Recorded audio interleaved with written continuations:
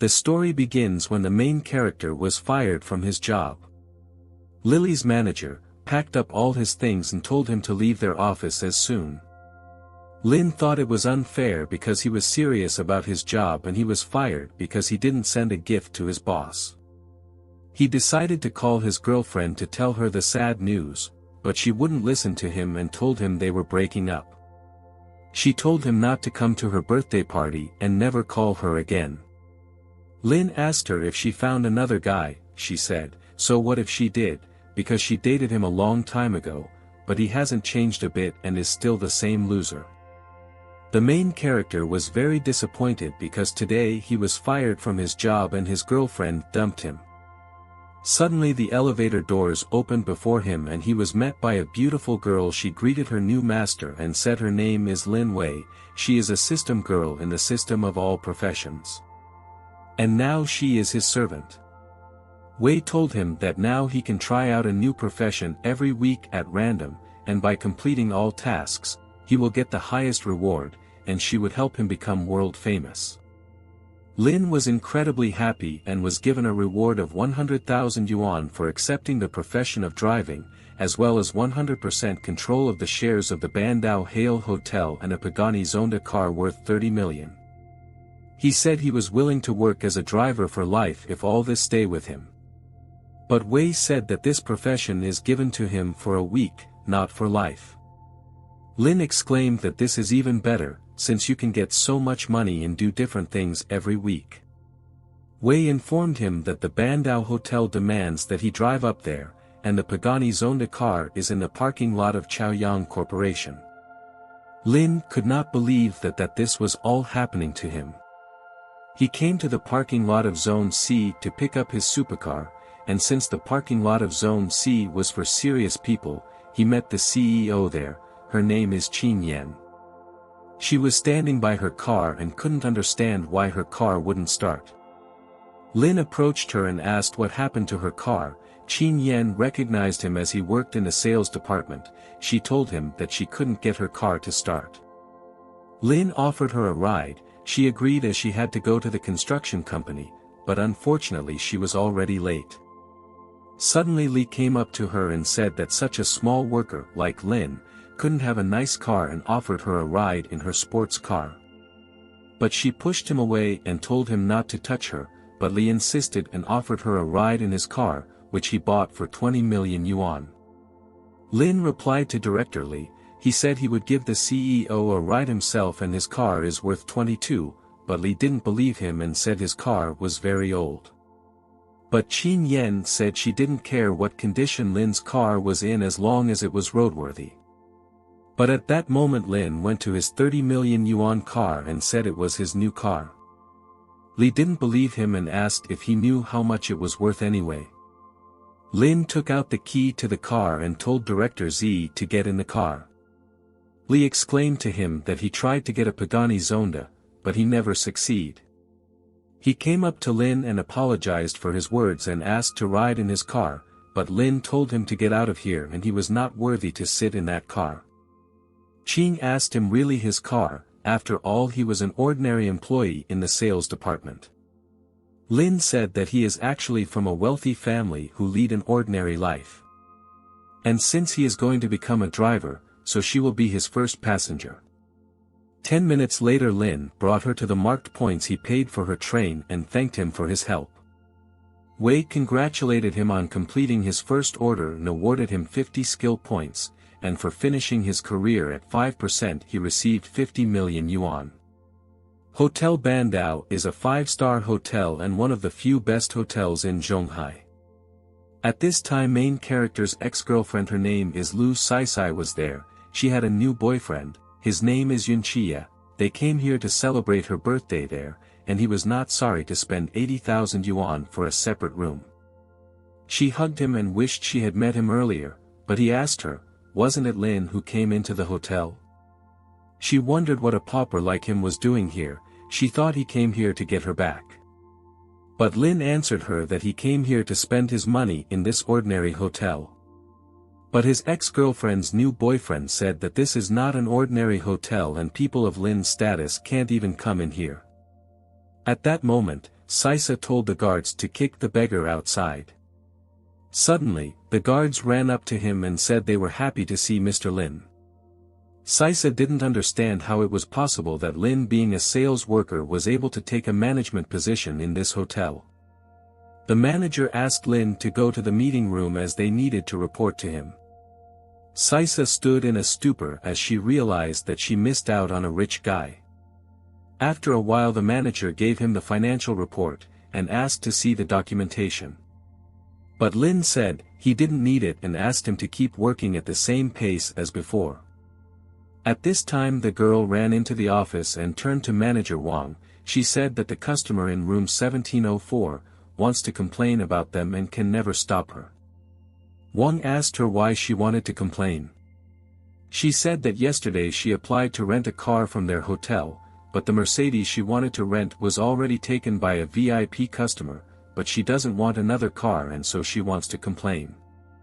Lin said that he would solve the situation himself and told them to do the documentation. He came to room 1704 and introduced himself as the hotel manager. He said he was willing to arrange everything properly to keep her satisfied. But Gu stood there in shock and didn't understand where the handsome man had come from. She confusedly replied that it wasn't that important anymore and they could just arrange another car for her. Lin told her that if she didn't mind, she could take his Pagani. Gu replied that she didn't have enough money to rent a car like that, plus she'd heard that such cars were not that common and wasn't sure it would be okay.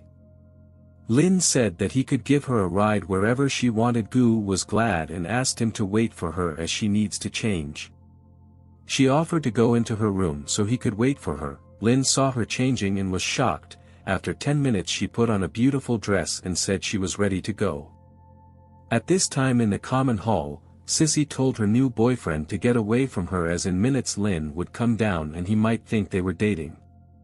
Yoon was mad at her and called her a bitch and said that after what she did to him, he wouldn't even look at her. A friend asked her if she thought that after she dumped Lin, he would agree to date her again. Sis answered that she had been with him for many years, and there were definitely feelings between them, and if she pressed for pity, he would surely forgive her. At this time Lin was walking along with the girl. SYSSY saw this and ran to him and exclaimed, "Honey, who is she?" "Your secretary. If you want I will now help you with all your business." Lin looked at her with disdain and asked her, "Who is she anyway?"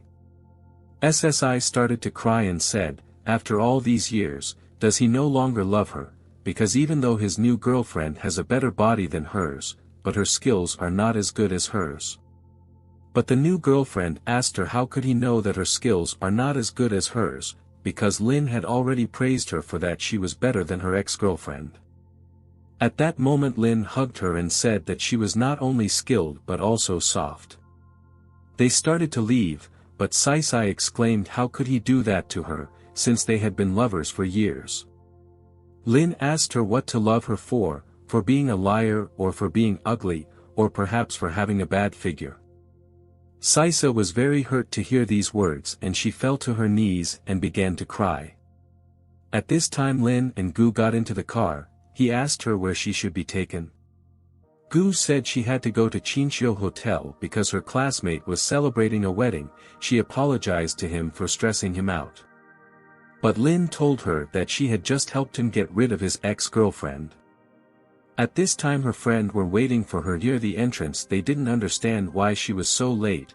They didn't believe her when she told them she had a new boyfriend and he gave her a Mercedes. Besides they had rich boyfriends and didn't know anyone who took Gu with them. At that moment Gu got out of the car and told Lin that it was his turn to help her. He exclaimed to her, "Honey, have a good time at the wedding." At that moment her friends believed everything she said and began to envy her, because their guys didn't have such an expensive car.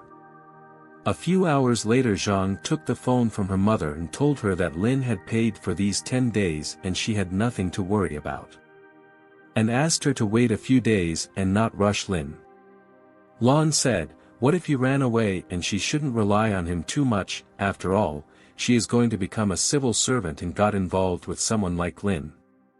Unexpectedly Lin entered the apartment and told Theta that he was moving out and so came in to say goodbye and he would leave after he packed his things. She asked him unhappily, did he really want to leave without paying the rent? Lin told her that she misunderstood him and he would pay her the rent. He wired her 4,000 yuan, and she said that he made a mistake about the payment because the rent was 2,000 yuan. But Lin said that it was as an apology for always being late with the rent. She asked him what he was going to do next and what his plans were, but he said it was nothing serious and he would starve. Lon offered to help him carry his things. Going downstairs, Auntie went along with them to make sure Lin didn't steal anything. As they came out of the driveway, Auntie saw a new car and wondered who parked this beautiful car. She asked Lin where he parked his car. Lin said his old car broke down and he decided to buy himself a new car. He asked Lon to put his stuff in the trunk. The aunt couldn't believe it since Lin worked a regular job. She asked him did he manage to become so rich. He said that all this he was pretending to be poor and in fact he was from a rich family. At night Lin returned to his hotel. They prepared a presidential suite for him and cooked a very good meal. Qin Yen texted him and said he would be free soon and could he meet her at the main entrance of the construction company. He texted her that he would be there in 30 minutes. Upon arriving at the place, Lin jokingly asked her if she could order first. She got in the car and didn't understand what order she was talking about. He replied that she should go into the app and make an order so that he would know where they should go. Qin wondered, because he had a $30 million car and was supposed to be in the top sales company, but now he has been fired and it is understandable why he asks for an order. But she did not understand how such a serious person could be fired. Qin speculated that maybe something happened and she just did not know about it and she decided to find out about it a little later. Suddenly Wei appeared, told him not to worry because no one sees her but him. Wei said that this girl is very beautiful and rates her a 4+. She congratulated him on successfully getting his second order and starting the system job of transporting two beautiful girls with a 4+ rating. Wei awarded him 10,000 skill points and a 50% completion rate. He asked her which girls are rated a 4+, she happily replied that girls like Qin. Qin asked him when they would go, and she said he looked like he had even more serious problems than she did. He asked if she had problems, personal or work-related. Qin replied that the company wanted to do a launch presentation, and she had called all the 5-star hotels, but none of them were available because they were all booked. Lin suggested she do the presentation at the Bandao Hotel. Qin asked not to make her laugh, because the Bandao Hotel is a 5-star high-end hotel, and booking a place there is considered impossible. He said that is not necessarily true and life is full of surprises. Just as they met today, maybe she will get a surprise if she gets there. She laughed and said that if that is the case, then let him turn the car around and go to the Bandao Hotel. But in case they can't make an arrangement with the hotel, she will not pay for this trip. Lin asked, what happens if it works out? She asked him what he wanted in return if he won this bet. Lin told her if she does make the deal, he has to do 10 deep squats. Qin wondered, what is that? He told her to look on the internet. When she saw it, she told him that these exercises are a little frank. Qin had previously called the Bandao Hotel, and the manager said that there are no more places, so she decided to accept without risking anything. And she agreed to the bet. After a while they arrived at the hotel and Qin asked the receptionist to talk to manager Wang. She offered to go to the lobby to talk to Wang. She thought, is this the new love that the boss met, again pretending to be poor? They walked into the hall and Qin asked the manager if there were any vacant seats in the auditorium of the Bandao Hotel since she wants to make a presentation there. Lin quietly showed an OK sign, and the manager understood him. He replied that he could arrange for her presentation any day she wanted. Qin was incredibly happy and said she planned to make a presentation in 10 days. They got back in the car and she found it hard that she had managed to book the auditorium. Lin told her that now it was her time to fulfill her promised wish. She replied that she would definitely keep her word since she was the president of Chaoyang. He unbuckled his seatbelt and Qing asked embarrassedly what was he doing. After all, they're in the car and they can do it at home. Lin said they can do it in the car too, and it all depends on whether or not Director Qing likes it here. She tried to do it, but she was too tight and suggested she do it at home. After 5 minutes they arrived at Yunshui Cottage and Qing asked if she could start doing squats right away. Lin said she could start because he still had things to do. Qing said she'd never done it before, so she asked him not to complain if she didn't get it right the first time. She tried hard to do the deep squats correctly. Lin was pleased with the way she did the squats, and in addition, she got it right the first time. Suddenly her dad walked into their room and asked in surprise, "What are they doing here?" She asked him what he was doing here. Her dad asked her, where is he supposed to be if not in his house? Qing told Daddy that he got it all wrong, and this guy is her new yoga instructor. He told her, does she think he doesn't understand anything, because yoga instructors don't watch from the outside, but always at the ready. Qing tried to convince him, but Daddy didn't believe her and told her to leave and he needed to talk to him. Daddy sat down with Lin and asked what his name was and what he did. Lin said his name and said he was a cab driver. Dad was puzzled, because to get his daughter's attention, the guy must be driving at least a sports car. Lin replied that he was right and he owned a sports car. Dad asked him if he owned that limited edition sports car outside their house. He said that Lin is better than those majors who only spend their parents' money and was willing to put his daughter in his hands. But Qing told Daddy that they didn't have that kind of relationship, and Daddy replied grudgingly that he had completely stopped understanding young people. Daddy suggested they come together for Grandpa Qing's 80th birthday, and that way the rest of the family would get to know Lin. And told them that he was leaving and they could continue with what they were doing. Qing was very uncomfortable as her father misunderstood everything. But he put her on her back and said it was even better, and suggested they continue. Qing asked what to continue, because her father misunderstood them. Lin said that when she squatted, he saw her muscles tense. But Qing asked not to touch her muscles, because they are very sensitive. Lin said that was true, because this type of exercise stresses that muscle group. Qing thought, he just meant that, so I'm the one who got it wrong. Unexpectedly, he got a text saying that after he was fired, his colleagues were very sad, so they suggested having an evening dinner at Yapingqiu as a farewell. Lin told Principal Qing that he had some business and suggested he meet next time for the remaining 9 squats. He arrived at the restaurant and a colleague told him that she had specifically made room for him.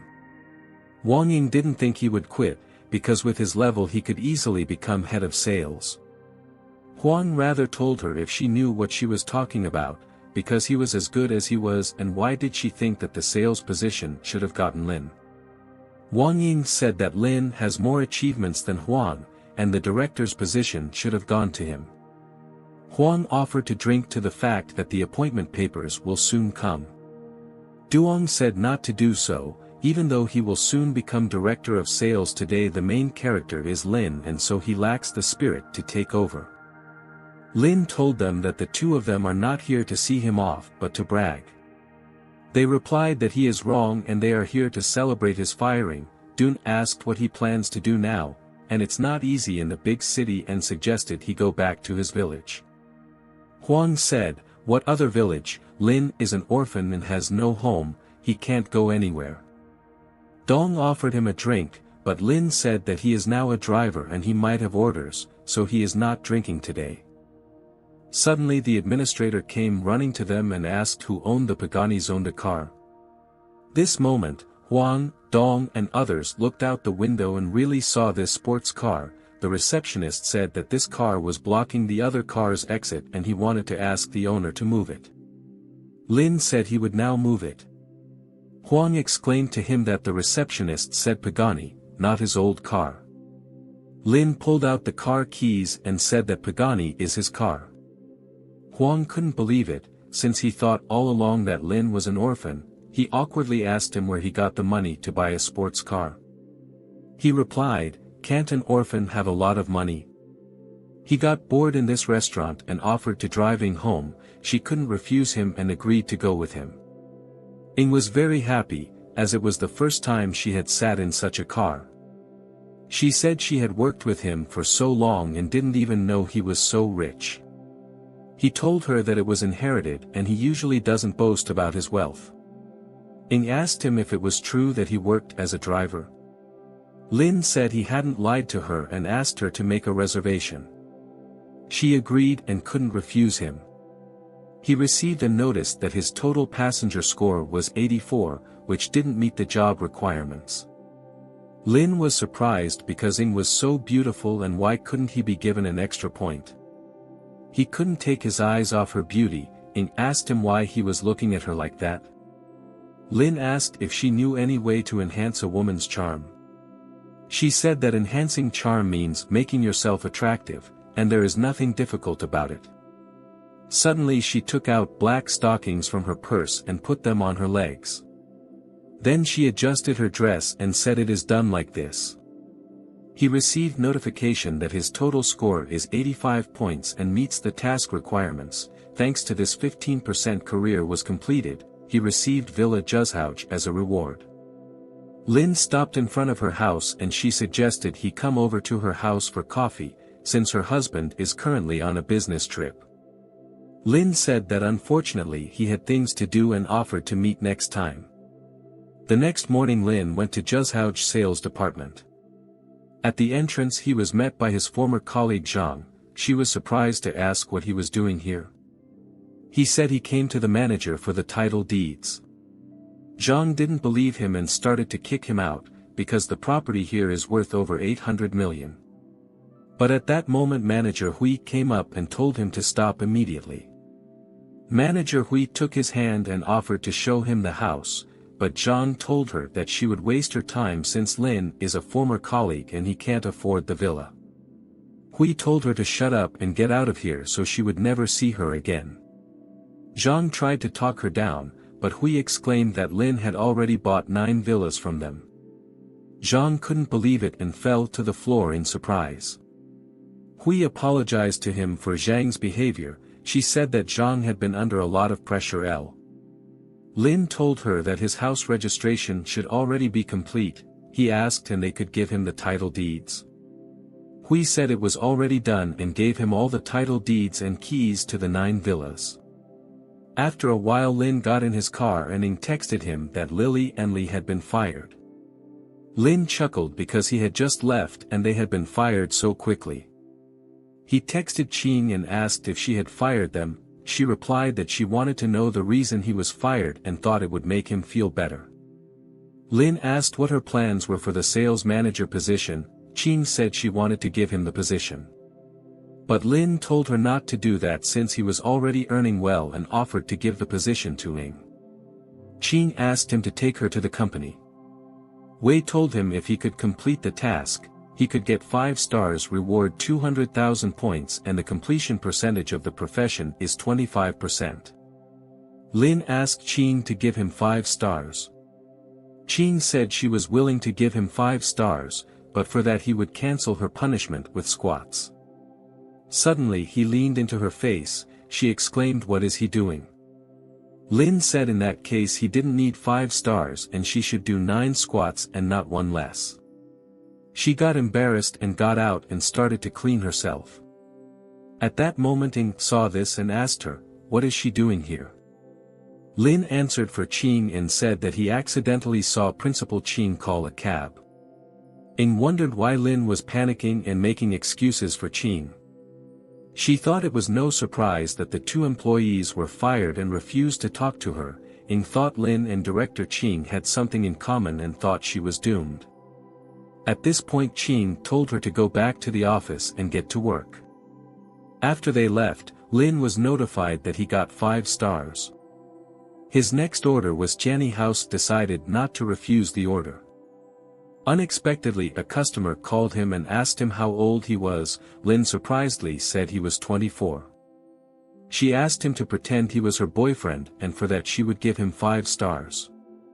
5 minutes later he arrived at the appointed address. He was opened the door by the popular blogger Xin. Seeing him she said he was very handsome and even handsomer than their intern. At that moment her parents came up to him and asked if he was their daughter's boyfriend.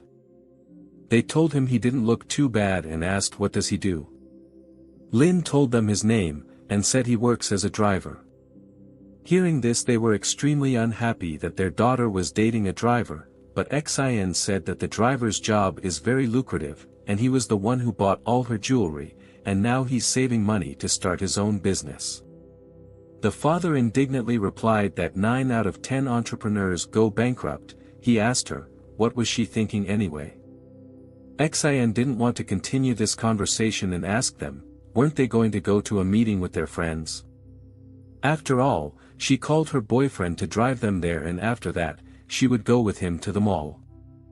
Lin awkwardly replied that he had a 2-seater car and they would have to call for another car. The parents were shocked, they thought Lin was riding a moped. They went outside and the father indignantly told his daughter, why the hell did she even start dating a guy who rides a moped? But after they walked up to his car and Lin pulled out the keys, the father immediately changed his mind because he knew that these cars cost a lot. Lin got in the car and the parents immediately started telling their daughter to get in his cars immediately and they would call another cab. He asked her which mall he needed to go to. She told him to go to Times Square. Xin asked him if she could go live, because she is a popular blogger.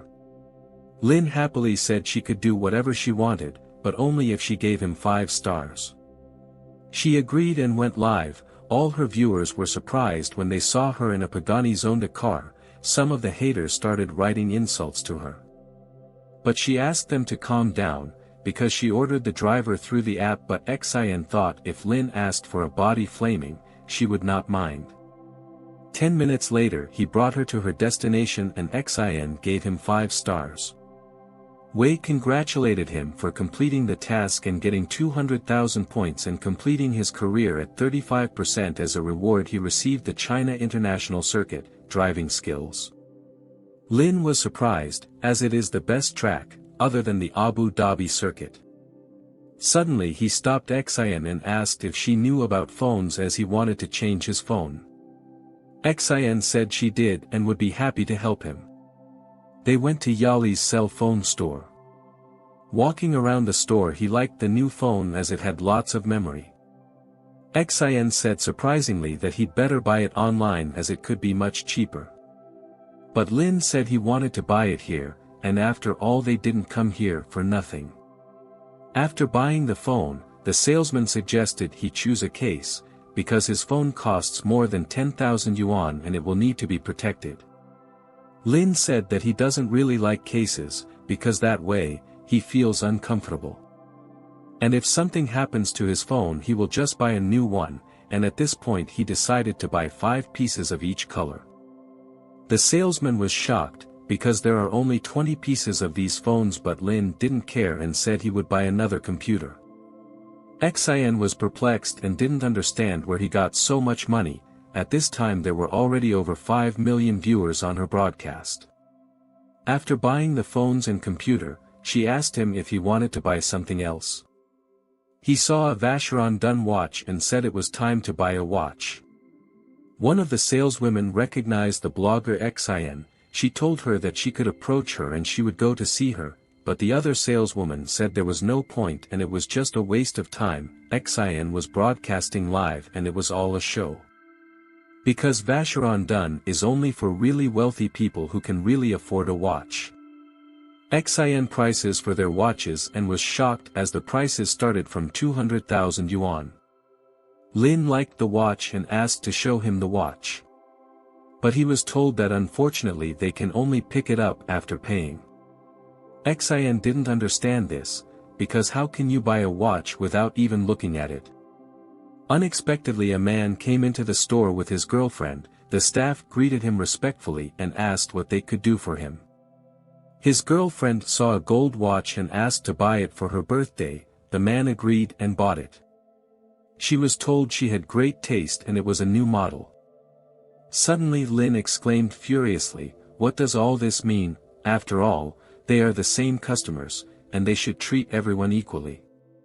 He was told that they provide services according to customer status. He realized that whoever has more money, and before them they bow more. Xin tried to stop him, saying that these luxury stores all treat customers this way. The saleswoman told them to tell them thank you for letting them into the store, because Patek Phil would have kicked them out long ago. Lin and Xin were extremely unhappy about this and they went into the Patek Phil watch store.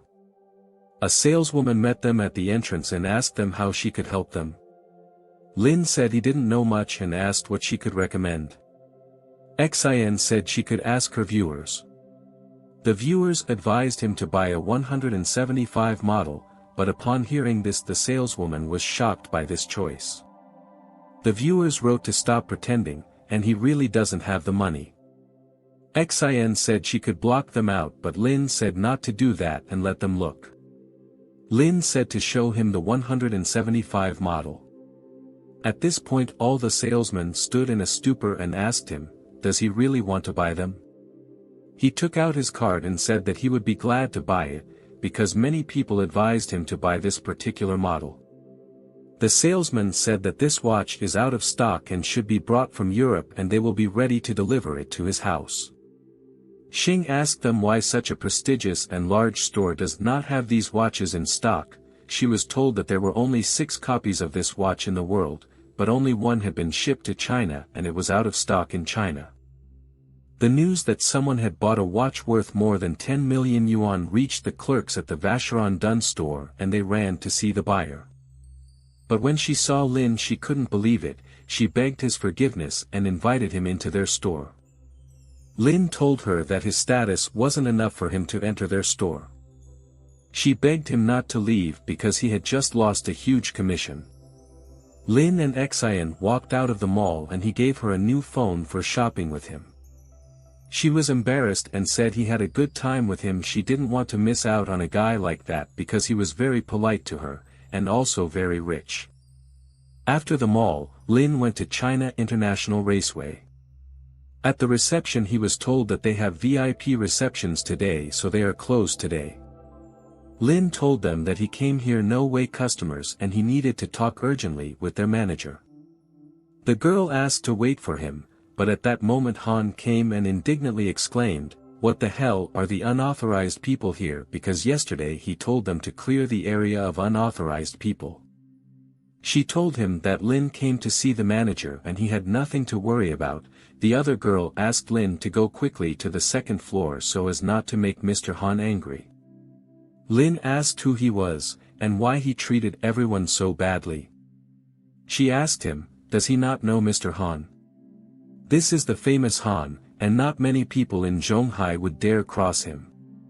Lin went up to the second floor and was met by manager Haidao. He was not expecting this meeting and wondered why he did not call, because this way he would arrange a meeting with the team.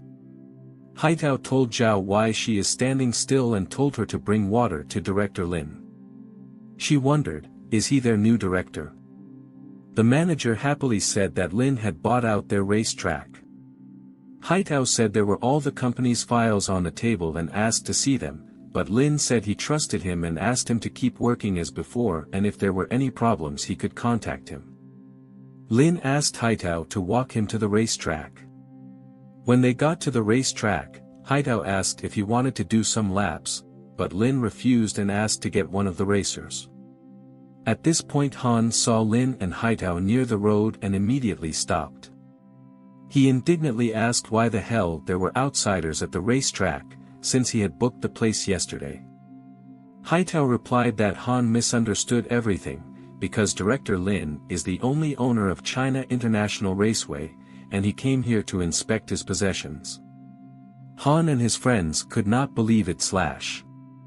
Suddenly Lin turned to Haito, said he wanted to ride a few laps and asked to take the bystanders out and reimburse them. Han took out his cigarettes and said no one in Zhonghai had ever allowed him to be treated this way, he offered to ride a few laps with him, and the winner would stay on the racetrack. Lin agreed to his condition. Han asked him not to be afraid, even though he was called a car god, but he was willing to give him a 10-second head start. Lin offered to drive 2 laps, because he had wanted to try his car for a long time. Han told him if he thought his car was too good he would be willing to trade it in for another. But as soon as he saw his car he was shocked. Lin told him that this car was not very expensive, but this car was probably better than his. Han replied that he had spent over 3 million on tuning and it would not be inferior to his car at all. 10 minutes later they arrived at the start of the racetrack and the girl gave the countdown. After starting they accelerated to 100 km per hour with great speed. A corner was ahead, and Han started reducing speed, but Lin was getting ready to go into the corner at speed. Even professional drivers don't dare to go into a corner at that speed. One little mistake and you could die. But Lin managed to steer and go into the corner. All of Han's friends were very surprised. During the whole race, Lin stayed in front and Han couldn't overtake him, and Lin passed the finish line first. The 2 flagging cars were happy, because their new boss is very cool. Han bowed to Lin and said that he admits his loss. He wondered how he started faster than him in his car without any tuning. Lin said he didn't start correctly, because he had to push the clutch at 4,000 RPM to reduce engine power, and then change gears. Han didn't want to lose contact with Lin, so he asked if he had WeChat. Lin pulled out his phone and saw that he had a new order to Yunshui Villa. He hurriedly left and told manager Haitao to come a little later and let Han and his friends ride at his expense. Han asked what was the rush, because he wanted to ride with him again. Lin replied that he was a driver and he now had a new order. After a while Lin arrived at the address and was met by Qing. She didn't expect him to come so quickly, and so she didn't have time to get ready. But unexpectedly he told her that he wasn't in any hurry. Qing became uncomfortable and offered to go home to wait for him inside while she dried her hair. She offered to watch a movie. While she was in the bath, Lin told her that she had an email, but Qing asked her to ignore it since it was probably for business. But Lin smirked and said it didn't look like a business letter since it said her black lace underwear had been sent. Lin noticed another letter and wanted to read it, but at that moment Qing ran out of the tub and told him not to watch her mail. But since she was wet she slipped on the tiles and Lin wanted to hold on to her robe, but it turned out she hadn't tied her robe and he accidentally pulled her robe off. Seeing this he was incredibly surprised, and Qing was very embarrassed. Lin wanted to say that the second letter was spam and she unexpectedly ran out. 15 minutes later Qing was ready. She asked him if he liked it. After all, she was going to go to the reunion. Lin replied that such a dress would be suitable for both a beauty contest and squat. She said, "Remember your promise." Qing asked him to close the curtains and she would be ready to do 9 squats. He ran to close the curtains. Qing held her dress and started squatting. After squatting she said she had kept her promise and asked to take her to Zhongtan. But Li asked to wait for him and he ran to the bathroom. After a few minutes he returned and they were about to leave, but at that moment Qing's parents came in. Father asked in surprise, "Did they finish so quickly?" Qing blushed and asked when they came back and what was he talking about. Dad replied that he saw them closing the window with curtains and that's why he and Mom didn't dare go in. Mom asked why she was shy, because it's a normal adult need and she and Dad understand everything. Qing said she was just changing clothes, but Mom didn't believe it and asked how long she just changed clothes with a guy in the same room. Dad told his wife that they were extra here and they should go. But before she left, Mom told Lin that he was no stranger to them and he should come to Grandpa's birthday party the day after tomorrow. Lin couldn't refuse and said he would come on time and suggested that Qing go to her reunion. 15 minutes later they were there and Lin asked her to give him 5 stars and when she finished he could come get her and take her home. She told him that he was willing to go all out for a good review. Lin said that was his job and she could call him if she had any problems.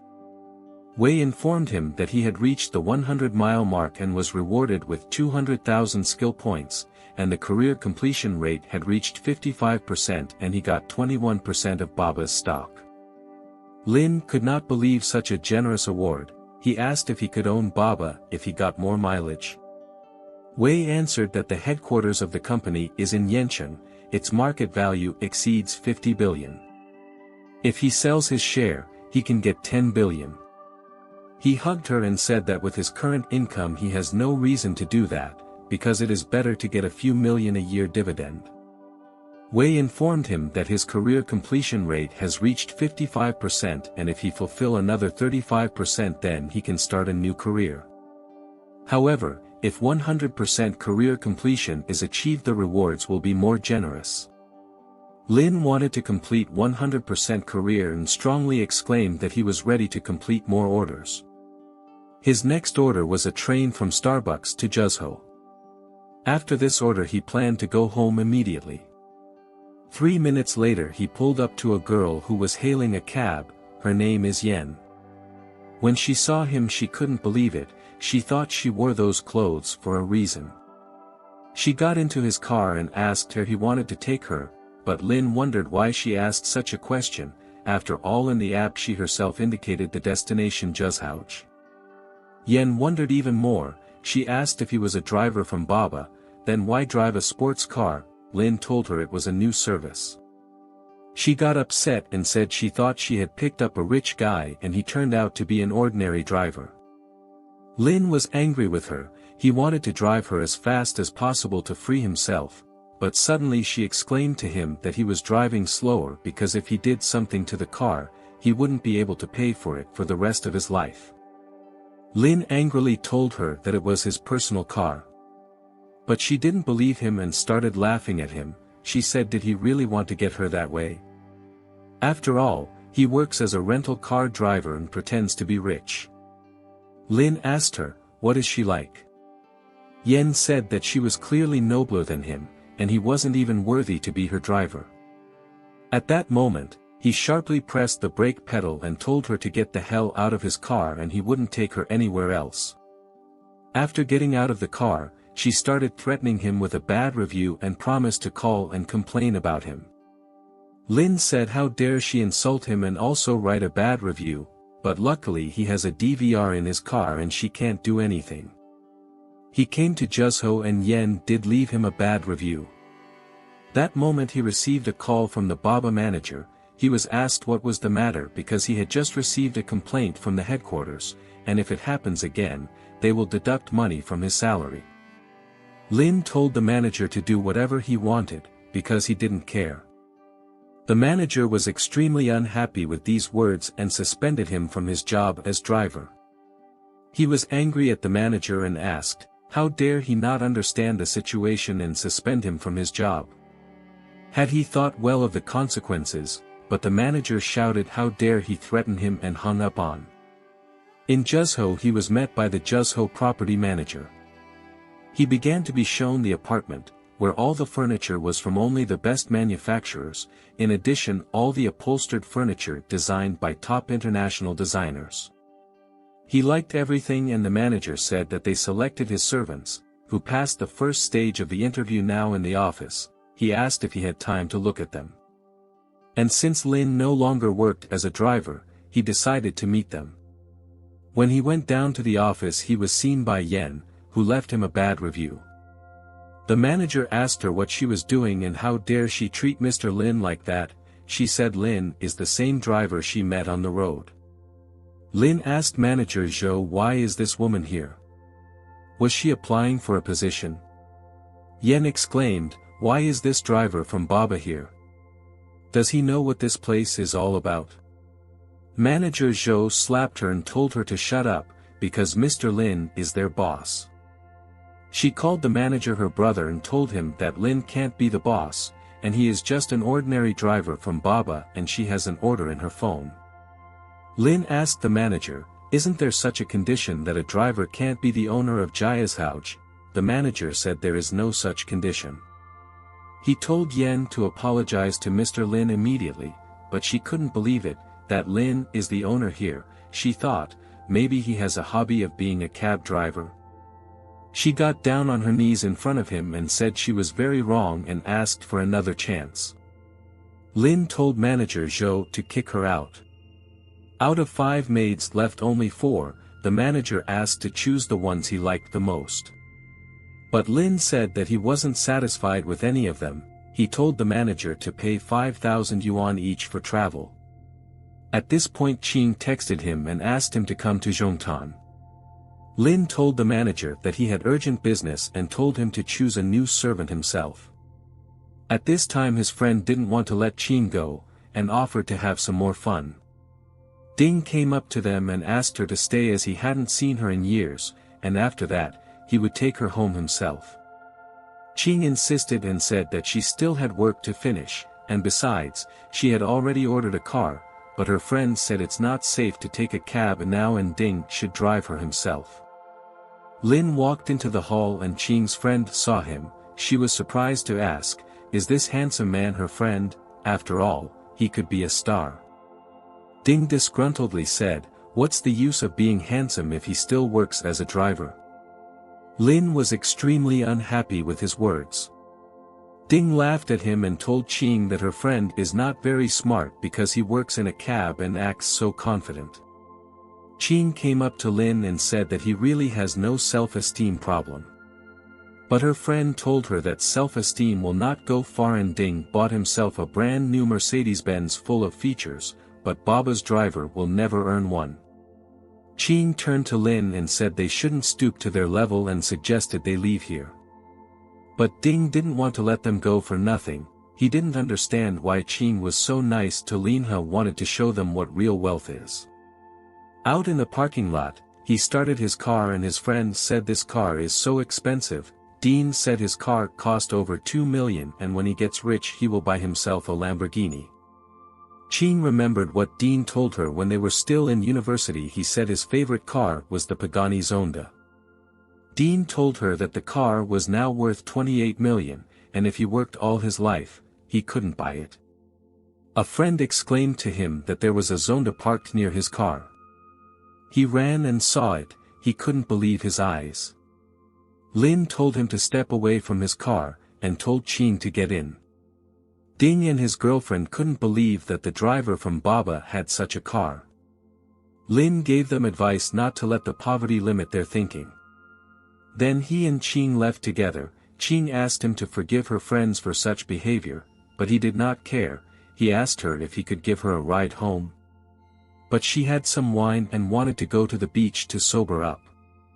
Lin said it wasn't a bad idea to get some fresh air to weatherize the alcohol. He got a notice that if he got 10 times 5 stars, he would get a reward of 100,000 points and a skill of 6 out of 10. When they got to the beach, Qing asked him to turn away. Lin asked her, do you really want to change into a bathing suit? But she said she just wanted to take off her stockings to walk on the sand. Lin said, then why would he turn away? He asked what she was afraid of. Isn't she wearing underwear? She said she has everything on. Qing started to take off her stockings and said he could not turn away. Then they got out of the car and she told him that her parents keep telling him to take him to Grandpa's birthday party and she wanted to ask him something. But he interrupted her and said he agreed to pretend to be her boyfriend, but only because he liked the way she was doing squats. Suddenly she saw the lights on in Zhuzhouch, and Lin asked her what was strange about it. Qing said that the real estate in Zhuzhou was very expensive and there was no way they could sell it, and this was the first time she saw Zhuzhou lit up. Lin told her that he could take her there so she could look closer, and besides, they could sleep there. She laughed at his suggestion because she could only dream about it. He took her by the hand and led her there so she could see everything for herself. Once she got there he said she had bid on this property, but due to lack of money, she pulled out in the first round of the auction. Lin was surprised at her admiration at the sight of the gate. Qing said it was just curiosity, and she had heard that the pools in Zhuzhouch are filled with mineralized water. Suddenly he took her hand and offered to test it, but Ching said he could not just go in there. Lin asked what would happen if he could get her in. She said in that case she would put on her bathing suit and go swimming and he could get a good look at her. They got in the car and as they drove through the gate she was very surprised. The security worshipped him. She thought the security here was the highest level. Ching asked why they were allowed in so easily. He laughed and replied that the security level was not as high as she thought. A minute later they arrived at the pool and Lin told her, "Isn't it time she kept her promise?" Ching was embarrassed and told him that she didn't have a swimsuit with her and couldn't swim. Lin got upset and said he remembered that and next time she couldn't refuse. Ching asked him not to worry and she would keep her word and offered to go back. He asked her if she wanted to go inside and look around. She said they were very lucky to get into the yard, but going inside is an invasion of private property. She asked him to stop, but Lin told her they had nothing to fear, because no one was there. He put his finger on the fingerprint and the doors opened. Ching stood in a stupor and couldn't believe it. Lin told her that he only bought it yesterday, and since she was here, he wanted to give her a tour. Ching started to beat him up, because he tricked her on purpose to see her in a bathing suit. Once inside, she said it was very beautiful. She asked, how much did he pay for this villa? Lin said he couldn't remember exactly, but he gave about several billion. Ching told him that he was cheating her again, because the most expensive villa here costs 1,200,000, and one villa can't cost several billion unless he bought all the villas. He sat on the chair and said he did and he bought all the villas. Ching didn't understand where he got so much money. She sat down on the couch and told him that it was so easy for him to make so much money, and that Baba he was working for his soul. Lin told her that he wouldn't take her anywhere at night and offered to choose a room to sleep over. She agreed to stay with him, but she warned that she had to go to work tomorrow morning. She asked him if he had women's pajamas. Lin replied that he lived here alone, and he wouldn't peep on her if she slept naked. But she said she couldn't sleep naked in someone else's house. Lin said he would now look for her a set of his new pajamas and give her. After a while Lin was taking a hot shower and suddenly he heard strange noises and Ching asked him to come in the bathtub. Ching told him he could come in since she had fallen. Opening the door she said she had twisted her leg and asked him to help her shower. Lin helped her get up and at that moment they kissed. He asked her if the water was too hot and at that moment her towel suddenly fell. She woke him in the morning and said that she was late for work. He told her that he had worked for her at night and now still owed. But she told him to get dressed quickly and she would give him 5 stars if he drove her to the company. He drove her to work and arrived at the Bandao Hotel. He didn't have time to eat breakfast, so he was going to do it now before taking new orders. She told the manager that she came here to eat breakfast. The manager wanted to prepare him a special place but Lin told him he didn't want to stand out. After a while he called the waiter to order, but the waitress recognized him. Lin recognized her too. Her name is Lily. He never thought she would work here. She called him a jerk, as she didn't expect him to immediately complain about her after he quit. He asked her indignantly, what kind of customer attitude is this? Lily told him, just because he sleeps with a rich lady doesn't mean he is worthy to be in Bandao. But another waitress tried to stop her. She told her that this is no ordinary customer. Lily replied that Lin used to be her subordinate until he picked up the company director. If not for her money, Lin could never afford to have breakfast here. Lin asked the waitress to get manager Wang. Lily indignantly asked how does he know their manager, and manager Wang wouldn't waste his time on someone like him. He told her that since they were former colleagues, he would teach her a lesson. At that moment manager Wang ran up and she told him, Lin is making a scene here and we should call security and kick him out. He told her to shut up now and said that Lin was the boss and now security would kick her out. Lily was furious. She refused to believe it. After all, he had recently been her co-worker. Wang told security to escort her out and said he would add her to a blacklist after this situation. after which she could not get a job at any hotel. Wang apologized to Lin for spoiling his appetite. He said it was okay but asked him not to hire any more people with bad temper. After a while he got an unexpected phone call from Baba's vice president saying her name was Tian and she'd like to meet him at his convenience. He said he was busy and would contact her himself after lunch. Assistant Xiao asked her if she could make an appointment with him. Tian said that Lin had told her he would contact her after lunch, so she decided to go to Jielishe. Xiao said she would call her a car. At that moment Lin went outside and he received a notice about a new order from the Bandao Hotel to Jielishe. He thought it would be stupid not to take that order. 5 minutes later Tian left the hotel and Lin asked her if she had ordered a car. When she saw him, she hesitantly said yes, and thought, her driver is very handsome. Lin told her to get in the car, but she wondered, what was he talking about? And is he really the driver from Baba? He replied that he really is a driver from Baba and asked to get in the car. After getting into his car she said that she had never seen a man so much love his hobby to work as a driver in a sports car before. She asked must all girls come to admire in this car. Lin said that it's usually girls like that who say such things, and why does everyone think an ordinary cab driver can't drive a Pagani? But suddenly she exclaimed to him that he should watch his words and actions so as not to tarnish Baba's reputation, or else he will be fired. He asked her, does she have the authority to fire people? She said she was the vice president of Baba and how could he ask if she had the authority or not. Lin replied that anyone can talk about all kinds of nonsense and said he had Baba shares. She handed him her business card and said she was telling the truth. Lin was surprised and said he was not lying either, because he recently bought 21% of the company's shares. He asked her if she had called him to arrange a meeting. She was shocked and asked if he was Mr. Lin. Suddenly she started apologizing to him and asked for a chance to talk to him. He told her he would talk to her a little later as he had some work to do. After he arrived Tian told him she would definitely contact him a little later. She wanted to pay for the trip but payment was not accepted. Lin opened his phone, saw a notice that he violated company rules. A decision was made to suspend him from work. Lin suggested, is it really all because of that complaint? He asked Tian, what did Baba have to do with Jielishe? Tian said that they were their coastal communications department.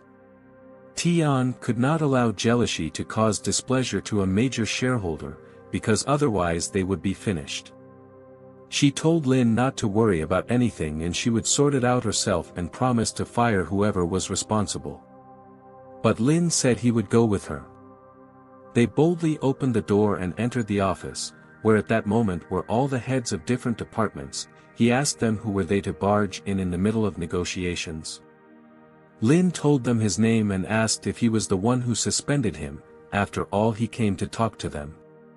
Luo, the communications department manager, turned to General Manager Jielishe Lu, saying it was his department's work and told him to deal with it immediately. Lu came up to Lin in a rage asking where the dumbass came from. He said there was a complaint against Lin and so he suspended him and told him to get out of here otherwise he will call security. Lin sat down on the couch and asked Tian to sort things out. She yelled at Lu and said how dare he suspend an employee who didn't understand the situation. She as the vice president of Baba Company fires Lu from his position. Tian gave them her business card and she was shocked, and now they were convinced that she really is the vice president. Luo asked him what was the matter and why did Lu dare disturb the company vice president. Luo said Lin is suspected of insulting a passenger, and this affects the company's reputation.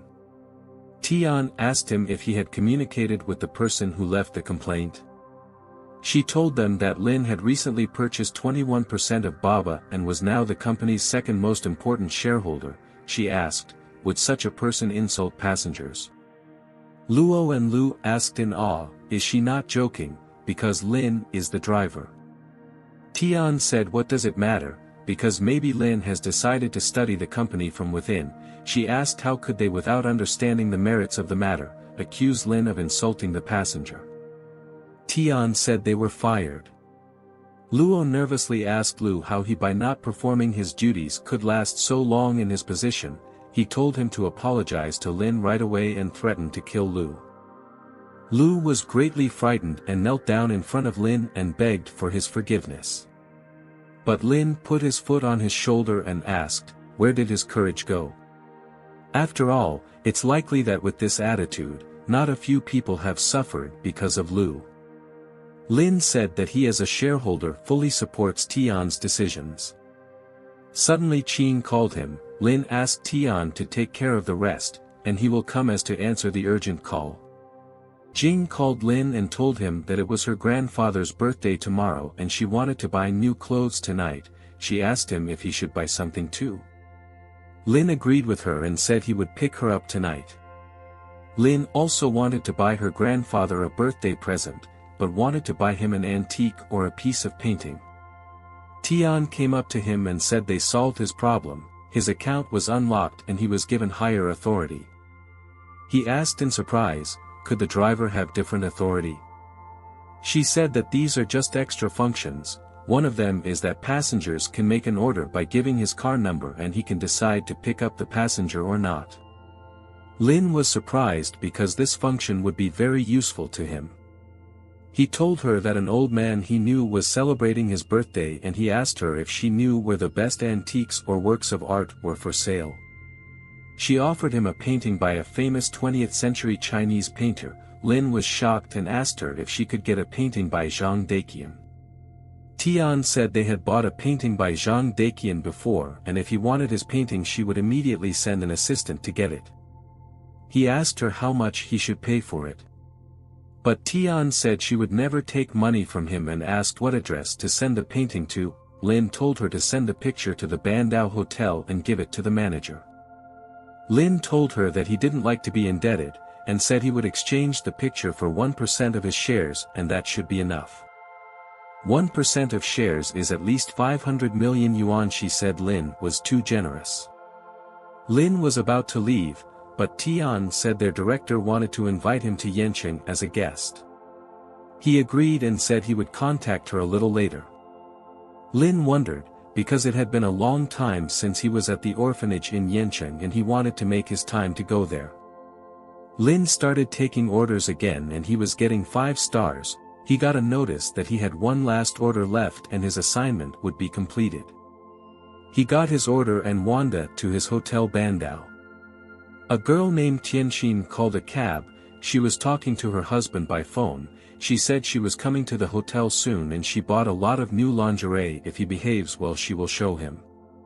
When Lin arrived she was very surprised and didn't believe he was a cab driver. She got in the car and said it was a good marketing move from the company, but he said it was his personal car. Tianxin said that a person with a lot of money would never work as a cab. Lin was upset and did not want to answer her because he had to fulfill an order. Suddenly Lin turned off the route and she was scared and thought he wanted to abduct her, but he said it was a shortcut because he is a frequent guest at the Bandao Hotel. She started yelling at him and accusing him of kidnapping, but he didn't care, but at that moment he saw that she had bought underwear and went to the hotel. Lin felt something was wrong. And when he brought her to the side entrance of the hotel and his suspicions were confirmed. He decided to go to Qin since he didn't expect Tianxin to give him 5 stars. After he brought Qin to Times Square he asked her in surprise why she didn't give him 5 stars. Qin said she would look at his behavior and only after that would she give him 5 stars. They went into the mall and she saw her favorite store where she buys her underwear. Lin was happy because now she could fulfill her promise. They went into the store and after a few minutes Qin said they had to leave and she did not want to buy anything. Lin thought she just did not want to do his errand and told her if she doesn't buy herself a swimsuit, he'll buy her himself. Qin went over to him and whispered that there is no right size. But the saleswoman heard that and said that the store has sizes A, B, C, D. Lin told her, so they don't have size E. Qing was embarrassed and ran out of the store, and Lin suggested she go to a nearby store because it's also a pretty famous swimsuit brand. When they got to that store, Lin was stumped and didn't want to go anywhere. But Qing pulled him out and said they weren't swimwear. They went into the next store and the saleswoman showed them all the swimwear available. Qing chose the closest one and said it was very cute and wanted to buy it. But Lin was not happy and said that this swimsuit didn't show all her charms. So he chose the black swimsuit and said that this particular one suited her better. She had to buy the black swimsuit and suddenly Lin took the first swimsuit that Qing chose. She asked him surprised because he didn't like it. Lin said that the one he liked could only be worn when he was around and the one she liked, she could wear it when he wasn't around. After they bought the swimsuits, Qing suggested he go to the 4th floor as there are some exclusive clothing brands there. Once they got to the 4th floor, she saw a dress that was part of the new collection and Qing wanted to try it on. After a while she asked Lin for help to help her get the dress on. He came up to her and was extremely surprised as this dress was too open. Lin saw that she was without a bra and asked her was she sure she was a size E because she looked like a size F. He really liked the dress and decided to buy it. The saleswoman said it looked like it was made especially for her. A girl was in the store with her man and she really liked the dress Qing had just bought and the man asked the saleswoman for another one. But the saleswoman said it's a new model and there's only one copy. Zhang angrily told Qing to take the dress off because they can't afford to buy it. Qing asked them if they were sure about their words. The girl said that this model costs more than 80,000 yuan and she definitely can't buy it. Qing laughed at her and said she could buy this dress, unlike her, and called her a kept woman. Zhao said he would add 20,000 yuan to buy this dress but the saleswoman said that's not allowed. At this point Lin said that in that case he would add another 20,000, he said that this dress would not fit his girlfriend's size because she is a board. The saleswoman turned to Zhao and said he was ready to order the same dress especially for his girlfriend, but he said he didn't need anything anymore and he changed his mind about buying. Qing told him sticking up for her, she'll let him enjoy her company tonight. They went to buy him a suit and when she saw his figure she was surprised and thought he wasn't missing out on sports. Qing told him that the suit fit him perfectly and said they should go since all the girls are staring at him hungrily.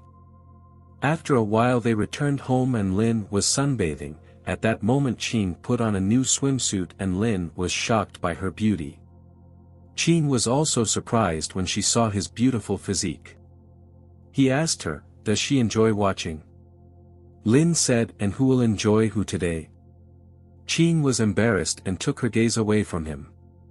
She sat down by the pool and said she kept her promise and put on her swimsuit. He swam up to her and looked her straight in the eyes. He said he liked honest people. Then they decided to swim together. She hugged him and yelled for him not to let her go as she can't swim. Lin told her that he could teach her to swim.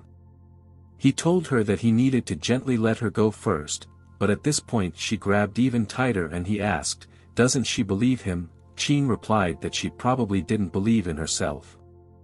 After a while she tried to swim on her own, without his help, but just a few seconds later she started to sink. Lin quickly dived after her and pulled her out of the water. She hugged him and kissed him, saying that with him she was not afraid of anything. He was happy to hear those words, since no one had ever told him that before. A little later they came home and she was taking a shower. He asked her if he could use her phone and she said yes and gave him her phone password. Lin gave himself 5 stars through her phone and at that moment Wei appeared and informed him that the system task had been completed and he received 100,000 skill points. Also his career was 75% complete and as a reward he got the port of Wanjiang. He couldn't believe it because he just got the second largest cruise ship port in China. Wei said he was already 75% complete and he was not that far away from his next career. Qing got out of the shower and apologized for that she never learned how to swim, but suddenly she saw an old blanket. Lin said that this blanket and pillows were brought from the orphanage. He got used to them and didn't want to throw them away. Qing told him that she didn't know that he was an orphan. He said that Mama Wang told him that when he was born, he was left in an orphanage and grew up there. Qing apologized to him for reminding him of that, but he replied that she had no reason to apologize, because he was not sad at all. Because when he was little, Wang's mother took care of him and treated him like her own son, and he also had many friends at the orphanage. After 10 minutes, Qing said it was time for her to go to bed and asked her to take him to work tomorrow morning, and after work they need to go to Grandpa's birthday party. Suddenly in the night he got a call from Wang's mom and he wasn't expecting it. She told him that Lu Susi had told her about them breaking up and she asked her to talk to him. He answered her, because she had watched him grow up and didn't she know what kind of character he had. She said he was still as stubborn. She had a friend whose daughter was about the same age as him. She asked if he could find time to meet her tomorrow. Lin said of course he could meet her, he couldn't refuse her, he promised to visit her in a few days when he had time. Mama Wang said she had arranged to meet her at 9 o'clock tomorrow morning at Tianyu Tea House and that girl's name was Sun Wenhui. Lin thought that Lu Sisi herself was asking for trouble. The next day Lin arrived at the appointed place and asked if they had a reservation under Sun's name. He was told that Mrs. Sun asked him to go to the 3rd floor. Wenhui's mother met him upstairs and said that her son and aunt had come with her. She said she had heard that he worked for a real estate company and he could help them find a cheaper house. Lin said he doesn't work there anymore and now does his own business. She asked then what does she do since he's not homeless. Lin replied that he is now working as a cab driver at Baba and barely has enough money to live on. She was very holla at Wang as she said something completely different. At Sun asked not to worry because although he doesn't have a very good job, he looks good and offered to talk about the fact that the orphanage wants to be torn down. Mom said that her daughter works in a bank, so she hopes that he can buy a house with full payment in Zhonghai. Sun told him if he really likes her then it shouldn't be a big problem for him. Lin laughed and asked if they have any requirements beyond that. He was told that they are an ordinary family and won't put too much pressure on him, and the bride price will be 8,700,000 yuan. Lin was surprised to hear that amount and asked if that was too much. He was told that her daughter's colleague got married a few days ago and got 16,600,000 yuan. He asked them isn't that the same as selling his daughter? But they got mad at him and he told them not to worry, asking what more did they want. His son told him to buy an imported car worth more than 500,000 yuan. Lin answered them that with their demands he should give 10 million yuan. He asked them, do they really think he has that kind of money? She asked him why doesn't he ask his parents for help. Lin asked angrily, should he ask his dead parents for help? She became very embarrassed. Her son told him that everyone is evicted from the orphanage, then sell the plot, and he doesn't even have any money. Lin became even more angry and told him not to even mention the orphanage. He said he wanted to pardon him but he dared to touch the place where he grew up. He went outside and her son was very angry at him for pouring hot tea on him. He wanted to wait for a moment and throw the flower pot at him. Lin went to the car and he threw the flower pot at him but it didn't hit him and it fell right in front of his feet. He shouted at him to get out of here or he'd kill him. Lin looked at him seriously and said does he realize that the consequences of what he just did could be very serious. Although the pot didn't hit him, it hit his car. Lin asked them how they were going to pay for fixing his car now. Upon hearing this, they were shocked. He immediately went downstairs and asked if it was his car. Lin told him that the original price of this car was 28 million yuan and the paint job would cost almost 2 million. He asked how he was going to pay. Sun went up to him and asked him to forgive him for her brother and now she was ready to give him a second chance. But at that moment he pushed her away and told her to get lost with her brother and told them that if he didn't get the 2 million within a week he would sue them. Lin left and her mother slapped her daughter and told her that she was useless for not even being able to hold a man. Her brother told her that she should have realized right away that Lin was on the money and told her that now she needed to find 2 million yuan. After a while, Lin arrived at the port of Wanjiang was surprised to see a lot of people in fancy cars there. He saw a girl come up to Mao's manager and tell him that she accidentally broke the seat on the boat. But she didn't do it on purpose and asked for help to solve the problem. Mao said it would not be easy because the seats are made of leather and they are very expensive. She said she is a little internet celebrity and she doesn't have the money to pay for a leather seat. He told her to come to his office today and he will solve the issue. Lin came up to them and asked how he was going to solve it. Mao replied that it was none of his business, after all he was the manager of this place and only he would decide who would pay for what.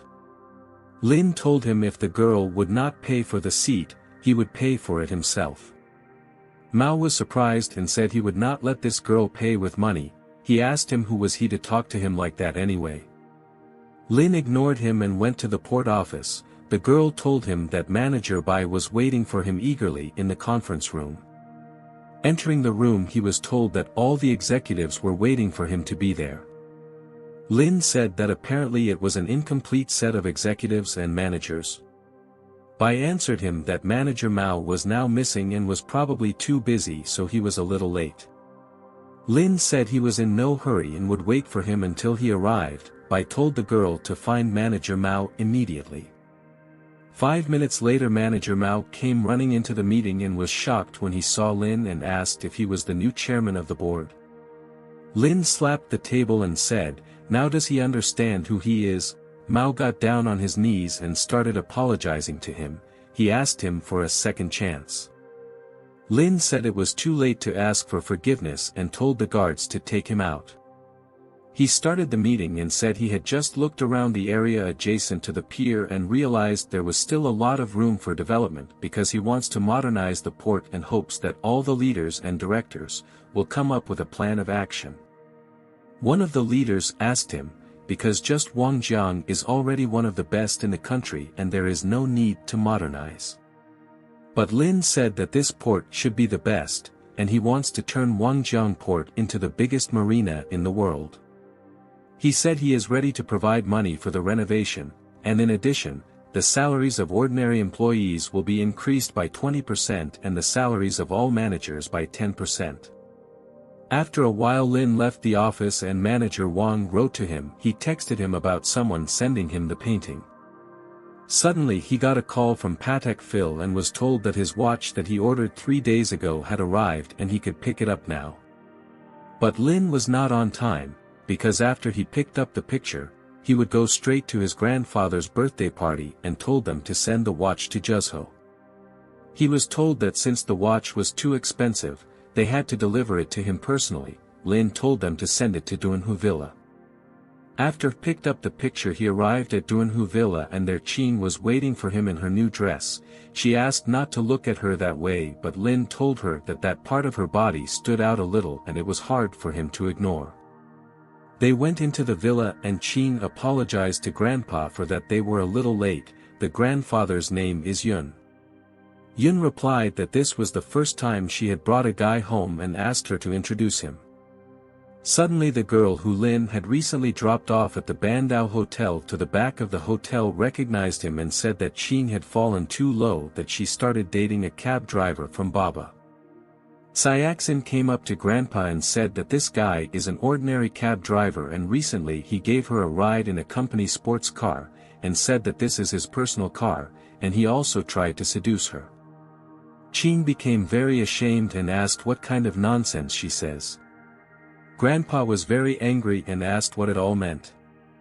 Qing said that it really is her boyfriend's personal car and he works at Baba for experience. Jianxin asked her, is she really that stupid? After all, rich kids do nothing but go to clubs and how can Lin be a cab driver in that case? At that moment, Sister Qing said there was no point in fighting and it was better to go and check whether he was a liar or not. Qing didn't expect that from her sister. Jianxin hugged her new boyfriend and said that he was a commissioner at Baba. His name is Jinping. He said that last month Baba introduced a high-end car calling service. If Lin is an ordinary driver and he cheated the girl, he will notify the head office so they will investigate the matter immediately. The sister was disappointed and said she did not expect Qing to be cheated so easily. Father asked her in anger, "What the hell is happening now?" Qing said she would explain everything now, because Qing is not a liar. Grandpa said Lin should leave here, because he is not welcome here. But at that moment, managers from Patek Phil came and asked if Mr. Lin was here. He said he was here. She handed him a 175 model watch and asked him to sign. When his sister, Tianxin, and her boyfriend saw this watch, they stood up as it was the most significant Patek Phil 175th anniversary watch.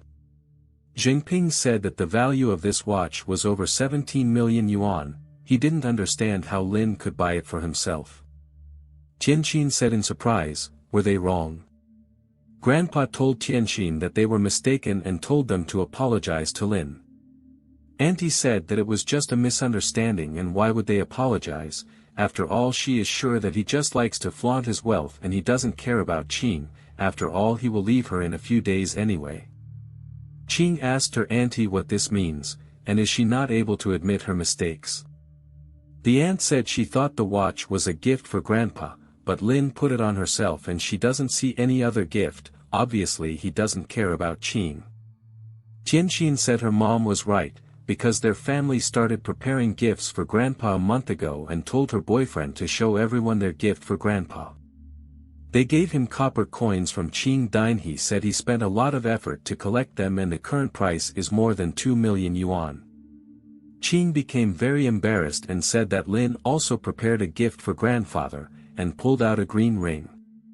Tianxin told her that her boyfriend drives a car for more than 20 million yuan and wears a watch worth 10 million yuan, and how dare he give grandfather such cheap stuff. Grandpa said that it didn't matter, because Lin had also tried. Lin walked up to Qing and told her that it was a gift that she had prepared from herself and shouldn't help him. She asked him in surprise, what was he talking about? Lin asked her why he would ask them. After all, he had prepared a gift for Grandpa himself. It would be rude to come here empty-handed. He held out a canvas and told Grandpa that he hoped he would like his gift. He unrolled the canvas and saw a picture called Peach Spring by the great artist Zhang Daqian. Jinping couldn't believe it and said that this painting was worth at least 200 million yuan. Tianxin asked Grandpa if he thought that this painting is worth 200 million yuan because he doesn't see anything special in it. He said that it was a genuine work by Zhang Daqian and ordinary people can't see the meaning in it. Jinping told grandfather that he was mistaken because the owner of this painting is the general manager of Baba where he works, and he was once offered $230 million, but Mr. Qing Shuang refused, and it turns out that this painting his hands is a fake. Tianxin was amused, because she didn't expect Lin to deceive people this way. Qing looked at Lin and said that he was not capable of such an act. Lin thought about it, because they had only just met and Qing was really a good girl. At this point Jinping took this painting and tore it up. He said that he could prove that it was a fake because he had seen this painting with his own eyes in Mr. Chang's house. Lin was very curious what would happen next.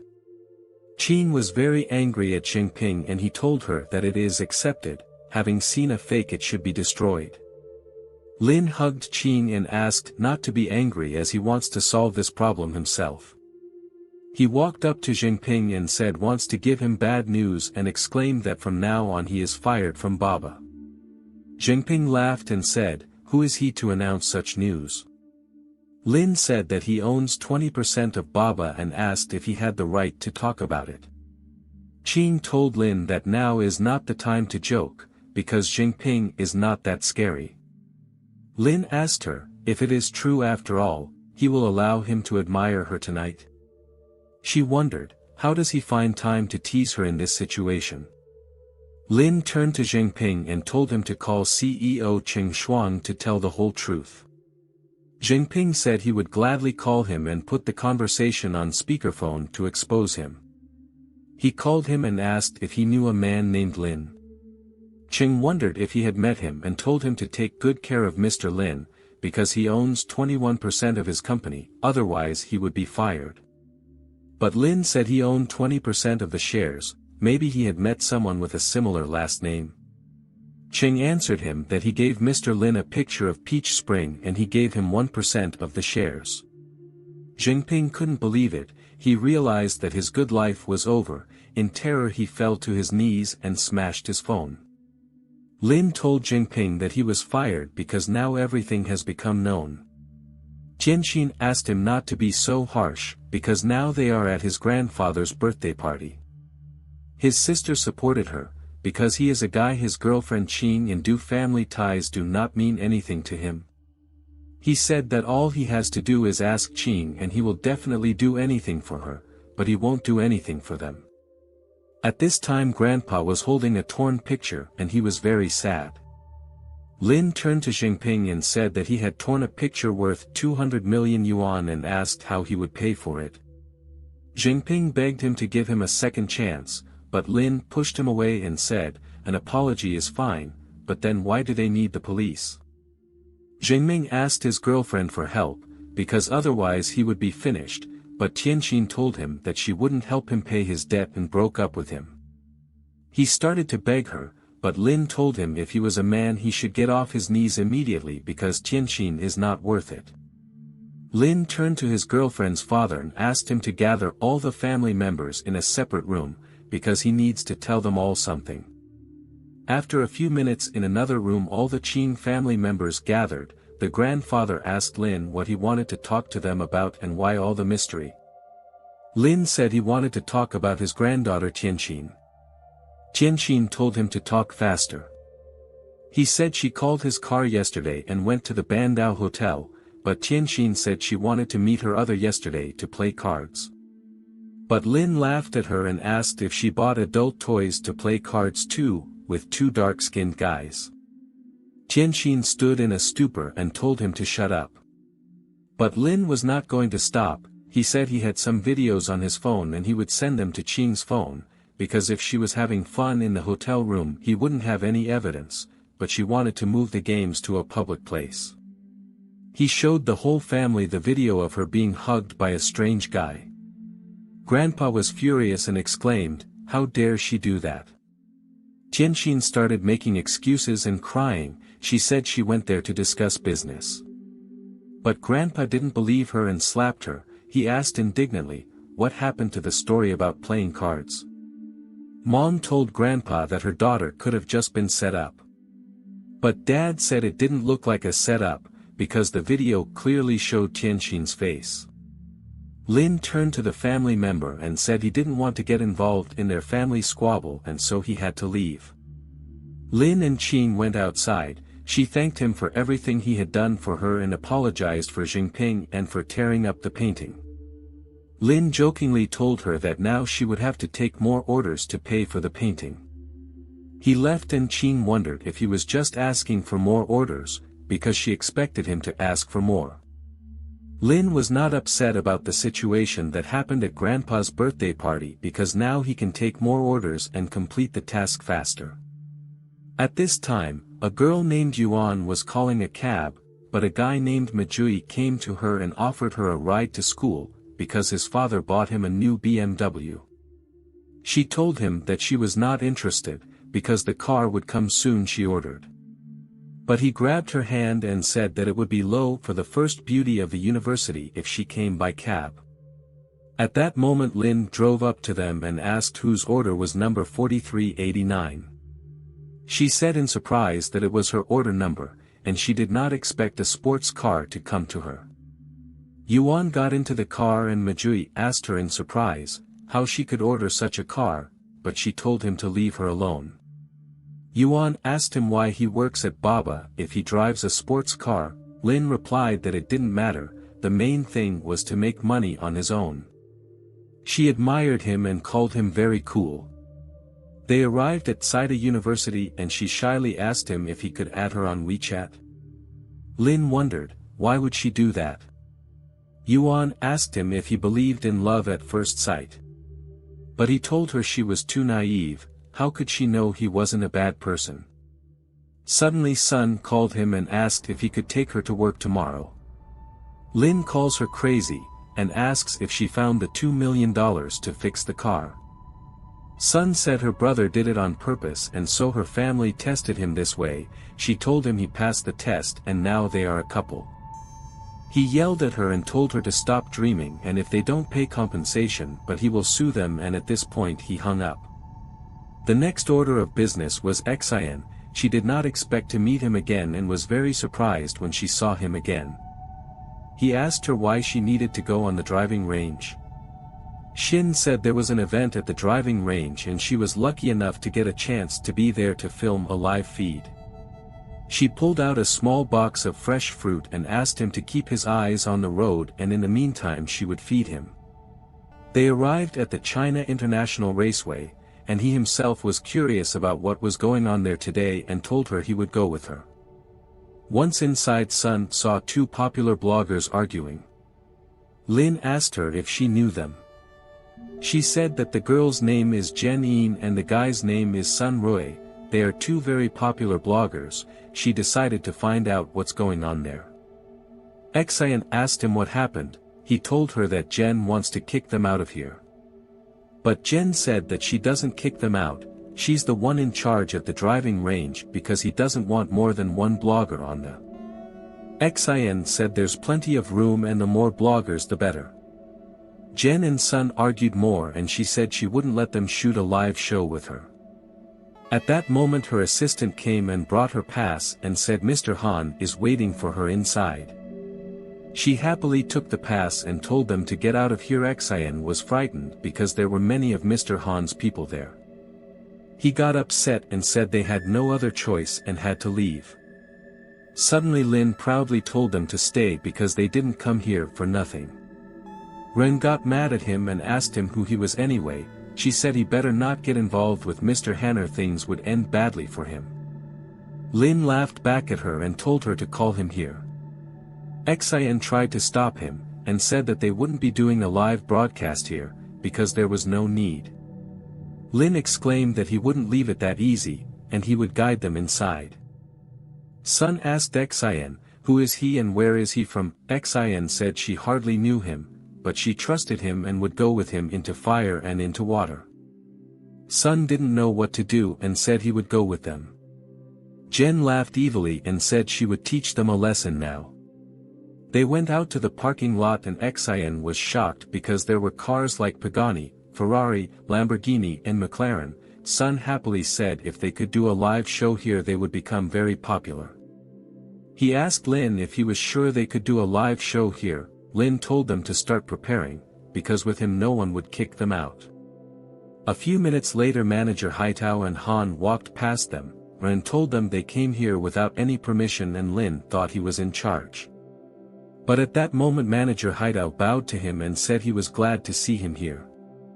Han waved joyfully and asked, did he have some free time and come here? Jen asked them in awe, do they really know this man? Han called her stupid and said that Lin owned this driving range and how could they not know him? Lin asked Han, is this really his friend? She just talked dirty to him. Han angrily said she's not his girlfriend, he only called her to make it fun. He said he'd kick her outright. But Han angrily told her that Lin has a calm character, which means she is the problem and asked security to kick her out of the driving range. Han said in surprise that the streamer girl who came along with him looks pretty good, but her figure leaves something to be desired. He said he could introduce him to some elite escorts. Lin replied to him that if he himself needs the services of escorts, he should think about his life. Sun was surprised when he heard this, because he had never heard before anyone talk like this to Mr. Han. Han suggested that he drive a few laps on the new racetrack. Lin said he would have a hard time as he had improved his cornering skills. A few minutes later they arrived at the start and Han suggested a bet. 1 second is 100,000 yuan, and you have to drive 5 laps. Whoever is last in time will pay. Lin agreed to his terms. The girls started the countdown and after 3 seconds they started with incredible speed. After 8 minutes they did 5 laps and Lin was first. He did 5 laps in 7 minutes and 21 seconds and Han passed in 8 minutes and 12 seconds. Lin laughed at him and told him that he accepted defeat too quickly. Han called him a monster, because all this time he trained hard for several days, but still could not catch up with him. Han kept his word and gave him a check with the money. Lin told Haidau's manager that he had a scratch on his car and asked him to find someone to fix it, and the money Han gave should be enough. Haidao said he would take a picture and contact the manufacturer and ask for a mechanical engineer from abroad to repair. Lin approached Xian and Sun and said they could take off their airs if they needed help, that manager Haiden would help them, and said it was time for him to leave. Han friendly hugged him and jokingly asked him if he had decided to trade his streamer for his job as a driver. Lin said that he finds pleasure in it and offered to work together. But Han refused, because when he got out of the car some hot girls were screaming at him and he can't leave them. Lin told him that to them he is just a bag of money. He left the driving range and he had the last 3 orders left to complete the job. He decided to continue after lunch. Lin arrived at the place where he often had lunch, but unfortunately it was closed. He asked his aunt why she closed today since it had been so long since he had eaten her fried rice. She told him that Z had finished classes and she wanted to take her home, and only then could she make him fried rice. Lin told her that he would pick up Z himself and then she would make him a meal. She thanked him for his trouble. A few minutes later Lin arrived at Zhonghai Middle School. He waited outside for 20 minutes, but Z never came out of school. He entered the school and asked the students if they had finished their lessons, that he was told that literally just recently the last class ended. Lin came to the 3rd grade classroom and suddenly saw a girl he first saw when he first got the Bandao Hotel, and he took her to the wedding. Her name was Gu. At this moment the parent yelled at Gu, because her son had deep scratches on his face, and since her son wants to start a career in the entertainment industry, these scars on his face put his future in danger. Z told her that her son was the first to get at her and she just defended herself from him, otherwise she wouldn't have touched him. Suddenly Lin came into the office and said that a guy with a face like that has no chance in the entertainment industry. Gu recognized him and didn't understand what he was doing here, but at that moment Z came up to him and he told her that he came to get her. He asked her what happened. Z showed him her clothes and told him that her classmate tore her clothes. Lin turned to the classmate's parent. He said that obviously her son is to blame for this situation, but she exclaimed to him that if they don't pay compensation, she won't just let it go. Sue said her son started bullying her. She started yelling at her and said poor kids like her are meant to endure bullying. But Lin couldn't stand her words and slapped her. She said indignantly, how dare he hit her. Lin said that what mother, what son. She started yelling at the teacher and said why the hell is she standing in one place and doing nothing? She said her husband works as a human resources manager in Zongkan and she will tell him to take the case to the legal department.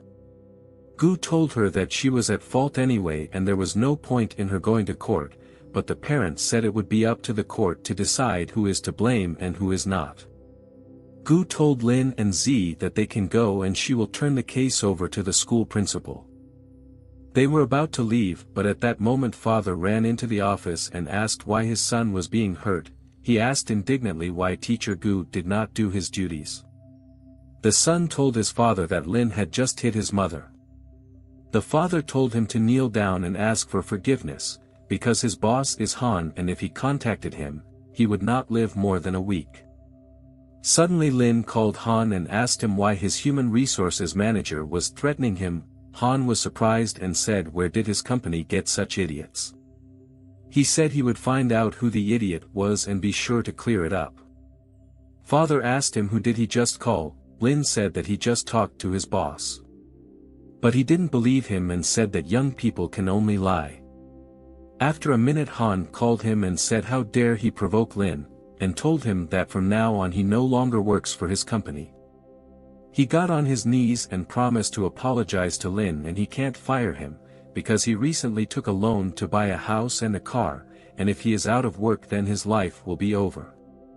He felt sorry for him and transferred him to the African department, and now he has to go to Africa. He sat on his knees and did not know what to say. His wife asked him, what happened to him? He said that Lin really knew Han, and because of that he just got fired. He begged him to give him a second chance so that Mr. Han wouldn't fire him.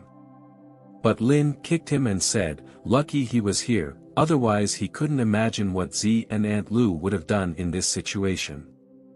After a while Lin and Z went back to Aunt Lu, and she wanted to tell her everything, but Lin asked her not to talk about the situation at school.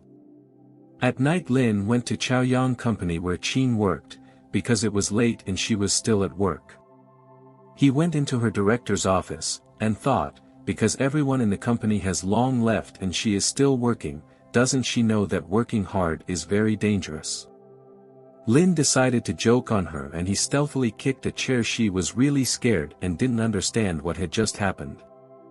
She slammed the door and called Lin. She asked him to come to her company urgently and pick her up, but Lin said he couldn't pick her up today because he had a lot to do. She was really scared and started crying and asked him to come to her. At that moment someone started knocking loudly on her door. Qin got even more scared and said that her boyfriend was coming here soon and they would be in big trouble. Suddenly the door opened and she saw Lin. She hugged him and told him that someone just scared her a lot. But Qin realized that he couldn't have come so quickly, because she called him seconds ago. She told him why he scared her so much. Lin replied that he did it to make her realize that staying late at work was very dangerous. Qin asked him not to do that again and asked him what was in his hands. He said it was fried rice and egg. Even though he bought it at a small noodle shop, he had often eaten it there in the past few years, and he bought it for her to try. Qin opened the dish and was greatly surprised. She asked, did he really buy it from Aunt Lu? Lin asked her, how does she know her? She replied that she never eats in such places, but Aunt Lu has the most delicious food. Qin wondered, because just now he scared her and now he wants to feed her. Lin asked, what's the big deal? After all, others can't imagine that their big company director Chaoyang is acting like a spoiled child. He started spoon-feeding her and told her to finish and then he would take her home. Qin fell in love with him, because the guys who were courting her earlier were usually at nightclubs at this time, and at this time Lin feeds her and takes her home from work. Unexpectedly he got a call from Han and told him that he solved the problem with the manager and invited him to have fun with the girls, and said that he now has some of the best girls around him and their face and figure is top. Lin answered him that he now has the best girl around him, but Han didn't believe him and asked to take her picture, because if it was true, then he would do a live show where he would eat up. Lin asked Qin if she wanted a picture. Qin asked, why would he do that? He said that someone invited him to have fun, saying that all the beautiful girls around him, and he wants to send him pictures of her, so he knows what real beauty is. She was embarrassed and asked if she could change her dress or makeup. But he hugged her and said she would be the best even without makeup. Lin told her that she had nothing to fear and asked her to sit closer to him. Qin said she had never been photographed with guys before and didn't know what the best pose to take. Suddenly he picked her up and put her on his lap. He sent this picture to Han and he asked him where he found such a pretty girl. After a while they went outside and Lin asked her not to order and he would just take her home, but she said she wanted to support him no matter what he was doing. He looked into her eyes and said how could he refuse such a princess. They got in the car and he asked her what he needed to do to start a charitable foundation. Qin said that in order to start such a non-profit organization, it's hard for even a very powerful person to set up, and it would be hard for him to do it alone. Lin said he understood all her concerns, but he didn't care, because he just wanted to do. He said he needed her help, because Qin had rented 2 buildings at low cost to guest workers before. Qin replied that she would help him and find out everything. After a while he brought her home and asked her to go with him to Yanqing tomorrow. She said she would think about it since she didn't have much free time, then she asked him to be careful on the road. Qin gave him 5 stars and Wei happily informed him that the mission and career was 100% complete and a new career was now available to him. She asked him if he wanted to start a new career. He decisively clicked, "Start career." Wei told him, "Welcome to the PE Teacher Career Experience Workshop." Lin received 500 million yuan and a mixture to improve all attributes and mind of a sage. He said that a career as a PE teacher would be too easy for him. Wei asked him to drink the mixture and he would understand not only sports but also higher math. Lin wondered why a PE teacher needs higher math. She handed him a mixture and said that it contains the wisdom of the best scientists in the world. It will help him to adapt faster to the profession of physical education teacher. He asked her, "But why does a PE teacher need so much wisdom?" and then he drank the mixture. Wei joyfully announced the beginning of his new career. At this point he gained knowledge of foreign languages, physics, higher mathematics and others. Wei said that he should find that his body has also changed. This is the effect of the improved attributes. He looked under his shirt and saw that his body was even more pumped and muscular. With joy he hugged Wei and was incredibly happy. After a while he returned home and he was happy that he had completed his first mission. At this point he got a call from Hideout's manager and said that they had managed to contact the Pagani engineers. Lin was surprised and said that he would ask the servants to help him poison his car to them. Then Qin texted him and said that she could not go to Yanqing tomorrow, but she had booked a plane ticket for 10 in the morning. Qin asked him the name of his orphanage. He wrote her the name, Blue Sky, and asked why she wanted it. Qin wrote that she was just asking and jokingly wrote not to cheat on her. Lin arrived at the airport. As it turned out, Qin had booked him a first-class ticket. When he got on the plane, at that moment 2 beautiful girls and a guy came. The girl on the left was named Yuyang and the girl on the right Feng Xin. They were surprised when they saw Lin, because they had flown first class several times, but it was the first time they met such a handsome guy. The guy was named Fei Haoyu. Told them that there are a lot of boys with handsome faces, but no rich ones among them. Lin heard this and told him to shut up and to keep his opinion to himself. He sat down next to him and said that he was right and money is more important than looks. Haoyu offered to check this by asking the stewardess WeChat, and so they will check who she gives it to. He called the stewardess and she asked them how she can help them. Haoyu told her that he and his buddy want to ask her for WeChat, but she can only choose one. The stewardess wondered, because she had heard about finding a rich guy in first class before. She wondered if she was lucky, but she told him that according to airline rules she can't add WeChat passengers. He told her that it's not a problem, because according to airline rules, a passenger's request can't be denied so easily. She saw his expensive watch, but at that moment she looked at Lin and saw his Patek Philippe watch worth over 10 million yuan.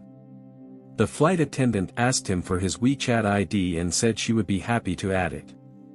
Feng Xin said it seems her brother's theory doesn't work anymore, but Feng Haoyu didn't understand how that was possible. He asked the stewardess, how long has she worked here? She replied that literally today she transferred to first class. Suddenly his sister told him to look at the girl who had just entered the plane. It was Qin. When Haoyu saw her he could not say a word. Lin suggested he bet again. Haoyu said that if he lost again he would recognize him as the best. Qin walked up to them and told Lin to let her through, because the window seat is hers. At that moment Haoyu unsurely told her that he and the guy across from him want to add her WeChat. Suddenly Lin hugged her and told him that he had no chance with such an excellent girl. Haoyu was shocked at his actions, and nervously asked what the hell is he doing. But Lin looked into Qin's eyes and said that he has a superpower and can make someone fall in love with him in a second. Haoyu told him not to get cocky. He told Qin that she could call the police and they would all witness. Qin was very uncomfortable and asked him to stop because there were a lot of people on the plane, but Lin said he wasn't doing anything, and the plane was just too stuffy and he wanted some fresh air. But she repeated to him that she was very embarrassed, because there were a lot of people around them. Lin asked Haoyu, and who was the best? Haoyu, perplexed, admitted his defeat and called him the best. Lin asked Qing how she ended up here, because she told him she had a lot to do. She laughed and said she tricked him, and she had a free day today so she can fly with him to the orphanage. Haoyu was angry with him, because if it wasn't for him, he could have been in his place and sat with this gorgeous girl. Nurse told him that she wanted to take WeChat from Lin. He was furious, asking her, why does she need this loser WeChat? At this point, Lin nervously asked him, who did he just call a loser? Haoyu said he didn't know him, but he was clearly a common Alphonse. He asked him, who is he if not a loser? Lin hugged Qing tightly and said it was love at first sight and he was going to marry her. Qing was uncomfortable and asked not to hug her so tightly. But Lin told her it would make her feel softer and sleep faster. She told him that she needed to go to the bathroom because all her clothes were wrinkled. Lin whispered to her that in that case he would go with her. A few hours later they flew to Yancheng and came to her foster mother's house. Qing said that although the price of housing in Yancheng is not high but the cost of a plot in the area is tens of millions, Lin said that's why he thinks mom is pretty stupid. After all, she could live in a good wealth, but she sticks to her principles to the last, and her clothes cost no more than 100 yuan. When they entered the yard, he was recognized by many children and Qing told them that she had lots of sweets and asked them to share among themselves. Wang saw him and asked why he hadn't warned her about his arrival, since she would have made him his favorite dishes. He said he didn't want to alarm them and so he didn't say anything. Wang saw Qing and said it was a wonderful surprise that he had brought his girlfriend to them. Qing said hello to her uncle and aunt and introduced herself to them. Wang told her that she was very pretty, and asked her not to bring anything next time, because she was a future member of their family. She asked her husband to give gifts to the children, and she would take the guests home. But unexpectedly he told her to come over to him quickly, because Ningyue had brought her boyfriend. Wang was happy about this coincidence, because two brought their mates at once on the same day. Qing asked in surprise who Ningyue was. Lin told her that she also grew up in an orphanage, but her university was in Yangcheng and his in Zhongzhai. They also decided to watch them. As it turned out they came in his new car. Ninu brought sweets for the kids. Suddenly the kids walked up to the new car and he really didn't like it. He shouted at them in rage to get away from his BMW, otherwise they would have to wash it. Ninu was surprised when she saw Linha asked to introduce his girlfriend to her. Qing introduced herself and said that Lin had already had time to tell about her. Ningyue took her hand and said that she was very pretty, also she and Lin were very suitable for each. Tao introduced himself to her and extended his hand to say hello, but at that moment Lin slapped his palm and said that now they were not strangers and could do without handshakes. Wang thought unhappily, how could a creature without parents find such an excellent girlfriend? Suddenly he turned to Wang and said he was going to donate 100,000 yuan for the orphanage, but Wang told him that there was no need for that since he had already bought them many gifts. But Lin answered her, if you give, you should take.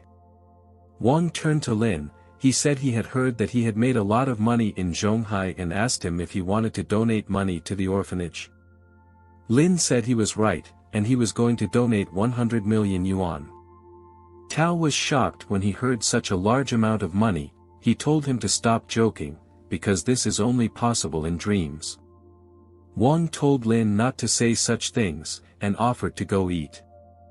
At this point Tao exclaimed to him, if Lin working as a cab driver at Baba can donate 100 million yuan that case he would donate 10 times more. Lin agreed to his proposal. Lin called his bank and said that he would send them the card number and they would transfer 100 million yuan to it. In a few minutes her mother's phone received a notification that she had been transferred 100 million yuan. She could not believe it. Tao indignantly exclaimed that this could not be, and how could a Baba driver have such big money? Suddenly he took Wang's phone to check it and he saw a message from the bank transferring 100 million yuan. Lin told him that he had kept his promise, and he asked Tao when his donation would now arrive.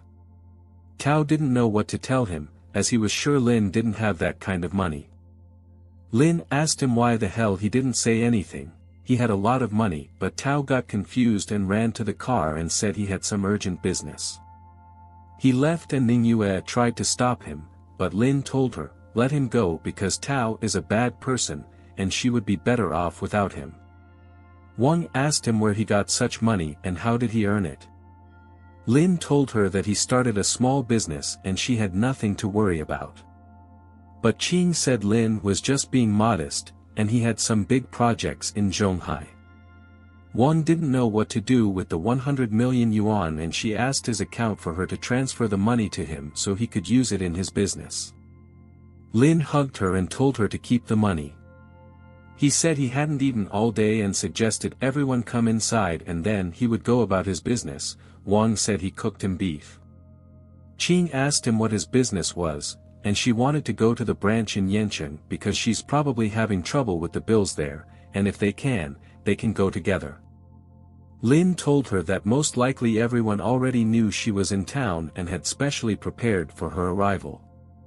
Qing asked not to worry about it, because no one knows that she's already here. After a while they ate and Lin told his mother that it was time for them to go about their business. But suddenly Qing spilled tea on herself and said that now she needed to change. Lin and Qing went into the bathroom to have Qing change, but her lock was stuck and she asked him for help. He saw her back and asked, can't she wear her sweatshirt like this? She asked in surprise, don't guys like to do things like that? But Lin answered her that he likes to take his dresses off rather than put them on. Suddenly the lock on the clothes stopped moving. He told her that he would now bring scissors. Qing wondered why he needed scissors because he could ruin her clothes that way. Lin said that her panties had come apart and the thread was caught in the zipper and it couldn't be taken out without cutting the thread. 30 minutes later they arrived at her company's branch in this city.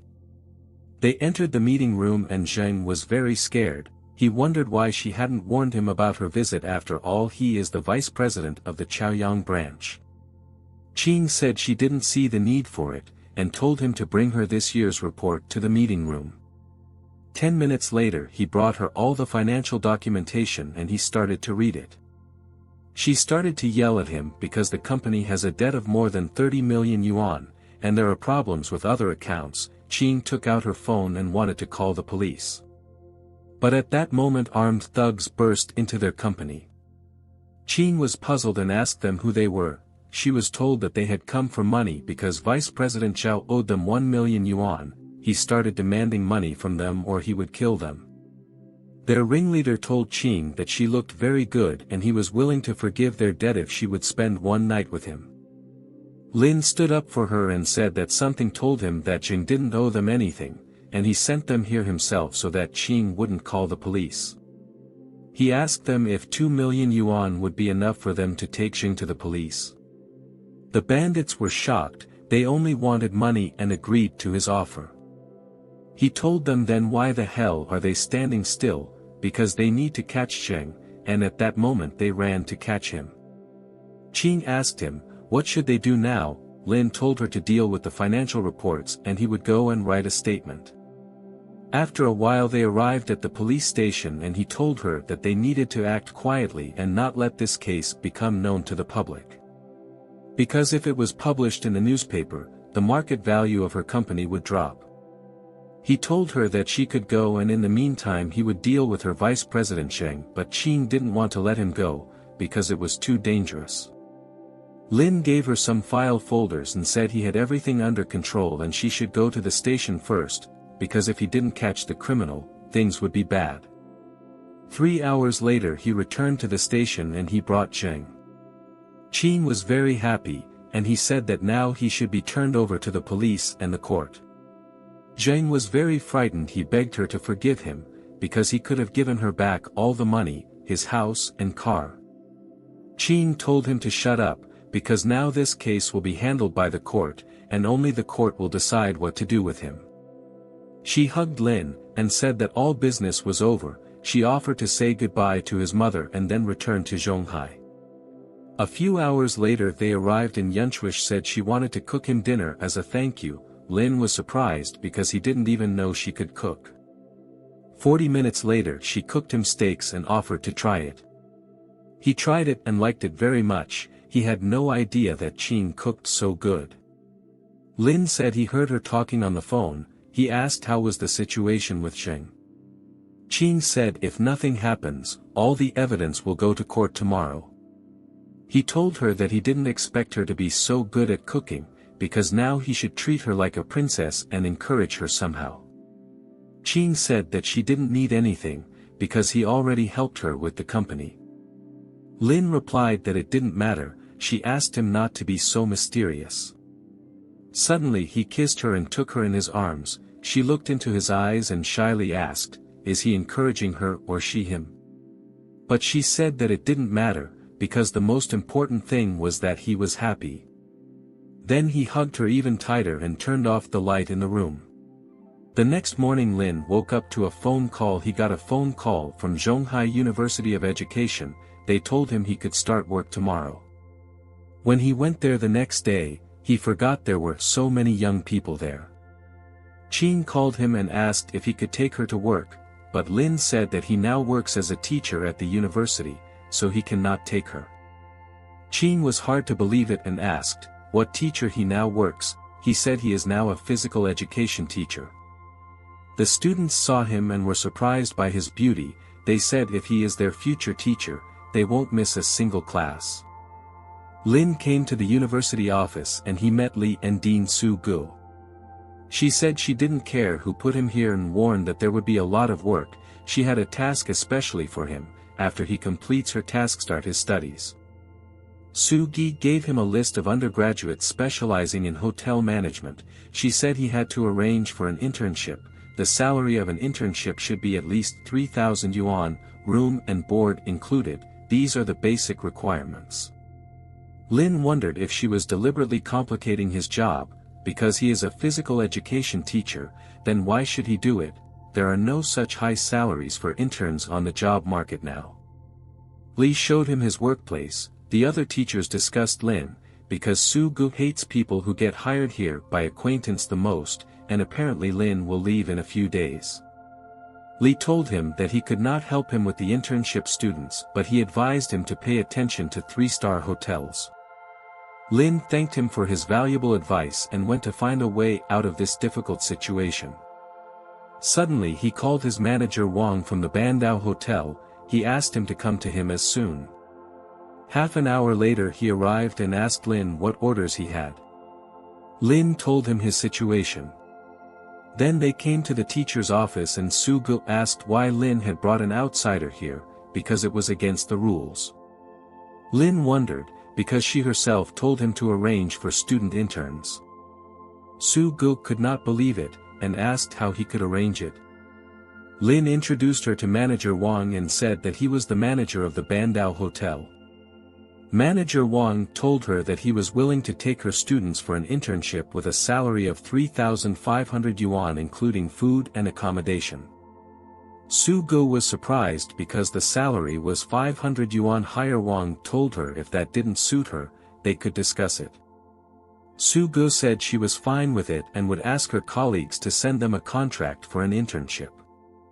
Wei rewarded Lin with 200,000 skill points and said that his career was 20% complete reward. He received the Lunsen Research Institute. After a while, Li came up to him and said he was surprised that he had only been here half a day and already could solve such a difficult problem. 10 minutes later manager Wang and Dean Su Gu agreed on all the terms. Lin asked her if he could start work tomorrow. She grudgingly gave him consent. Lin was about to leave, but Su Gu told him to schedule the physical education class for tomorrow. Li said that the attendance of physical education class is less than 30%, and if the attendance is less than 95%, the salary will be halved. She smiled maliciously and said originally Lin was a physical education teacher, but now will make schedules. After university, Lin drove to the port of Wanjiang. Suddenly a car drove in front of him quickly. Su girl shouted at him not to dare to scratch her. She got out of the car and said that her car is worth more than 1 million yuan, and if he scratches it, he won't pay for repairs for his whole life.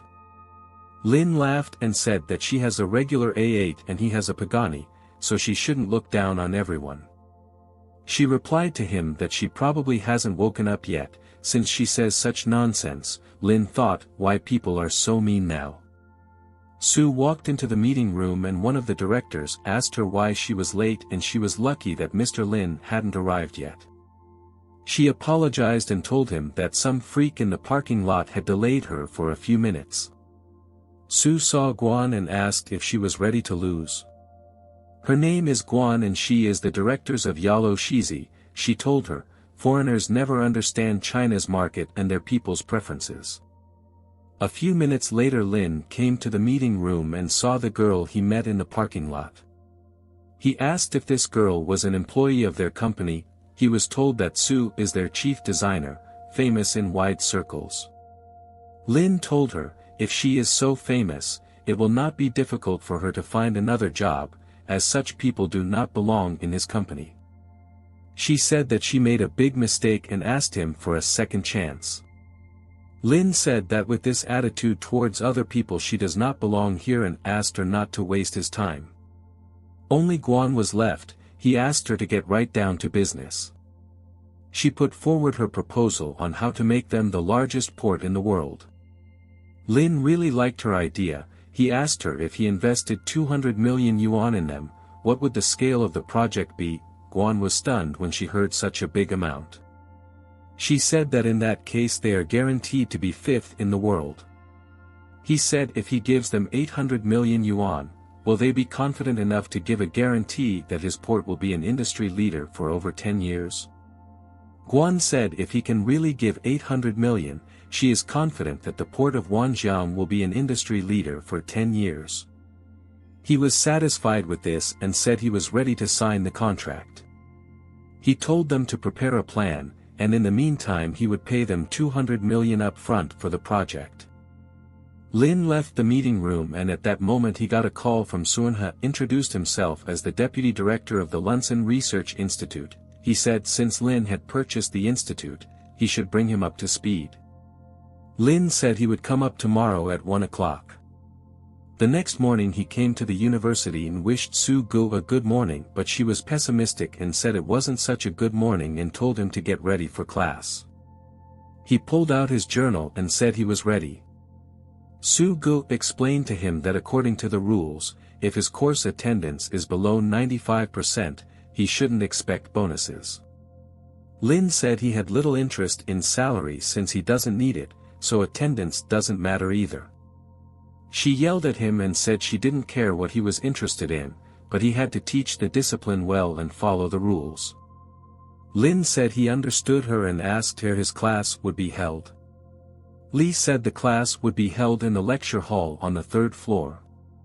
Lin walked down the hall and the students greeted him happily. They noticed his textbooks in his hands and asked, did he come to their class? He said he was the new physical education teacher and he was going to class now. They asked him where it would be held because they wanted to go there to support him. Lin said he was going to the lecture hall on the 3rd floor. After a while he left, and a student wrote in a chat about how they had a new teacher and he was handsome. She asked everyone to come to his class that will be held in the lecture hall on the 3rd floor. During the class, Su Ji came to him. She said that only 30 students are present and said that he can't get past the 50 student mark. Suddenly a lot of students started coming into the lecture hall. Su Ji didn't understand why so many people. Li told her that it seems that teacher Lin was able to attract female students with his appearance. Su Gu said that she could understand girls, but why did so many boys come here? Li said that the boys came for the girls. Within minutes, the whole lecture hall was completely packed with students. Li told her that they should go, because the classroom was full and there was no need to count everyone. She furiously said that she wasn't going anywhere and wanted to follow up how the class would go. Lin told the students that he would be calling names now, and if they didn't hear their name, they should come up and write in. Half an hour later they only came to room 124. Su-gu got tired of waiting and asked him to start the class. But the students started to get indignant because they wanted to write their names so Lin would remember them. After a while Lin wrote down all the female students' names and then started the class. But suddenly one girl said to forget to write her name. Lin suggested a roll call. After the roll call the class ended, so he suggested moving today's topic to tomorrow. Su-gu did not know what to say, but Lee was fascinated as he had never seen such a group before. Lin asked her if the norm attended. She was unhappy that he was doing well and nervously agreed with him. Lin said goodbye to her and said he had to go, because he had no more classes today. Lee exclaimed that he realized that if he behaved as casually to the female sex then they would start reaching out on their own. Wei congratulated him on his first class he had taught. His career was 40% complete and he was rewarded with an expert memory. He asked what is an expert memory and how is it different from the sage memory he received earlier. Wei said that sages have a wide but not accurate memory and experts have special knowledge in a certain area. She suggested using expert memory to become a professional in any area. Lin pinned her down and asked if she knew anyone who was good at microchips. She said that the father of all microcircuits is Jackson Clerkelby. At this point, he said that in that case he chooses him. In a few seconds the expert knowledge was successfully downloaded. Lin was surprised, because now he has a lot of knowledge, through which he can make a huge breakthrough chip technology. At this time in the Science Institute that Lin received as an award. An employee named Luing asked, who bought their Science Institute? The director named Sun said that the institute was bought by a rich young guy. They arranged a meeting and maybe he should come to them soon. Lu said why would a rich man want their institute, because now everyone will be finished. Sun asked her to calm down, they should react calmly in this situation, because Lin might be a good person. The deputy director named Lu Chu told him that in this situation it is hard to remain optimistic as the affairs of the institute will be run by an amateur. After 15 minutes Lin arrived at their place and the director introduced himself to him and offered to show him everything. Lin started to look around and said that the equipment here was a little outdated. Sun replied that Lin might not know much about their industry, but this equipment is very expensive and they have plans to replace the equipment, but the funds are not enough yet. An hour later the director showed everything and asked what he thought about it.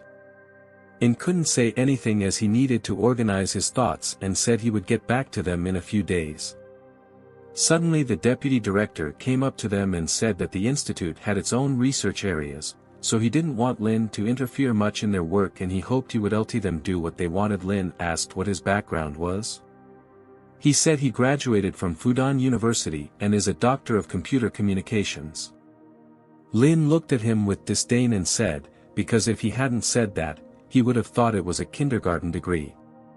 Lucci said he knew about that he has a lot of money, but he is a gifted graduate of Fudan University, so he has no right to insult him. Lin said he did not insult him, and he despises the brainless like him. He purchased the institute and Lucy is completely at his disposal, so why does he dare to tell him, and if he wants to leave, no one is keeping him here. Sun stood up for Lucci and said that he was only concerned about the institute, and he meant nothing wrong by his words.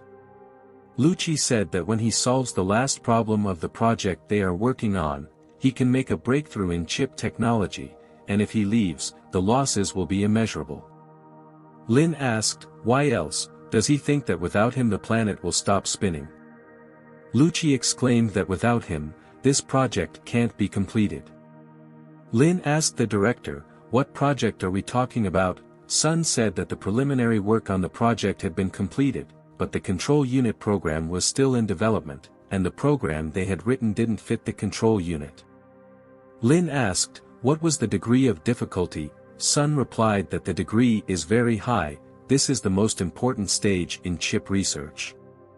Lin sat down at the computer and decided to look at this project. Sun asked, "What is his education?" Lin replied, "Undergraduate, Marketing Department of Zhonghai University." Sun was upset but couldn't say no to him. Lucy said that Lin is an amazing person, with marketing education, he even knows programming language. Suddenly Sun asked, what code did he just extracted? He replied that the code is used to fix bugs in their source code. Besides, there are many bugs in DFT, Floorplan, CTS and many others. Lin offered to help them set everything up so there are no more bugs.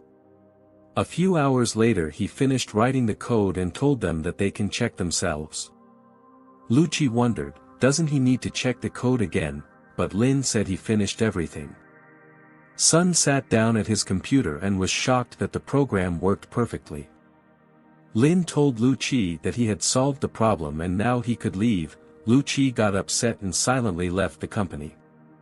Lin asked the director to check all the old equipment and replace it with new.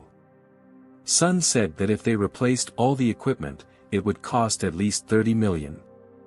He said he would transfer them 50 million for replacement and he would give each of the employees a bonus of 500,000 yuan, and if there was not enough money, he told them to contact him. Sun was very grateful for everything he had just done.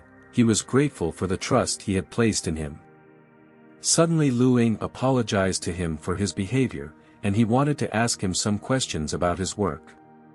Lin gave them his QR code with his contact information and said that they could send him questions anytime. Lin was about to leave and Sun offered to walk him. As they went outside they were met by Zhao. He introduced himself as the rector of Zhonghai Teaching University. He arrived with his secretary named Zhou. Sun remembered that he had called him asking to borrow their lab, informed them that their institute had been bought and now he had no authority to do so. He introduced Lin and told them that he was the head of their institute. Zhao shook his hand and said that he was willing to pay to use their laboratory. But Lin said that he didn't need the money, plus he said he was going to throw out the old equipment, but now they can take it away so they can use it at their university. Zhao was happy about that, because he knew that their old equipment was used for chip development and it was very well preserved. Suddenly the secretary wondered if they had seen each other somewhere before. Lin said he had a good memory, because they had met a few days ago in the university's Human Resources Department. Zhao asked, does Lin really work at their university? After all, he bought a research institute, then why is he working for them? Lin said that he was gaining experience there. Zhao was grateful to him for donating so much equipment to them and making incredible contributions and offered to promote him to the position of vice-rector. But Lin refused as he didn't want to draw much extra attention to himself. Zhao said he understood his modesty, so he offered to sign the contract privately and told the secretary to prepare the documents. The next day, Lin was in the teacher's office but suddenly June Li told him that the dean had not yet arrived, but June replied that he had not come to see the dean but Lin. He went up to him and said that he had heard about that he was a freshman and had caused a lot of trouble for Dean Su Gu. June started threatening him and said he would be in a lot of trouble if he didn't quit the university. Lin laughed at him and said, does he think he is better than him and think he will quit because of his words? Li asked him not to talk to June like that, because Mr. June's uncle is acting provost and has a lot of power. At that moment, Su Gu came into the office and asked why June came here, because she had previously told him not to come into her office. June asked her not to worry, because if Lin offended her he would just kill him, but Su Gu said that she and Lin are on good working relationship. Suddenly she came up to Lin and said that he just seems. June angrily exclaimed that Lin had ruined the reputation of the university and he should not be left. Su Gu told Lin that she just didn't want June to molest her, so she hugged him. Lin laughed and said he was only happy to oblige such a pretty girl. Su Gu was embarrassed and Lin no longer seemed so annoying. Suddenly she got a call and was told to send to the provost, a teacher named Lin. She went up to him and said he was called to Mr. Kim's office. Li said he should go and apologize to him, otherwise he would just fire him. Lin went into their office and June said he was being fired. Lin said he wanted to hear the reason for his firing. Provost Kim said that with his academic qualifications he was not suitable for the university job, so he should find another job. At this point Zhao wrote Lin and asked him to come into his office to sign a contract, but Lin said he could not sign a contract because he was being fired. Zhao asked where he was now. Lin replied that he was in the provost's office. A few minutes later Zhao came furiously to their office. Kim apologized to him for talking too loudly and disturbing him. He informed them that Lin, the teacher, was not suitable for their university. Zhao told him to shut up as he was struggling to get Lin to be their new provost, and he decided to just fire him. He informed them that Lin was the CEO of the Lunsen Research Institute and his competencies were beyond question. And Kim's personal qualities were not appropriate for his position in society and told him to write a voluntary resignation letter. Kim begged him to give him a second chance, but Zhao knew that he had covered for his nephew all along and he didn't deserve a second chance. Zhao offered Lin the position of provost since he had just vacated, but Lin refused and said he wanted to work as a teacher. Zhao said if he wanted, they could keep his promotion a secret and Lin agreed to that condition. After a while Zhao and Lin came to the teacher's office. He happily reported that Kim and June had been fired. Su Gu was shocked and couldn't believe it. Also, Lin was appointed provost. He asked them, could they work with him in the same office? Su Gu exclaimed that of course he could. Li was surprised to ask Lin what happened, because he was supposed to be fired, but instead, he was promoted. Lin said that Zhao cleared up the situation, fired Kim and June and put him in the provost position. Wei happily congratulated him on completing the hidden task and told him that his career was 60% complete. As a reward he received the Twin Towers. Lin was in a stupor of happiness, as it is a financial center worth almost 15 billion yuan. A few minutes later he received a call asking when would be convenient for him to arrange the formalities of buying the Twin Towers. Lin said he would come to their place tomorrow at 9 a.m. Lin was happy that the Twin Towers came in very timely, but he had too many businesses now and needed to set up a corporation to integrate all the businesses. He went into his office and saw Su Gu changing. She got scared and told him to get out, but Lin told her it was his office. The next day Lin arrived for a meeting about buying the towers, but as it turned out Qing was also there. Lin went to the table and heard Qing and her girlfriends talking. They told her that Yalo Xingqi had recently received a big project worth 800 million yuan. Qing said she had heard about it, but she was not familiar with the director of Wanjiang port. Lin thought the name Yalo Xingqi seemed very familiar. He wondered if this was not the design company he chose. Unexpectedly Qing was approached by the general manager of Zhonghai Engineering Company. His name was Yang. He asked her if she was interested in the Wanjiang port renovation project. Qing said she was very interested, but without connections in the field it's hard to get anything done. Yang told her that if she wanted to join, he could think of a way to make it happen. Qing wondered why he might not take on the project himself. Lin watched their conversation from the sidelines and didn't understand who the guy was. Yang told her that his sister has a senior position at Yalo Xingzi and he can't handle such a big project alone. Qing suggested that he come to her company the other day to discuss it. But at this point, Yang extended her hand and said that such a project is better to talk about over dinner. Unexpectedly Lin pushed him away and said that Qing has no time for dinner and told him to forget it. Qing replied to Yang that she had recently arranged a meeting with Lin and unfortunately she would have to turn him down. Yang called her stupid because she was missing out on a project worth several hundred million yuan. Lin asked Yang who he was to decide who would work on the project and who not, since Chaoyang Company was also great. Yang laughed back at him and asked, he was probably just joking. Lin told her to call his sister and find out all the details.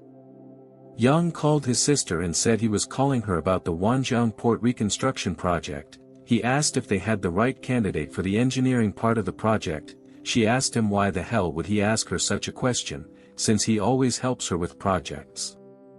Yang asked her if she knew someone named Lin. She told him that the port of Wanjiang belongs to this man and he assigned her personally to this project. Lin angrily asked him, now he understands what kind of decisions he can make. Yang started apologizing to him and asked for forgiveness for his behavior. Then Lin told him to get out of here, and Yang obeyed him. He told Qing that he was full and would wait for her in the break room. A few minutes later she came to his room and sat beside him. She thought he was sleeping, but at that moment he pulled her hand and she got really scared. She asked him why she did not know that he bought Wangjiang port. He has time to do both what he likes and work, even though it is so difficult. Lin said his work is what he likes. Qing told him that she would do her job perfectly, especially his Wangjiang port project. He asked her, did he tell her that he would give her the project? Qing replied that if he didn't give her this project, he would sleep on the couch. Suddenly he kissed her and said it was too harsh, so he asked her to find time to talk to Guan of Yalo Shezim. She thanked him for this project and said that in that case they would sleep on the couch together. The next day Lin arrived at Yandong Company. A blonde-haired girl recognized him there. Lin turned around and recognized her too. She was the prettiest girl in the group. Her name is Wan. She said it had been a year since they graduated from university. Wan asked him what has he been doing all this time.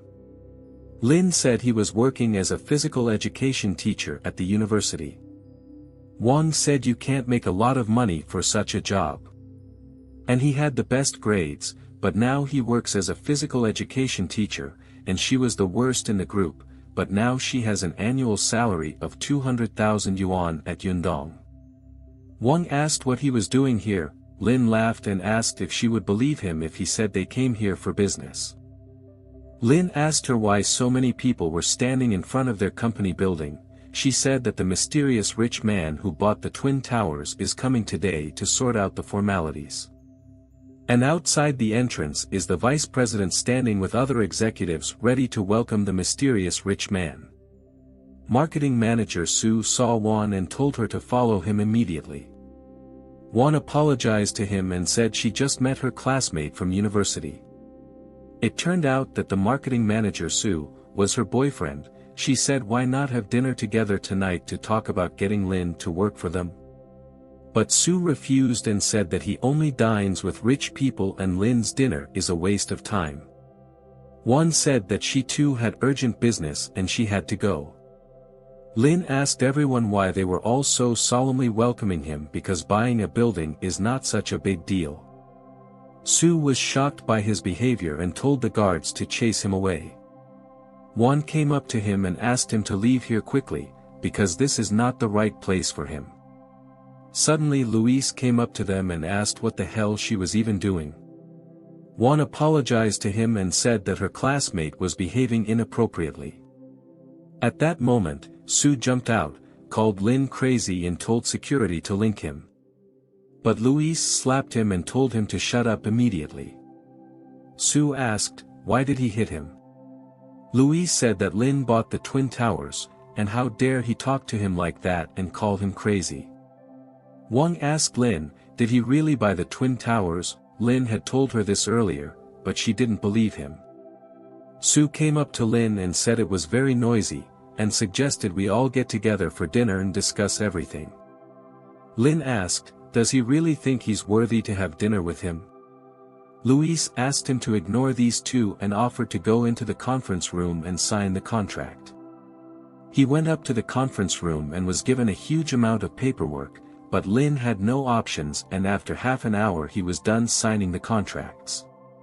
Louise congratulated him and asked, because he now owned the Twin Towers and did he have anyone to represent his property? Lin asked if he had anyone he could recommend. Louise said his wife's brother owned a property management company that was in the top 3, and if he didn't have a suitable candidate, he might consider it. Lin trusted Louise and said he trusted his choice, so he was willing to sign with his wife's brother, but Lin was in a hurry and needed to get going. Wang and Su were fired from the company, the guy told her that she had nothing to worry about as he could still earn and provide for her. Wang told him that he was thinking too much and she felt they were no longer right for each other, so she broke up with him. Sue angrily asked that she wanted to marry him before. Wang told him that Lin wrote her a love letter when they were still in university, and she is sure that they never forgot about her, so she will date Lin_copy. After a while, Lin came out of the office. Wang came up to him and reminded him that he wrote her a love letter in university and so she was willing to give him a chance, plus she had already broken up with her boyfriend. Lin told her that he wrote that letter not to her, but to a girl named Zhang Sun. The other female employees saw this and laughed at her, because that's the nature of some women. When a guy doesn't have money, they just ignore them, and when a guy has money but they swoop in like flies. Lin was about to leave. He got in his car, but at that moment one got in his car and said she was fired and asked him if he could at least drive her home. Lin looked at her with contempt and asked why he had to drive her. She said they were former classmates, so why shouldn't he take her home? Suddenly Lin pulled out his phone and started calling someone. Wang thought he was booking them a hotel room and said it wasn't necessary as he could go anywhere. But Lin called the police and told them a girl was sitting in his car and wouldn't come out. Wang got scared and ran out of his car. In the evening Lin saw some sort of showdown near the road. There was a man yelling at a defenseless girl because he just bought a new car and she ran into him. Lin was shocked because it was Wang Ying. She worked with him in the same company. One day he gave her a ride home and she offered to come over to her house to have coffee, but Lin refused and said he would definitely come to her next time. Wang Ying said she would pay for everything, but the man told her she couldn't afford that amount, but they could settle the matter another way. He grabbed her hand and said he needed a personal secretary who would run his personal errands, and he would deduct money from her salary. Wang Ying called him a smelly old man and wanted to run away from him, but at that moment he pulled out a handkerchief and wanted to kidnap her. At the last moment Lin arrived and Wang Ying ran up to him. She asked how he got here. Lin replied that he was just passing by. He asked why the red hand. Wang Ying said that the old man started harassing her. Lin asked her to tell him what's going on here. She said she left her motorcycle and the old man said that the motorcycle was knocked over by the wind, causing his car to scratch. Lin said that today it was hot and there was no wind. Then how did her motorcycle fall over? He saw the cameras on the building and wanted to see what really happened there. The old man was scared of him and thought Lin her boyfriend. He said he would find a car service and repair the car himself. He wanted to leave quickly, but at that moment Lin stopped him and said, "What if there is a crime committed?" The man got down on his knees and said that he had just made a mistake and asked him not to call the police because he had children and parents to take care of. Lin said he would let him go for the sake of his family and parents, but if this happens next time, he would report him. At this point Wang Ying started to get sick and she felt dizzy. Apparently there was some medicine on that old man's handkerchief.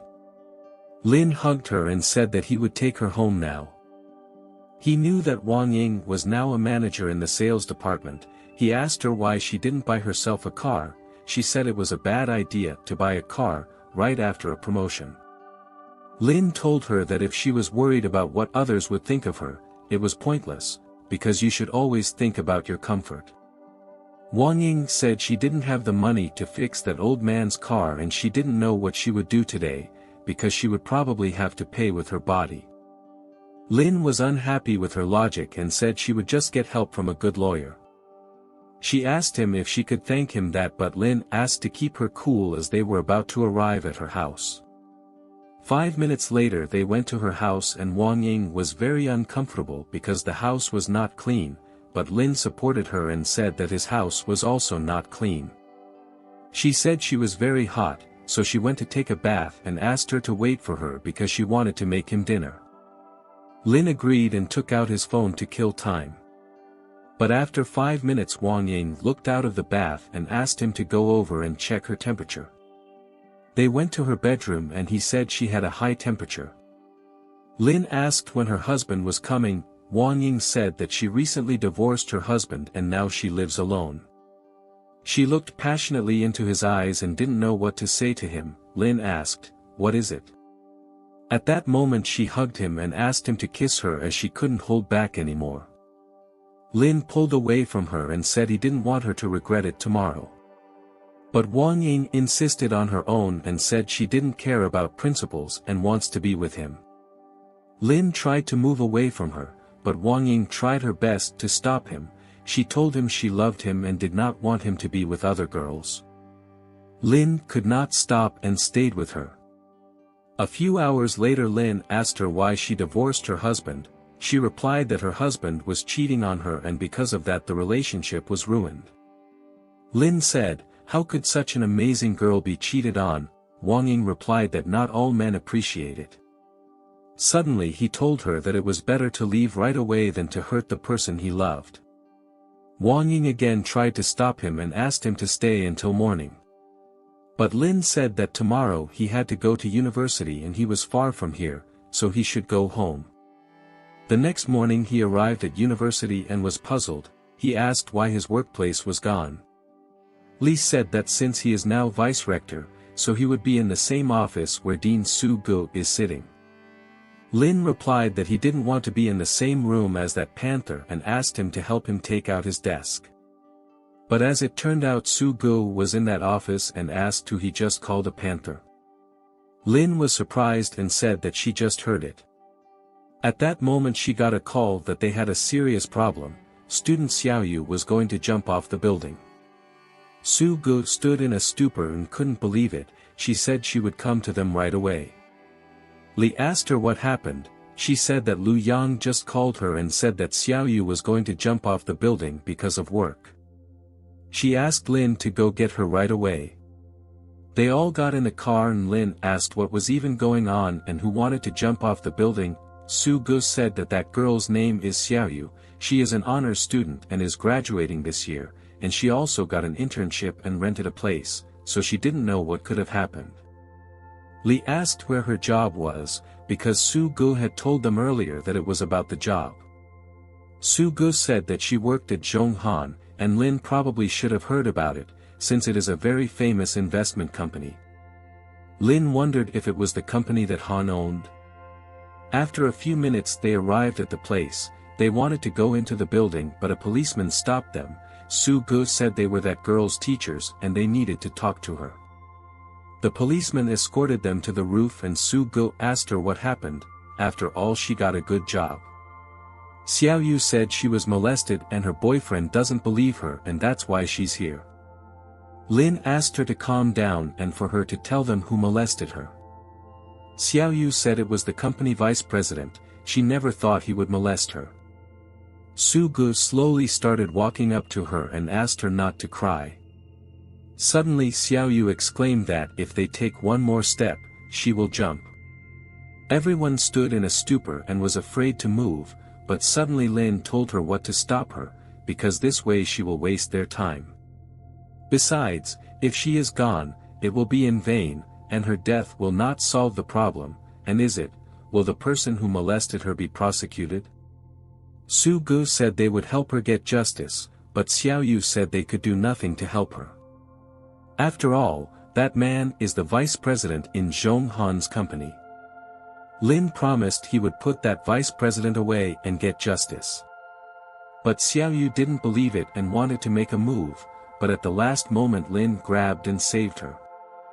The policeman thanked him and called him savior. Lin said it's not worth the thanks since he did what he had to do, but they should take the harassment report on the student as soon. The policeman said he would definitely take up the case personally. Xiaoyu's friend asked Su-gu, do they have a chance against Zhonghan's lawyers? After all, they have a lot of power and they can countercharge. Lin said he had to go urgently. Su-gu asked, where is he going to go in such a situation?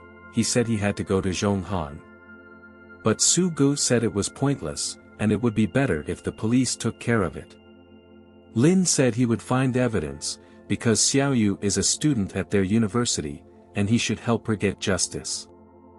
Li exclaimed to him, is he really going alone? Su-gu ran after Lin and said she would stop him, and asked Lee to take care of the students. Lin got into the car and was about to go, but at that moment Su-gu opened the door and told him to calm down and not to do anything stupid. She said not to forget who he was going to, because she also wants to get justice, but you can't be so impulsive in a situation like this. But Lin pushed her away, told her to get out of the car. Su-gu said in that case she would go with him. A few minutes later they arrived in Zhong Han's company. Lin said he was looking for Cui Bin Long. He was told that unless he made an appointment to see him, in which case he could not see Mr. Cui. At this point Lin called his old acquaintance Han. Lin asked him what office was Cui Bin Long in.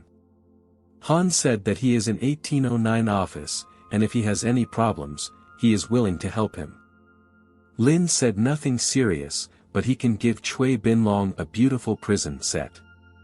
At this time in the office Cui Bin Long was negotiating with an investor and he asked him to take control of foreign investment. Cui Bin Long could not refuse such an offer. He said he was full of enthusiasm and the results of their cooperation would be fruitful. But at that moment Lin kicked in the door and said that their meeting with him would be even more fruitful. Cui said how dare he barge into his office and indignantly asked, who is he anyway?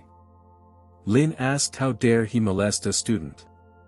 He asked if he was the teacher of that student named Xiaoyu.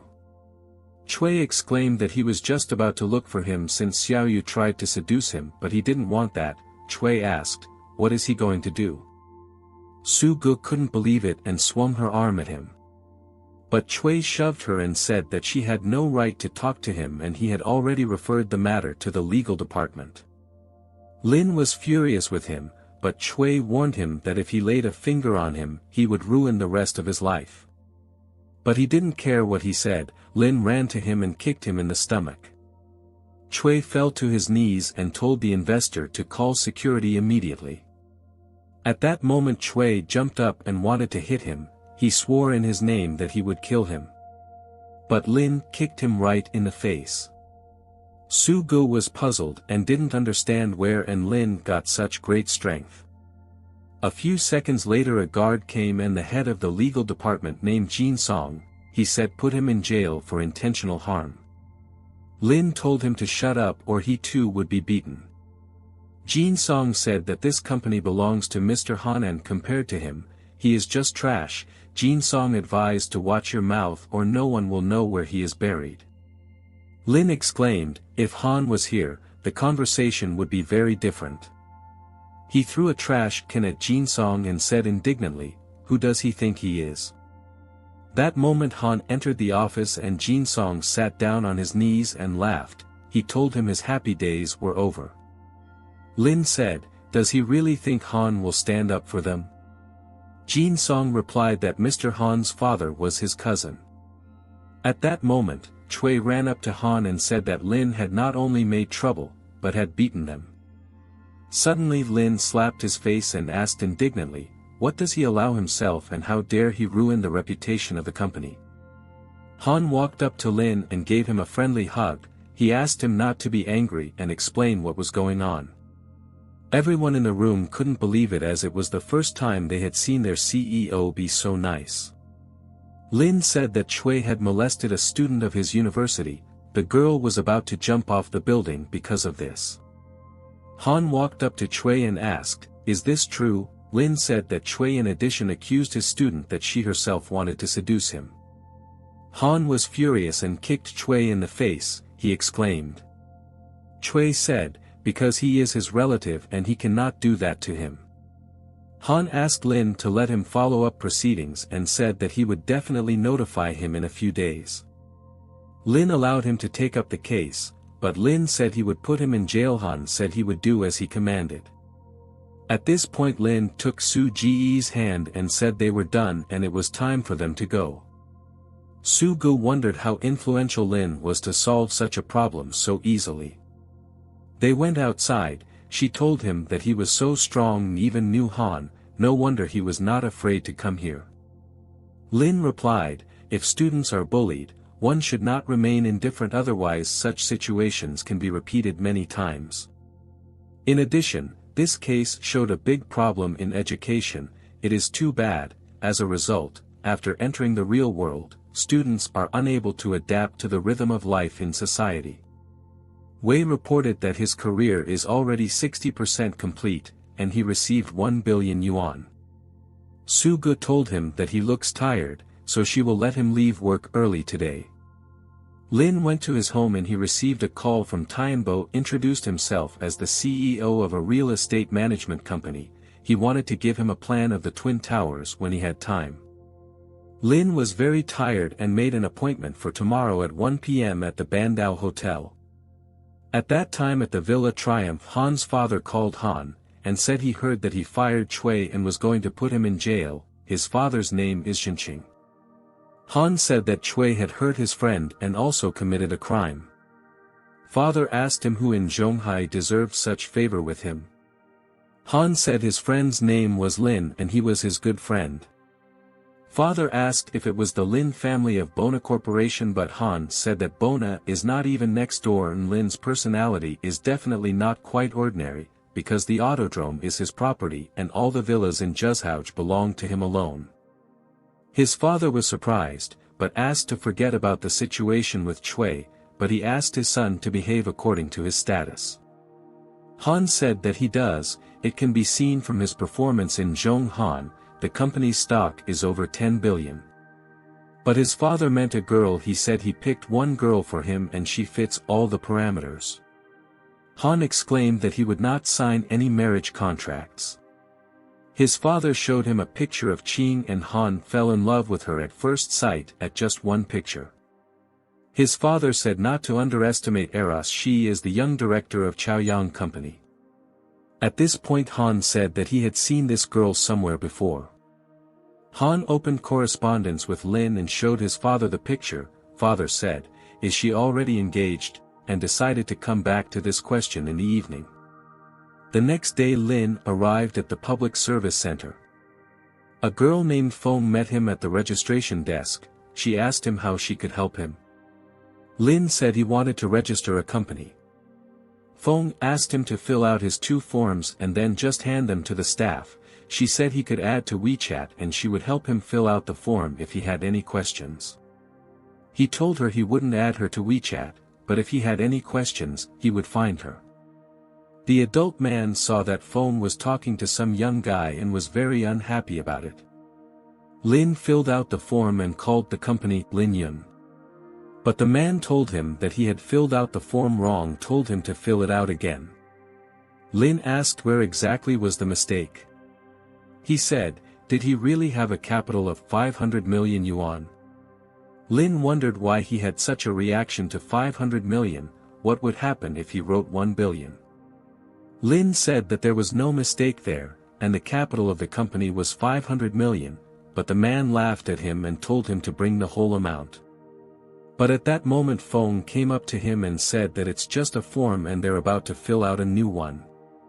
Lin said that's not necessary. He handed them a document confirming the transfer of 500 million to his bank account. When he saw the certificate he couldn't believe his eyes. He asked why he does everything alone and doesn't he have a secretary. Feng fell in love with him as Lin was young, handsome and rich. But at this point the man said the form still didn't fit as it didn't have a legal address. Lin said he had given the correct legal address. The man said that was nonsense as the legal address is a specific floor of the company and you can't write the whole building. Lin replied that the Twin Tower building belongs to him.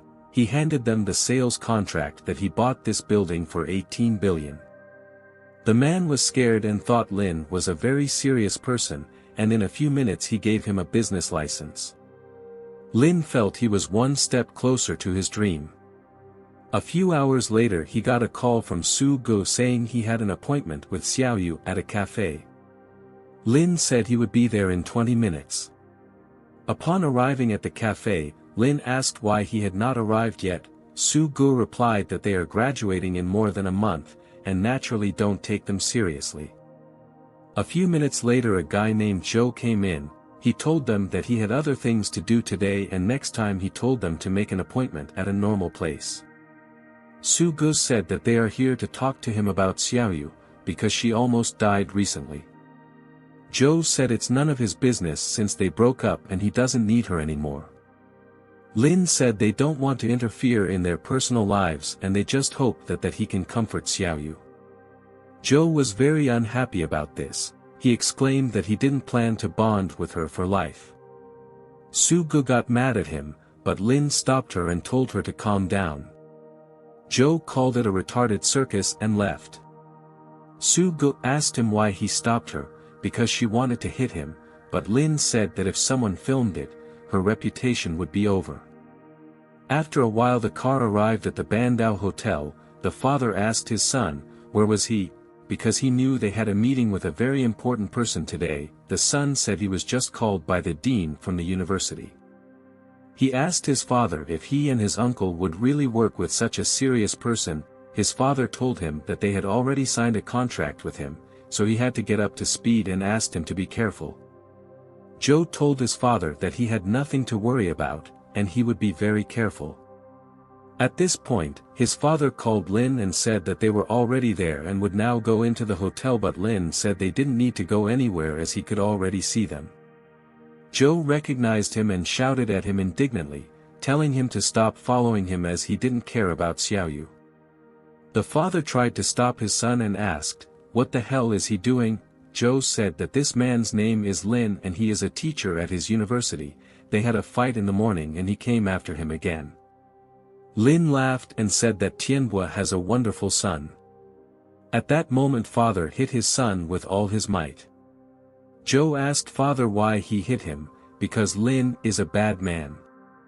Father said that it was Mr. Lin who bought the Twin Towers. Joe asked if he is the mysterious rich man who bought the Twin Towers, but how is this possible, because Lin is a teacher at the university. Lin replied that he was just gaining life experience at the university. The father grabbed his son by the neck and said that he had better take an example from Mr. Lin as he devotes his free time to entrepreneurship. Manager Wang came out and asked, "What is going on here?" He asked Lin if he should kick them out, but Lin said he'd sort it out himself. When they heard this, they asked if he owns the Bandao Hotel too. Lin said yes, and asked if they had any other questions. A few minutes later they went into the hotel and Tianhua apologized for his son's behavior. Lin said it was not his place to forgive his son's promiscuity. He asked Lin what he meant by the word promiscuity. Joe said he had made a big mistake and he would find Xiaoyu and marry her and asked him for a second chance. Lin told him to forget about it because Xiaoyu is a nice girl and told him to stay out of it. Tianhua apologized again for what his son had done but asked him to believe him that the level of his property management company is one of the highest in the country.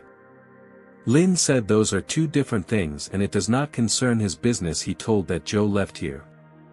Lin had heard about the quality of their work, but advised to pay more attention to the education of his son, because otherwise he would just kill his father's business. Half an hour later they agreed to cooperate. Tianhua thanked him for his trust. At this time Su Ge and Li were walking to university. She was extremely unhappy with Joe's behavior. Li asked, "Did not Lin have a solution to the problem?" She said that Lin acted pretty cool and this situation did not anger him as much as her. Li said that in this case they are perfect for. Su Ge was embarrassed and asked, "What is he talking about?" That moment she got a call from the university saying that Joe was looking for her and said it was urgent. A few minutes later Su Ge went into her office. She asked Joe what happened to him. Suddenly he bowed to her and apologized for his poor understanding. Su Ji and Li did not understand what happened to him because he was a different person a few hours ago. Joe said that thanks to Lin he realized his mistake and now he wants to go to Xiaoyu after lunch. He asked Su Ji, can she take him to her? Su Ge said she would have no problem taking him. At this moment she thought, because Lin was just incredible as he could handle even Joe. At this time Lin arrived at Wang Ying's place. She didn't expect to see him and was very happy. Lin told her that he would take her to buy a car today. She agreed to his offer and asked to go after they eat. Lin asked her if there was too much food for breakfast. Wang Ying said a man's stomach should always be full. She started to feed him and Lin asked her what kind of car she wanted. Wang Ying said she wanted a nice and white car. Lin said then they would buy her a Maserati. She said she only had a budget of 200,000 yuan and she couldn't drive the same car he drives. Lin said there would be no need to pay for the car because he promised her she would have a car and he would keep his promise. 30 minutes later they arrived at the car dealership. The salesman asked them if they had any special requirements for the car. Wang Ying said she wanted a car, and there are no special requirements, but she wants a nicer car and cost no more than 200,000 yuan. The salesman heard their budget and did not want to serve them. He told the saleswoman to serve them. Lin told her, does he think their budget is too small and so he refused to serve them? The salesman called him poor but savvy. At this point, a man walked into the car dealership and asked everyone whose sports car was parked outside. The salesman saw the Pagani and exclaimed that this car was worth over 30 million bani. He asked manager Lu what was wrong with that car. Lu said the car was blocking his driveway and he wanted to ask the owner to repark the car. Lin apologized to him and said he would now remove his car. The salesman stood in a stupor and could not believe it. Lin said anyway they were not welcome here and they would now leave for another car dealership. The manager asked him not to leave and was willing to personally advise on anything. Lin said he was not going to buy luxury cars there where they don't respect people. At this point, the manager fired this salesman. Wang Ying asked Lin for forgiveness for bringing him so much trouble. He told her that when he came to work at the company, she was the one who supported him to help him settle in. Lin told her to look at a 1,180,000 yuan BMW car. Wang Ying said that if she drove to work in such a car then her co-workers would start discussing her and they would probably think that she found herself a rich guy. Lin said that it doesn't matter and the important thing is that she likes this car.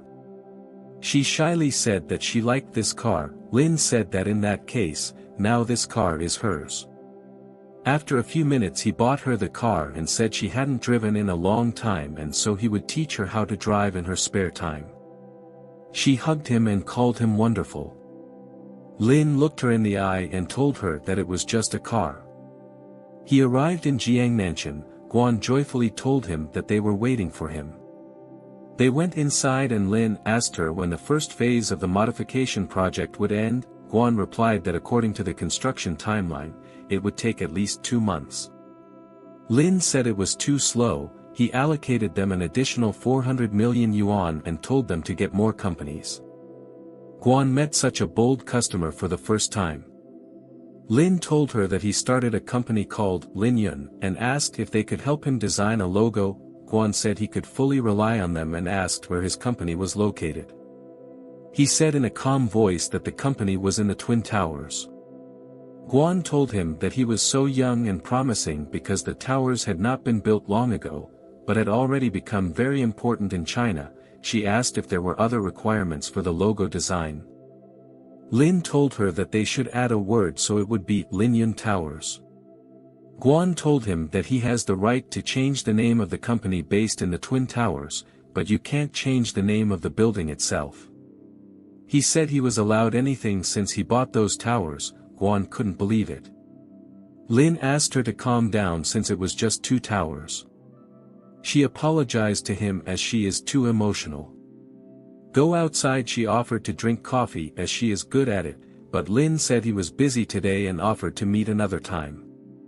She said she would send his information about the project to his email. A few minutes later Su Gu came out of the cafe and said she wanted another drink. Lin stood stunned and asked in surprise, what is she doing here? Su Gu didn't expect to meet him here either. Su Ji's friend said that her boyfriend cheated on her and left her for another girl, so Su Gu got really drunk and needed to be taken home. She left her for Lin. Lin took her in his arms and asked where she lived. Su Gu said, why do most men act like animals? But Lin asked her not to say so. Su-gu said she was not about him. Suddenly she looked into his eyes and said he was handsomer, that guy.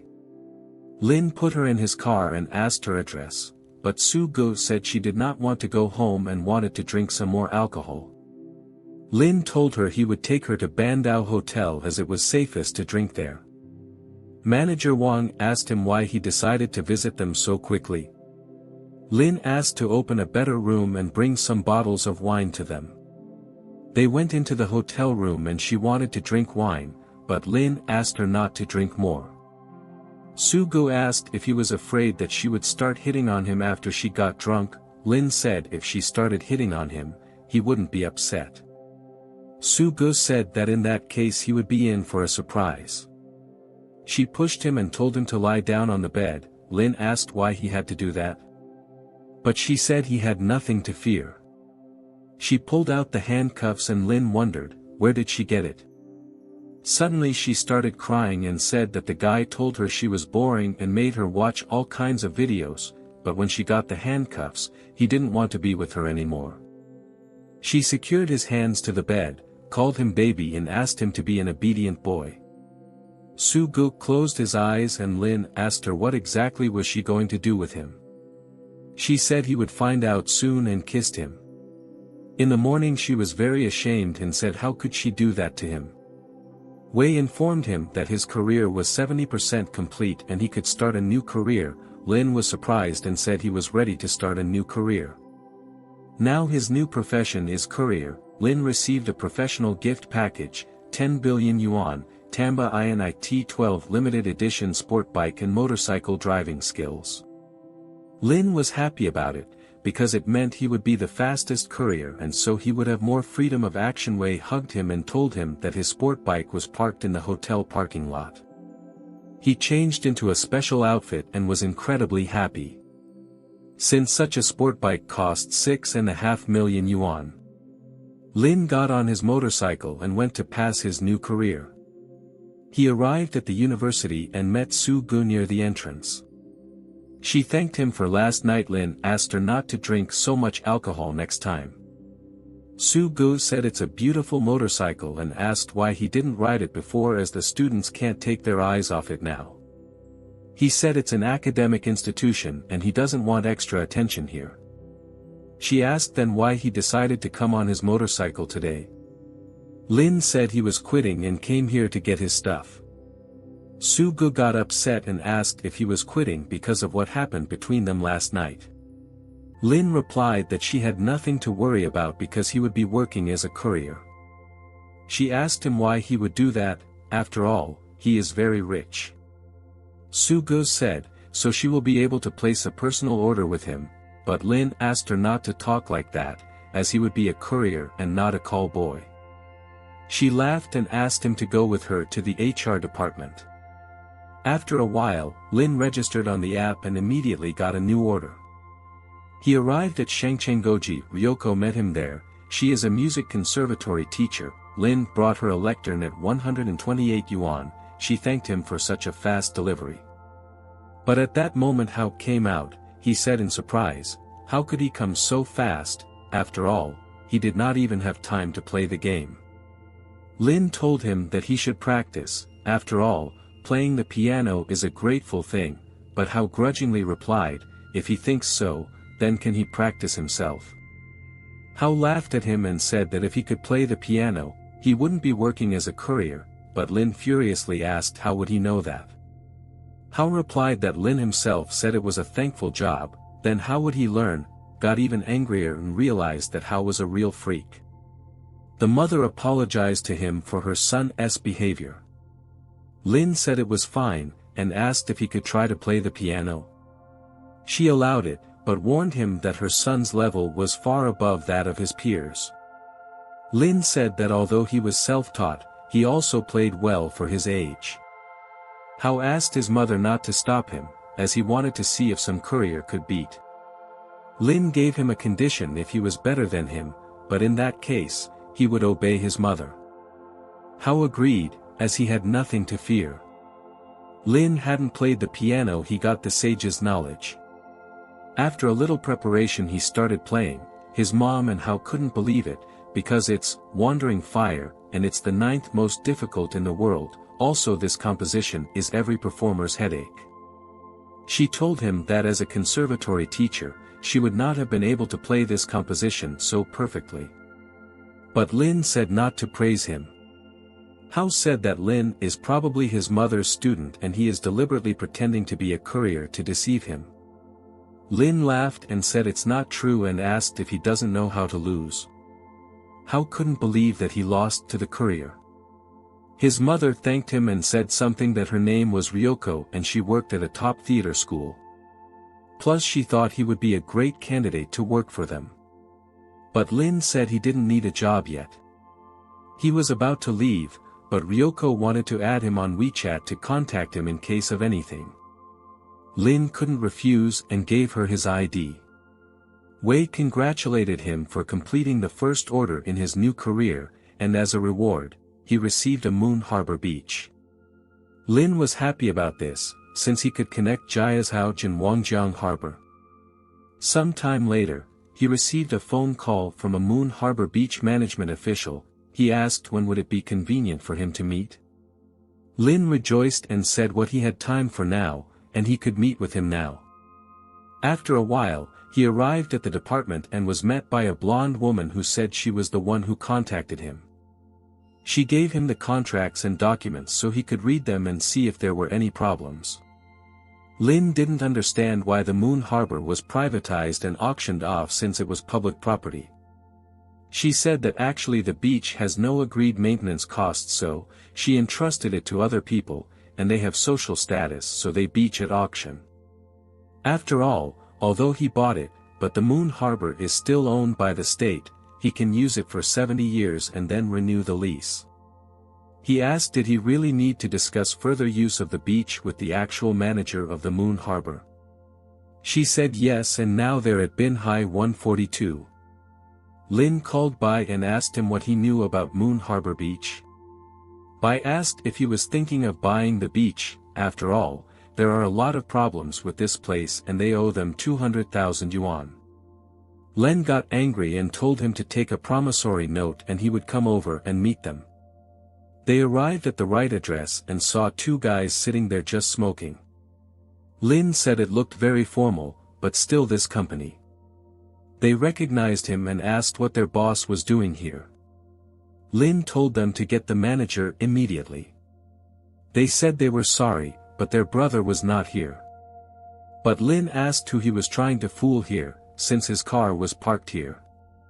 He informed them that the owner of Moon Harbor Beach and Wanjiang Port was standing in front of them. He didn't come here just because of debt. They could not believe it and asked him to Lin to go with them to the office. But Lin threw the documents at them and exclaimed that he would not go anywhere with them, and told them to tell the boss to immediately get the hell out of the Moon Harbor. And also that he would wait for the debt, or else can forget about a quiet life. They immediately ran up to their brother named Dong. They told him that the man who bought the Moon Harbor had just arrived. He told them to get lost and pay back the debt to the port of Wanjiang. Dong was very angry and asked what did he have to do with the port of Wanjiang. Bai told them that Lin is the owner of this port. Dong said that Lin is pretty cool to have influence even in his territory. The aide said that Lin tried to make a show of himself, said a couple of phrases and left. Chang lit a cigarette and said that Dong had just been disrespected. Dong said that he would find him tomorrow and deal with him, and if Lin didn't realize it would destroy all his businesses. Chang said he admired his ruthlessness. At this time Lin came to the Bandao Hotel and asked the manager to give him all the accounts and financial documents. Manager Wang said he would prepare and give him all the reports. Lin asked how come the Bandao Hotel owed money. He asked how much was owed. Wang said the hotel owes about 3 million. Lin asked him why he didn't report it before, and told him to give him a named list of debtors. Wang replied that there was nothing he could do about it. He didn't know how to tell him about it as those people were very serious. A few minutes later Lin was looking at the list of debtors and was surprised as Han was there. Lin wanted to call him but Wang tried to stop him and said that last night Mr. Han brought some girls to the hotel and didn't pay, but he is probably still at the hotel. But Lin called him anyway and asked why the hell he owed the hotel 118,000 yuan. Han asked in surprise, what does he care about his debts, after all, the Bandao Hotel is not property. Lin asked, who told him that the Bandao Hotel doesn't belong to him, and if he pays back the money, he will let him live here for free. Han jumped off the bed and asked Lin where is he now, replied to go downstairs to Manager Wang's office. A few minutes later they were told that a man named Dong had come to see them and wanted to meet Mr. Lin in person. Lin was surprised and told them to go to the office. Manager Wang saw that Dong had some kind of box in his hands. He radioed the security chief to gather all the security guards on the first floor. Dong put the box on the table and said that it was his little gift for him. He hoped he would like it, because they would do great things in the future. Lin asked who told him that they would work together in the future. Dong asked, why is he talking to him like that? After all, he had come to him personally, and besides, he would forgive his words, but if they did not agree, his business be over. Dong called himself a lost man and he had nothing to fear, but it would be very painful for him to fall. Lin was furious and hit him on the head with a glass and exclaimed, how dare he threaten him. His assistants jumped on him, they could not allow anyone to treat their boss like that. But Lin had no problem defending himself against them. Dong told him to stop and not to do anything stupid. Lin told him that he did not know how he would solve his affairs, but this time he would not succeed, because he not only owns the beach and the port, but also this hotel along with all the guards. Dong was horrified and couldn't believe that the Bandao Hotel was also his. He looked out the window and saw a huge number of guards. Lin said that Dong knows more about the underworld than he does, so if he puts a price on his head, Dong knows what will happen to. At that moment, Han came to them and asked Chang why he was still here. Chang called him master and asked what is he doing here. Dong ran up to Han and said that he and Mr. Lin were discussing some business problems, so he should help them. Han asked Lin, does he really share business with these dumbasses? Replied that Dong had just said he wanted to cooperate. Han asked, what idiot even came up with this idea? He looked at Chang and said that he is not that stupid and could not have done it, which means that this idea was Dong. Han told them to shut up as even his position does not allow him to do common business with. Dong was very scared and could not imagine who Lin. Han kicked him and told him not to look at Lin that way anymore. At that moment Lin asked them when they were going to pay back the debt they owed to the port of Wanjiang. Dong and the others ran out of the hotel and said they would bring back all the money they owed. Han asked Lin if he should follow them, but Lin replied that Dong and his company were just losers and not worth wasting your time on them. Han shyly asked if he helped him solve this problem. Does that mean he cannot pay the debt he owes to the hotel? Lin asked, how did he get so much nerve? Han said that when doing business, you have to be a little cheeky, otherwise you can lose all the businesses. A few minutes later, Qing called him and asked how her teacher was doing, but he told her not to call him teacher anymore because he had already quit the university. Qing said, he was fired for seducing female students, right?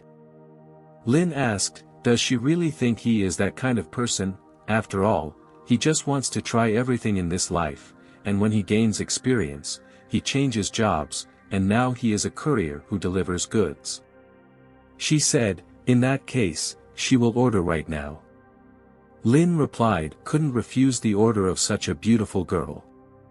A few minutes later he came to her and told her that her package had arrived. Qing called him very fast, but Lin said that was the only thing he was fast at, if she knew what he meant. He asked her why she wanted meat and herbs. Qing said she sometimes wants to cook something herself. And asked if he wanted to test her cooking skills. Lin said that he would love to appreciate it, but he suddenly had a craving for beef steak. The sage mind had endowed him with cooking skills, so he wanted to test them again. 20 minutes later, he prepared an incredibly appetizing and delicious meal. Ching couldn't believe her eyes as the food was decorated better than their chef. Lin told her that she could start eating and he would get her some juice. He went to the refrigerator and at that moment he heard a scream. Lin was scared and asked what happened. But as it turned out, she exclaimed because the food was just incredibly delicious. She said his food tasted better than any 5-star restaurant and asked where he learned to cook so good. Lin got shy and said he had an innate talent for cooking. Ching looked at him and said that for such talent he could ask anything as a reward. Suddenly he kissed her and said he wanted his reward right now. She told him that they were in the office and they were not allowed to kiss as someone might see it. After 30 minutes, Lin asked her why she called him when he was at the hotel. Ching said she had to go to the port of Wanjiang and wanted him to go with her. Lin agreed to go together and he would see how the project was going. Ching told him that yesterday she had talked to Guan from Yalo Zhizi's company. She said the cost of the project would be about 300 million yuan, but Ching said it would be possible to save 150 million yuan. But Lin asked why he should do that since he had no shortage of money. Ching said that the harbor project is too big and it's very serious money, and he could put it off and come back to it in a moment of need. Lin replied that he understood her fear, but he wouldn't have taken it on if he wasn't sure. She said she had talked more to the planner and if the nearby Moon Harbor beach could be included in the redevelopment plan, that would be just fine. Lin told her that he would then buy the Moon Harbor beach. Ching asked him if he was sure he could buy it. After all, the ownership of the beach is in the hands of ZF. He replied that he could do it. Suddenly she told him that wearing a bikini in a private pool is boring, it's better to sunbathe on the beach, and if someone gave her a chance, she would take it, but she didn't want to overestimate. A few minutes later, a construction worker came running to them and said it's good that they came. He was just about to contact them. He informed them that Dong had paid back the debt he owed and now the Moon Harbor beach was all theirs. Hearing this, Ching couldn't believe it. Lin told her that the beach was all his now and reminded her that she had wanted to sunbathe on the beach a few minutes ago. She hugged him and asked him how he was doing it so cleverly. Ching told him that he had a whole port and she wanted him to take her to the sea. Lin agreed, but they needed equipment to teach her how to dive in the sea. She promised him that he wanted to set up a charitable foundation and she contacted 2 people and she would handle the formalities, and if he didn't have any special address requirements, she would find him a building. Lin said he would leave the formalities to her, but the foundation would be located in Linyun. When she heard the name of the company, she couldn't believe that the company also belonged to him. Lin said yes, and Linyun really belongs to him. He told her that he still needed to take orders for courier work. He asked her to be careful on the roads. After Ching left, he received a new order. He needed to buy 2 swimming laps for the girls. They wrote that they cost 200 yuan and the brand doesn't matter. Lin went to the store and bought 2 swimming laps, the best quality, for 209 yuan. He said he needed a receipt to show the buyer. The salesman called him handsome and asked why he worked as a courier. He said he knew a lot of rich women and could introduce him to them. Lin laughed and said he didn't need it. A few minutes later, Lin arrived at the beach and called the customer and said he had brought his order and it was standing by the beach. Gu said he didn't have time right now, so he should to go to the big red umbrella. After a few minutes, Fei saw him and was very surprised because Lin was handsome. She ran to Gu and said that the courier who bought them the swimming laps was cute and handsome. When she saw him, she didn't understand why such a handsome man was working as a courier. Bin asked indignantly, "What do you mean why? After all, it is obvious that his brains don't work, as he couldn't find them for a long time even though they were 5 meters away from each other." Fei said that she was just looking for an employee with good looks and figure. Lin came up to them and said that the 2 laps cost him 418 yuan, but he could give it to them after they paid the bill. Fei asked him if he had thought about changing jobs, as she had her own clothing store and was looking for a staff. Lin said he was not interested and asked them who would pay the bill. But at that moment, Bin exclaimed that he would not pay the bill because he asked to buy the circle for 200 yuan and he bought it for 209 yuan. Lin asked, does he really think he needs his pennies? Bin asked indignantly, does he really think he is richer than him? But Fei tried to stop him and said that Bin might not be able to pay, so she is willing to close the account. But Bin said that he invited her to the beach, so he will pay for everything. He gave him the money, but Lin said that 2 laps cost 418 yuan, and he only gave 400. Bin asked what was the problem, because he clearly said he would pay 200 yuan, not 209 y. Gu admired him and said that the courier needs to train his memory. Lin gave the money to Fei and said that apparently her friends are very poor, so he is giving them these 2 laps. He was about to leave, but at that moment Bin exclaimed to him that he would not let him go unpunished for calling him poor, because he has his own company with a total profit of about 2 million yuan a year.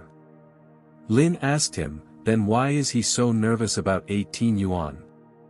Bin replied, since he has the money, can he take the risk of taking another order? Lin smiled and said that it wouldn't be a problem. Fei tried to change his mind, as he is best not to argue with and impossible to beat.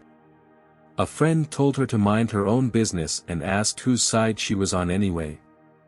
At this point, Bin placed an order and Lin asked him if he really wanted him to buy him a Ferrari 812. Reminded him that he was a courier and after he bought this car, he would immediately pay. Lin said that in a few hours he would come here to drive the Ferrari 812. But Bin laughed at him and said that if he ran away, he would file a complaint against. Bin approached Fei and offered to drink the 1664 wine, but Fei turned him down. Gu said that they came here to have fun, then why is she sitting with a disgruntled face? Told them that they did wrong to the courier. Bin asked her, is she seriously still thinking about that courier? Few minutes later, Lin came back to them and he had a leather suitcase in his hands. Bin asked how he had the nerve to come back, and isn't he not enough trouble, then, he will call his grandfather. Fei told him to shut up, because threatening the courier is unnecessary. Gu asked her, doesn't she know who Bin is and what kind of person he is so she should stay out of? But Fei said she couldn't just watch Bin bully. But at that moment Lin opened the briefcase and the documents were emptied out, and a few seconds later a truck arrived with a Ferrari 812 inside. Lin angrily asked him, he's rich, right? So he can afford to buy this car?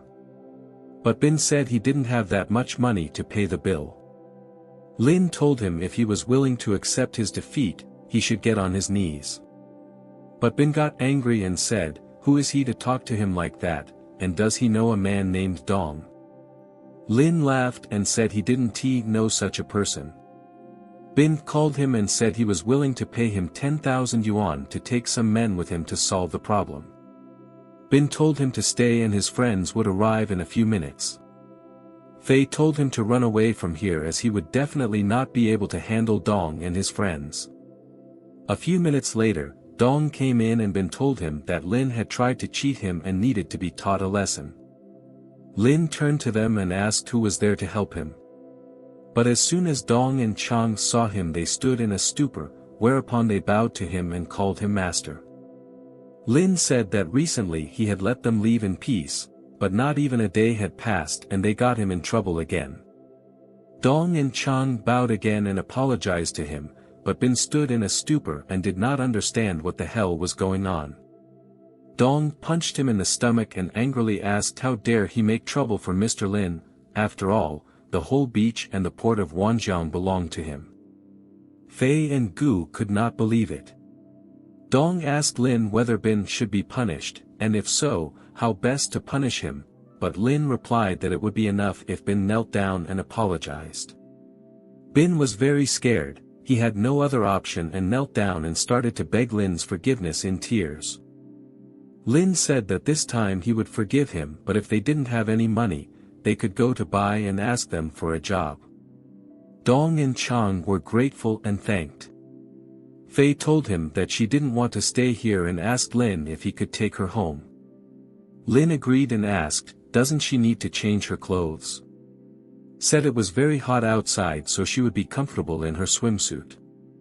Suddenly Gu also asked him to take her home since she didn't come here in her own car. But Lin told her that there were only 2 seats on his motorcycle, so she could take the truck. At this moment, Wei congratulated him for getting 3 orders and receiving 3 5-star reviews. Thanks to this, his career is 40% complete and he received a reward of 1 billion yuan. Lin kissed her and thanked her for it. He opened his phone to see his account. Fei saw his balance and was shocked by the amount of his money. Fei said that she accidentally saw his message and his balance is more than 15 million yuan and her clothing store is not worth that kind of money. But Lin told her that she is wrong because his account is now 15 billion yuan and hers is million. They arrived at the clothing store and Lin asked her, is it really her store? Fei said yes, because she graduated from Manhwa University, majoring in fashion design. She took out some wine and asked if he would like to have a drink with her. Lin replied that he still had things to do, so he would take her business card. Fei asked him why he needed her business card, because he could add her to WeChat. Lin said he needed her contact for another matter, because his company might need to order uniforms, and if anything, he could contact her to place an order. She was happy and said she would be happy to work with him. After a while received an unexpected phone call from Zhang, who was Lin's roommate from the university he attended and was currently working as a salesman in a technology company. Zhang said that he would soon come to Zhonghai for a few days and he missed him and would like to meet him. But Lin told that he didn't miss him at all.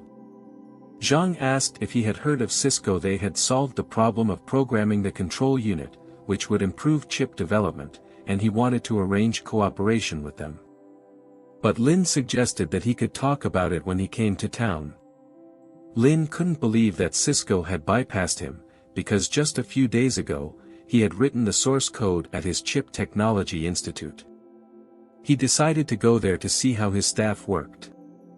Luing told him that the control box program had been written and the 3rd test had been started, but there was a problem in the frequency hopping range. Lin came into the office and said that he had heard that Cisco had developed the final program for the control box. Sun and Luing stood stunned and could not believe it. Lin said that as far as he knew, Cisco had made rapid progress thanks to a techno-professional. That person must be Lucci, whom he fired. Sun was surprised, because he knew that Lucci was a professional, but he didn't know that he was a high-level professional. Luing said that he had nothing to worry about, because as far as Lucci was concerned, she could guarantee that there must be a lot of mistakes in his work results and his program is not as perfect as theirs. But Lin got angry and told her that she has no brains, because the market and people won't believe them because they haven't applied for a patent. Luing asked him if they should register a patent now before Cisco does it first. Lin replied that Cisco should have registered a long time ago, and if they also register, they will become a laughing stock for the whole industry. Sun apologized to him for this situation and asked him to fire only him. Lin said there was no point in firing him, and it would be better if he thought of how to fix this situation. Sun said it was now their duty because they had loosened their grip and others had taken advantage of it. Lin said it was time for them to stop talking and start working immediately. After all, Cisco had stolen their technology, but it was only the first version. And now they needed to surpass them. Sun and Luing exclaimed that they would do everything they could to help him. Lin used the mind of a sage and after 12 hours of hard and non-stop work he completed the project. Sun asked if he had done everything. Lin said that the processes are complete, but the technology from the multiplier is not good enough, so they need to buy 2 Dutch multipliers. Sun said that right now he will order them. Lin went to Lu Ying and said that she needs to organize the development of a new mobile operating system as soon as possible, and this operating system should be no worse than ISO. Lin hugged them and exclaimed happily that right now they are making history in chip development, and they are the ones who will open a new page of the future. Lin went outside to have a servant bring him a sports car, and at that moment he received a new order. He needed to buy and deliver an original Yali brand charger. An hour later he arrived at the address. He delivered the original charger from Yali store to Mr. Zhou, and the order cost 613 yuan. Zhou asked him why is it so expensive. After all, the store has 50% discount today. Lin said the promotion ended yesterday and he himself did not mention the discount. Zhou did not believe him and said he was cheating him to make money. Lin showed him the receipt and said he had no reason to lie to him. Zhou saw the receipt and stood in a stupor. He said if he knew it would cost so much he would have bought a copy. But at that moment his wife came out and told him not to worry so much about a few hundred yuan, and he shouldn't be so hard on people. Zhou listened to her and said he was going on the night shift today, and she and the baby should go to bed early. Lin was about to leave, but at that moment Zhou told to take 2 bags of garbage with. Lin turned around and said he didn't have to do that. Zhou said if he wanted to get 5 stars, he should throw out the garbage or else he would complain. Lin told him to file a complaint and give him the money for the order. But Lin was too angry and decided to go outside where he saw another courier throwing out garbage and then he tried to lift the table by himself. Lin saw that he couldn't do and decided to help him. The courier thanked him and said he was very tired because he was forced to throw out garbage even though he was working as a courier and delivering food to people. Lin asked why he agreed to do a job he shouldn't do. Courier said that he had no other choice because if he got a bad grade, he wouldn't earn anything. Lin told him that he was also working. At that moment, Zhao went outside with the garbage and indignantly asked why the hell he still hadn't left. Zhao said he might not think about 5 stars and he will complain about Lin not doing his job. Lin replied that it doesn't matter to him and he can safely complain about him and called him an idiot. Zhao threw the garbage in a rage and asked who did he just call an idiot, and he doesn't know who he messed with since he works at Zhonghai Chemical and Industrial Company and holds the position of sales manager. Zhao wanted to take a picture of the car Lin drove to file a complaint against him. Lin laughed at him and said if he thinks the Audi A6 is trash, he can take a picture of it. Zhao stood in a stupor and didn't understand if he is so rich, why is he working as a courier? Lin replied that he was just gaining life experience, and asked Zhao if he really worked at Zhonghai. Zhao was scared of him because he thought Lin was a rich and powerful man. Lin told him that with this kind of attitude towards people, he would soon be fired from his job and he should get ready to work as a courier. Zhao knelt down and started picking up the garbage he had just thrown away and asked him for Lin to forgive him. Suddenly he received a new order. He needed to buy emergency contraception medicine. Lin hesitated as he had a very bad feeling. After 30 minutes, Lin arrived at Zhang Taiching's apartment building. A blonde-haired girl opened the door for him and Lin asked in surprise, was it really her? It was Wang. Recently when Lin bought the Twin Towers, he had fired her and her boyfriend. She asked him in surprise, is he really working as a courier now? Lin asked her, what's the problem? He handed her her order and told her to pay him 68 yuan. Wang laughed at him and asked, did he go broke and now work as a courier? He said it's none of her business and all she has to do is pay for her order. Wang laughed at him even harder and said, is he so eager to get money because he became poor? And is he sure he can handle the job? At that moment, she threw the medicine on the floor and said that she no longer needed the medicine and told him to return them to the pharmacy. He didn't care, picked up the medicine and was about to leave. But at that moment, she decided to take a picture of him. Lin indignantly asked why she was taking a picture of him. She said she wanted to share the news with her classmates so that everyone would know what he had become. At that moment, her boyfriend came out of the bathtub and asked if she had taken the pills he had ordered for her. But as soon as he saw Lin, he stood in a stupor and asked what was he doing here. Wang said that he was her classmate who started his own business, went bankrupt and became a courier. But at that moment, he slapped her and exclaimed, "How dare she talk to Mr. Lin like that?" Wang did not understand why he hit her. After all, Lin had become bankrupt and he was no match for him. He told her that Mr. Lin was here to gain experience in different areas of life. He bowed to him, and apologized for her behavior. Lin gave him the medicine he ordered and asked to remember to give him 5 stars. He got into the car and was surprised that his career as a courier was almost over and would probably end after one more assignment. Qing called him and asked if they were going to eat together at her house today. Lin said he hadn't forgotten about it and he would pick her up now. She suggested that he meet her at Times Square Mall as she still needed to buy groceries. Lin arrived at the appointed place 10 minutes later. Qing said she had heard that a new big supermarket had opened in the mall. They walked around the supermarket together and Lin asked her, "Aren't they here to buy groceries?" Qing said yes. Lin asked, "Then why is she buying so many cakes and desserts?" She said, "Doesn't he know that sweets give girls a good mood?" He asked her, "Doesn't he give her a good mood?" She felt very embarrassed and shyly called him a pervert. After a few minutes, the basket was full of fresh and delicious foods and Lin suggested she go home. But she said she wanted to buy more beef because the beef steak he cooked last time was very tasty, so she wanted to try it again. Suddenly, an unfamiliar man came up to her and said hello. Qing didn't recognize and asked who. He said his name was Wen and he was a talent seeker from Wuyuan Media. He asked her if she was interested in entering the entertainment industry. After all, she is bound to become popular because of her looks. Lin got angry and said that Qing is not interested and he should go to the vendor who sells fish. Wen turned around and the vendor asked him if he wanted to buy her fish. Wen replied to him that he was not talking to him, but to this beautiful girl.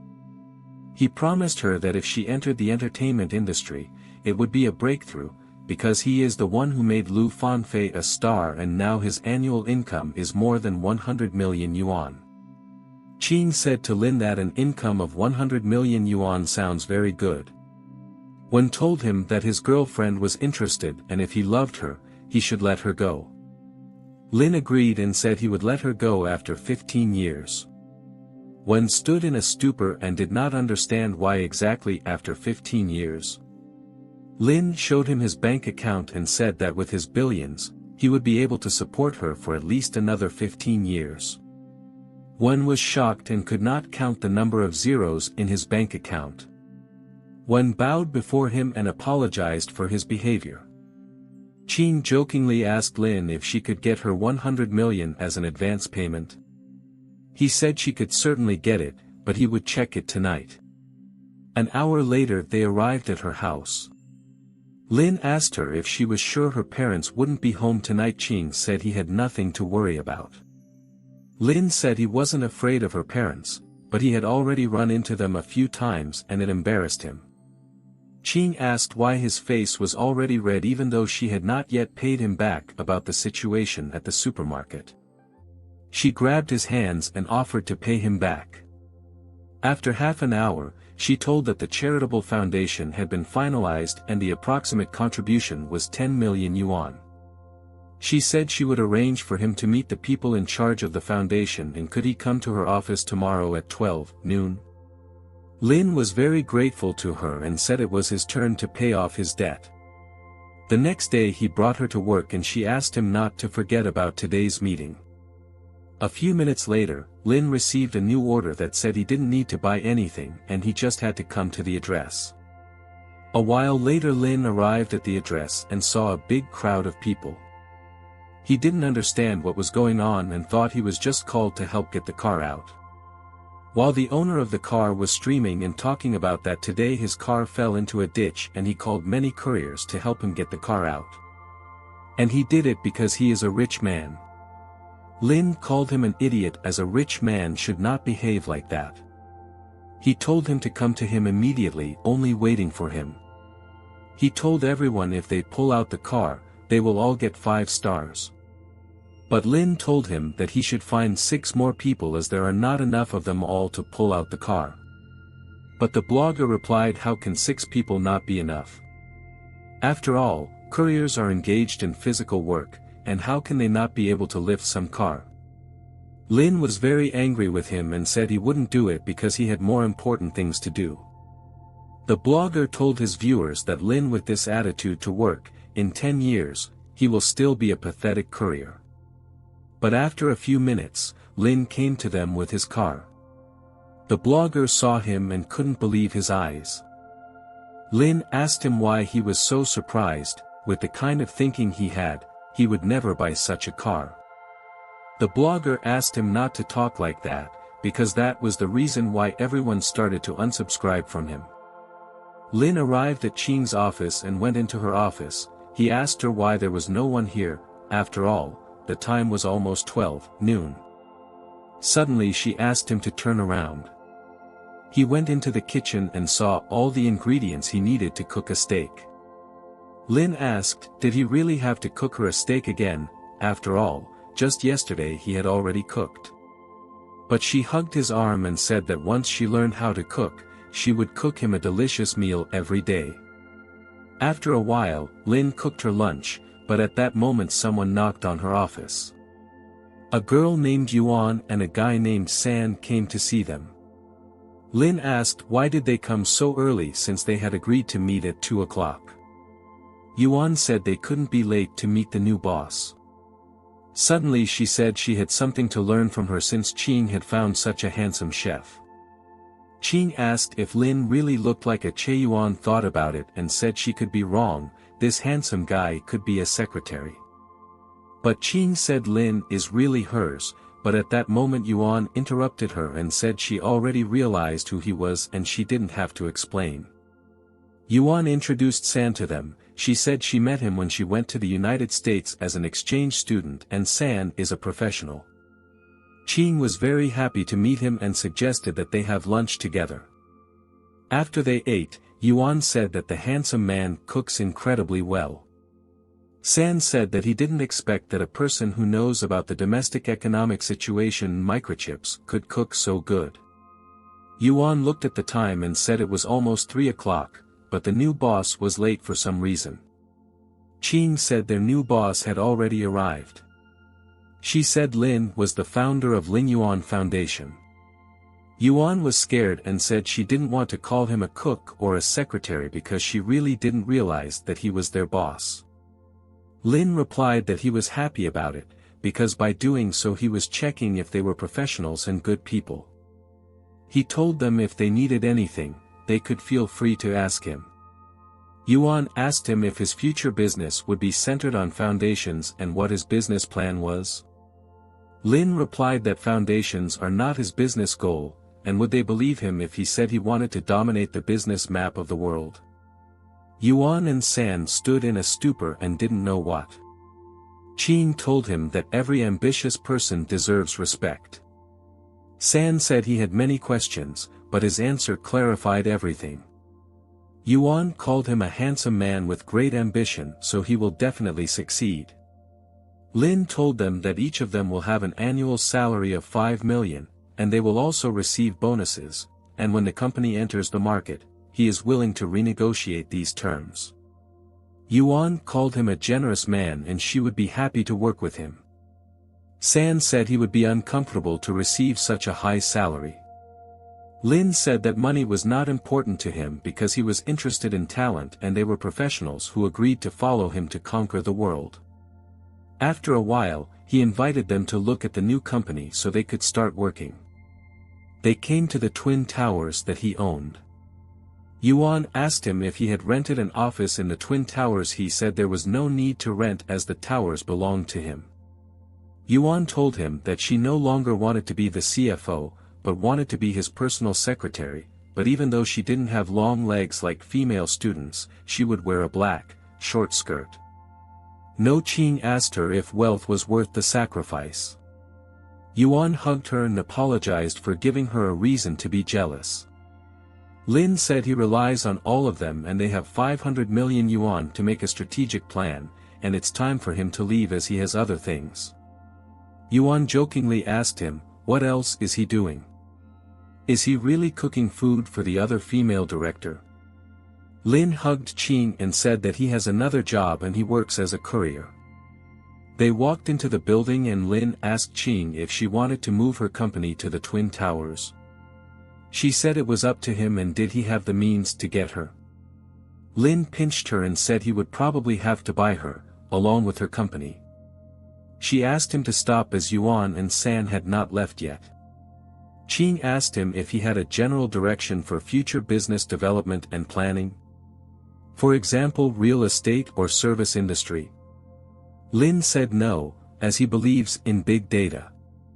She asked if his development strategy is based on big and cloud computing. He said that he is thinking right, however, what he wants to do is very not easy.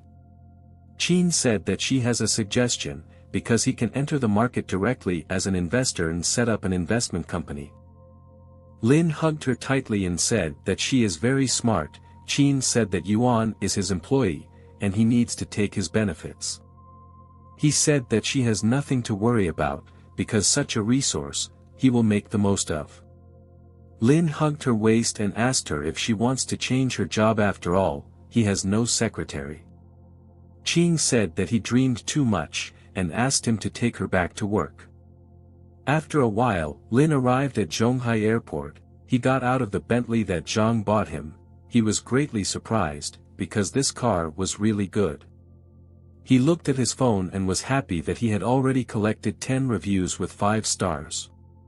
Suddenly Wei appeared and congratulated him for completing the main mission and his career was 60% complete, and as a reward he received a lucky card, with a limit of 5 minutes. Lin asked in surprise, what is this lucky card? Wei winked at him and told him that in extremely extreme cases, this card would bring him luck. A few minutes later, his former classmate Zhang came out of the airport and next to him was a girl named Jiao.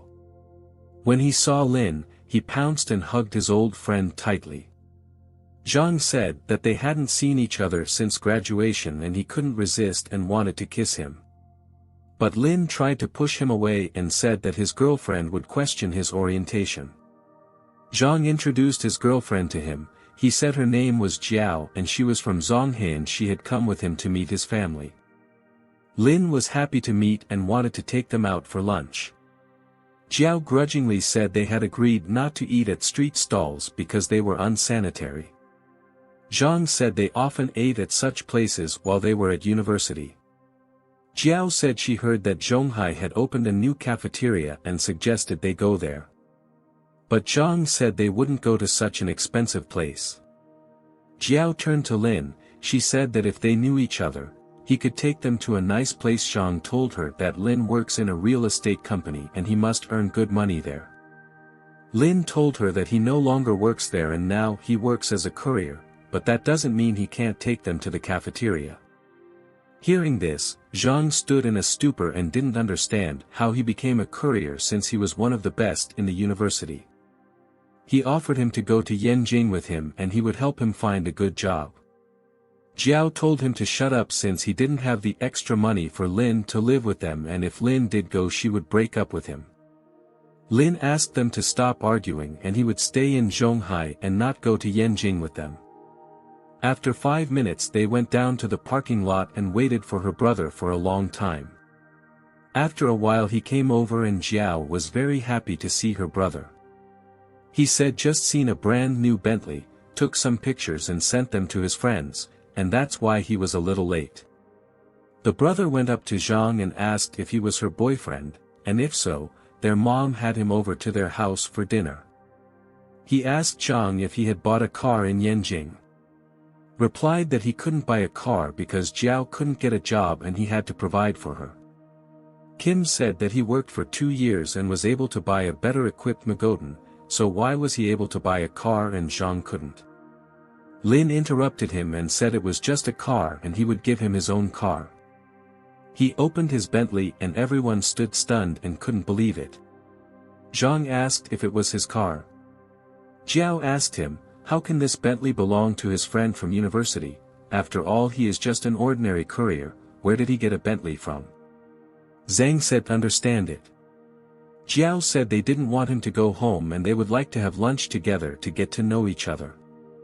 Lin asked her, because 10 minutes ago she said she didn't like street food. Kim said he could treat everyone to get to know each other and become friends. Jiao pulled Zhang and said they would go together. Lin treated them with disdain and told them to get in the car. Jiao said she couldn't believe he was driving a Bentley. Kim said it was the most luxurious car in the world and most people can't afford such a car. He asked him to add him on WeChat, and asked him if Lin could lend him the car for a few days since his friend who is getting married and only close people will be sitting in the car. Lin grudgingly asked what other close people. Kim saw his reaction and was very scared of him. Suddenly Jiao said that Kim can take this car since Lin said he will give this car to Zhang. But Zhang replied that he can't accept such an expensive gift. Jiao said that if he didn't accept the car, she would break up with him. A few minutes later they arrived at Zhonghai Delicatessen Street. Lin was that they arrived there. He asked Zhang if he remembered this place when they were in university. Said he would never forget this place. They sat down at the table and Zhang suggested to his girlfriend to choose a dish, but Jiao said she doesn't eat fatty food. After 10 minutes, their food was brought to them. Zhang thanked him for such hospitality and said that he had so much to tell. Zhang offered to stay at his house tonight to talk about everything and reminisce about their years at university. Zhang had to refuse as he was on a business trip and the company would reimburse the accommodation. Jiao told him that he shouldn't refuse such an offer and he should go to Lin's place today and she and her brother would go to her home. Zhang said that he couldn't go to his place anyway as Lin had a girlfriend and he would interfere with them. Lin laughed and said that he had long since broken up with Lu Cece and they were now living separately, so he could come to his house and he would order more alcohol. A few minutes later, an employee from the sober driver company came to the house and asked them if they had ordered their services. Lin replied that he had called him and they needed to go to Jaya's house. Brother and Jiao couldn't believe it, because Jaya's house is a high-end residential area. Lin and Zhang were happily talking and remembering all the incidents from university. At this time, brother approached Jiao and quietly told her that she should find a way to get to Jaya's house no matter what. She asked him to relax as she already had a plan. A few minutes later, everyone got into his car, and an employee from sober driver was driving. He had no room left and indignantly asked Jiao, wasn't she going to go home today? Jiao said that Zhang was too drunk and she couldn't let him go alone as she was very worried. Lin was angry but he let them go to his house and he called a cab for himself. Half an hour later they arrived at his place and Jiao was shocked when she saw these luxurious apartments. Zhang said that these houses are very expensive but Lin said that they are not very expensive and cost more than $1 billion. At that moment the manager came over to them and said that the roast meat that Mr. Lin ordered had already been delivered. Lin gave Zhang a friendly hug and said that he was apparently sober and they could start again. Zhang replied that he couldn't refuse him. Lin went into the house to bring alcohol. Jiao asked Zhang if his friend from university was hiding that he was rich. Zhang replied that he himself only found out today that Lin was so rich. After all, he was the most ordinary student at the university. Jiao told him that he should take advantage of it. After all, Lin has a lot of money and he is obliged to take the car as a gift. But Zhang pushed her and exclaimed that Lin is not his father so he can accept such an expensive gift, and Lin is not obliged to take care of him. Jiao called him a wimp and said that in that case she would take the initiative. After a while they went to his house and Jiao asked Zhang to wait for her while she took a bath. At this time Lin was standing at his bar and choosing alcohol. But at that moment Jiao came up to him and said that she wanted to talk to him. She looked at him with sweet eyes and asked him, "He doesn't have a girlfriend now, does he?" Lin realized that Jiao was not asking this with good intentions. He took out his phone and showed her Qing's picture and said that she was the director of a company worth over $1 billion, and did she really think she could offer him something? She started pulling off her clothes and said, "He doesn't have a mistress, does he?" After all, she liked him at first sight and immediately wanted to be with him. Jiao took off her dress and Lin wondered what she wanted. Told her that he didn't see anything special in her and her figure, so there was no reason for her to do it. She didn't expect him to say that and didn't know what. Lin said that she wasn't worthy of his friend and told her to get out of his house.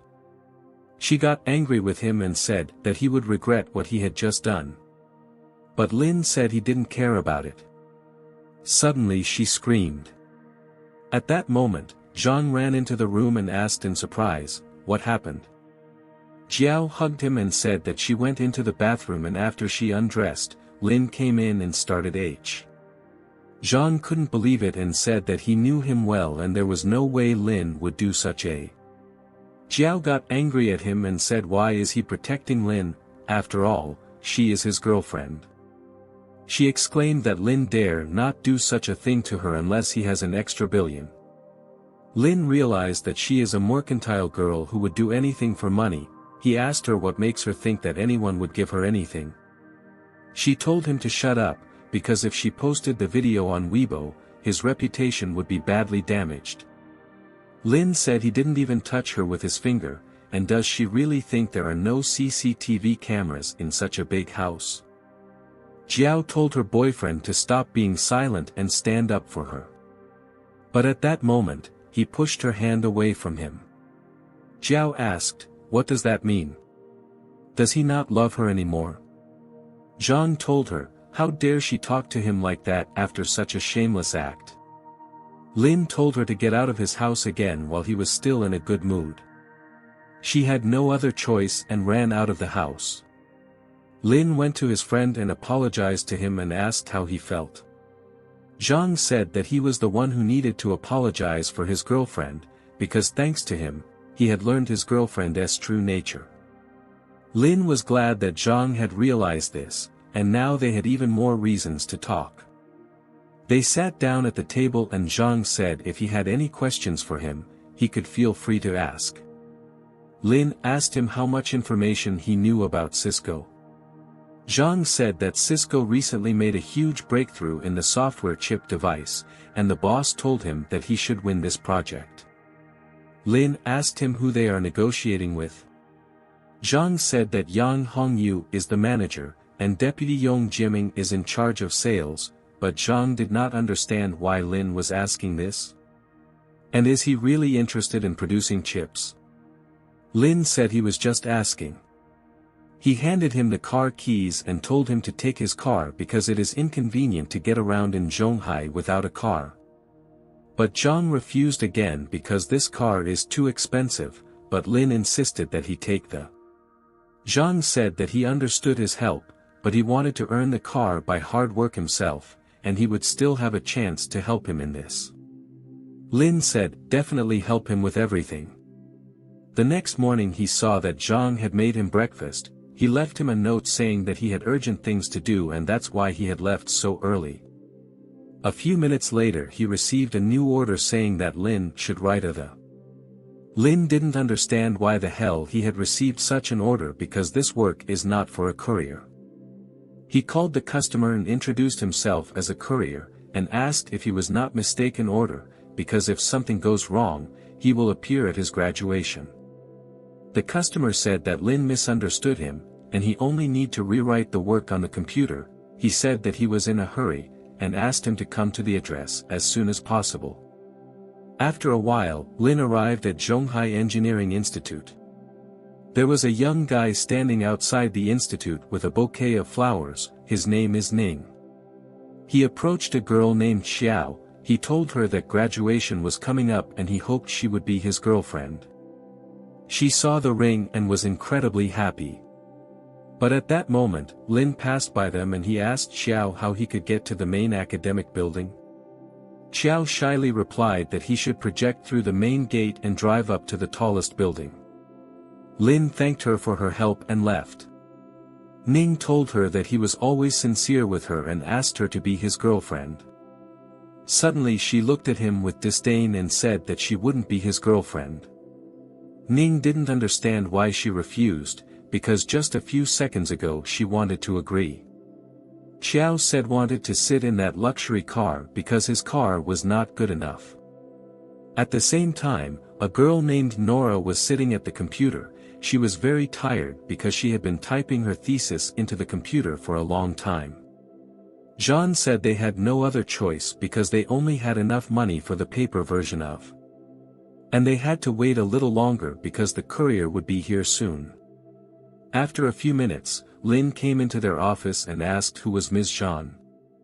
Jean immediately asked him to sit down at the computer and start working. She gave him a few sheets of thesis paper and told him that he only had to work for 4 hours and he would pay for the overtime. Lin asked her why there were so many mistakes in the paper, because if they handed in such a paper, they would not be able to graduate from the institute, able to graduate. She said that couldn't be, because this paper was sold to her by a classmate who had very good grades. Lin started pointing out all the critical and unacceptable mistakes. When she saw the mistakes, she couldn't believe it and didn't understand what she should do. He began to suggest options to correct the mistakes, to replace them. But John and Nora did not understand what he was talking about, as they were lagging behind the group. Nora wondered, it was the first time she had seen a courier who knew the laws of thermodynamics. John asked him to repeat the same thing, but slower. Lin said that even if he repeated everything, unlikely she would understand. After 2 hours, he redid all her work and said she could take it to the teacher and they would have no problem. But at that moment, Ning came into the room and said it was nonsense. John told him he didn't have to shout and asked why he was here now. After all, he was supposed to confess his love. Ning told her that what Lin had written was nonsense, and if she took the paper to the teacher, but she would only embarrass. Nora supported him, because Lin was just a courier and could not be trusted. Lin smirked and offered to show the paper to the supervisor. After all, the time to defend the diploma has not yet come and they will not lose anything. John agreed with him and ran to the teacher's office. Lin decided to go with her. She told the teacher that she had finished her thesis and wanted to check it. Xingfeng asked her where she was so late, and did she really want to get her diploma? Jean apologized to him as she wanted to make her thesis perfect and that's why she worked so long on her work. After reading her work, he couldn't believe it and asked in surprise, did she really write all this? Jean was frightened and said yes. The teacher said that it can't be, because her knowledge level doesn't match the level of this. Jean was even more frightened and asked, what does all this mean? At that moment, Ning told the teacher that this paper was written by a person named Lin. Ning thought that there were many critical errors in this thesis and that was why the teacher was very displeased and angry. The teacher asked Lin what group he was from and did he really write this paper. Interrupted him again and said that Lin was not a student of their institute and he was just a boy who had cheated John to earn money. Jean started to apologize and bow to the teacher and said that she had realized her mistake and it would not happen. But at that moment the teacher exclaimed that there was not a single mistake in this paper and this thesis was perfect. Wei Ran froze in surprise and could not believe such words from Professor Pei Shifeng and thought that it was simply impossible. Sun Ning also could not understand why teacher Pei Shifeng said such words about this work, because it was supposed to be a failure. Teacher Pei Shifeng said that this work is worth its weight in gold and few teachers at their university could write a work of this level. The woman did not believe the words of Professor Peng Shifeng and asked if this was really a top-level job as he said. But teacher Pei Shifeng handed this work to the woman and asked her to make sure that what he said was true and look at this masterpiece. All the teachers admired and said that this work was written excellently, and Sun Ning could not come to terms with this offensive fact. The woman said that this work that the student did could even be sent to a magazine and all the people there would be delighted too. Teacher Pei Shifeng approached student Lin Yi and said that he was a genius and wrote such a work that not everyone could write. Student Lin Yi thanked Professor Pei for his compliment and said that he was in a hurry when he wrote it and it was not very good. Sun Ning thought that such a work could have been written by any student at their university, and Lin Yi was a simple pretender and deceiver. Teacher Pei Shifeng handed student Lin Yi a card and told him that this was his contact information and he could always contact him. Teacher Pei Shifeng told Lin Yi that he hopes that they will have the opportunity to communicate in the future and he will always be happy about this. Student Lin Yi thanked Teacher Pei Shifeng and said that if anything he could also contact him and he would be glad to communicate with him. The girl asked Lin Yi if she could also add him to her contacts so she could ask him questions during her thesis. Student Lin Yi told the girl that she could also add him to her friends and began to slowly leave there for other jobs. Sun Ning was very angry and asked the student Wei Ran what was happening to her because Lin Yi was an ordinary courier and was not surprised by anything. Student Wei Ran asked Sun Ning what was wrong with that and said that he was not only more talented but also more beautiful than himself. Lin Yi began to drive away from there in his elite car and Sun Ning clenched his fists and thought that he would soon take revenge on this scoundrel. At this time, Lin Yi was driving his car and at that moment the bell rang and it was Sun Fuyu and he had news for his boss. Sun Fuyu told Mr. Lin that something happened to the typewriter that was supposed to print and their contracts were agreed upon. But in the morning the person in charge of this car said that the institute had problems with credit and rejected their order when they were not expecting it. Lin Yi did not understand his man's words and asked what problems could arise with an international loan and how this was possible. Sun Fuyu told Mr. Lin that it seems that someone wants to very secretly ruin their plan and is trying in every possible way to stop them from doing so. Lin Yi said that no one can do this except Cisco and he will come to them and decide and for now he should cooperate with Lu Ying. Lin Yi thought that it seemed that he had not only learned about the role of chips, but also about something more, and soon he would deal with them all in order. After this, Lin Yi came to Jiazhouj and began to think about a further plan of action, and so far everything was fine with him. But at that very second a notification came to his phone and he was asked to pay attention and he already had a new order. Lin Yi looked at his phone and realized that they wrote that they needed to pick up the cargo, but they didn't indicate anything specific there. Lin Yi called about this order and said that it was their courier and that he should pick it up and they said that it was a bookshelf. Lin Yi told the customer that the bookshelves were too big and he would be better off hiring a van and that this was not really their profile. The customer said that she weighs little and he will complain about him and Lin Yi said that he could complain as much as he wants and he doesn't care. Lin Yi looked at the phone and saw that he was informed that the number of his bad reviews had increased greatly and it was bad for him. He was told that he was being suspended from his position and tomorrow he must come to Linjian Street and undergo training to work there. Lin Yi could not understand what it was and why he received such a message because he always did everything on time and did not violate anything.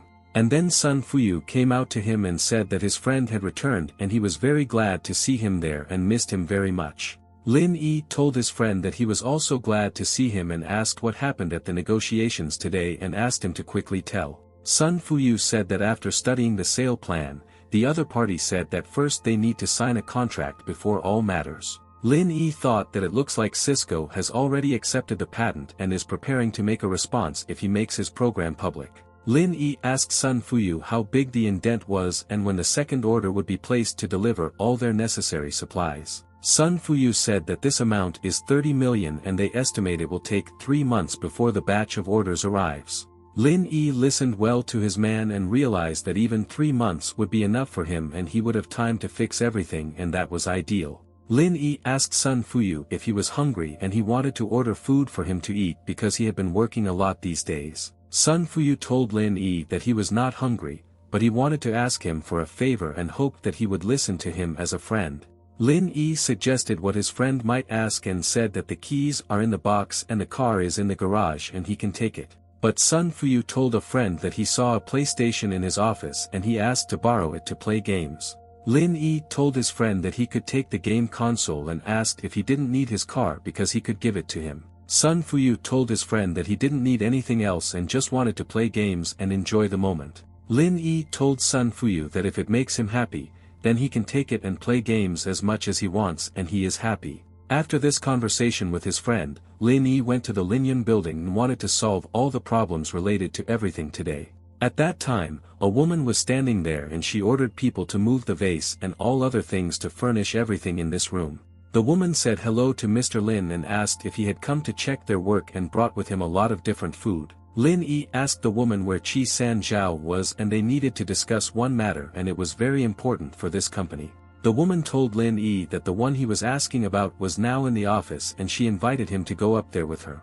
Chi San Zhao asked Director Lin what the orders would be and they were ready to carry out everything that the best boss in the world told them. Lin Yi told them that he needed them to pretend to be the ones who would order and go to Cisco to help him with the deal. Director Lin Yi told his people that they needed 1 billion terminal chips and they urgently needed them for one thing. The woman asked the boss to wait and said that she could clearly understand what the deal was for but why did they need to pretend. Director Lin Yi told his people that there was no need to buy anything and they should pretend and then he would tell them what to do.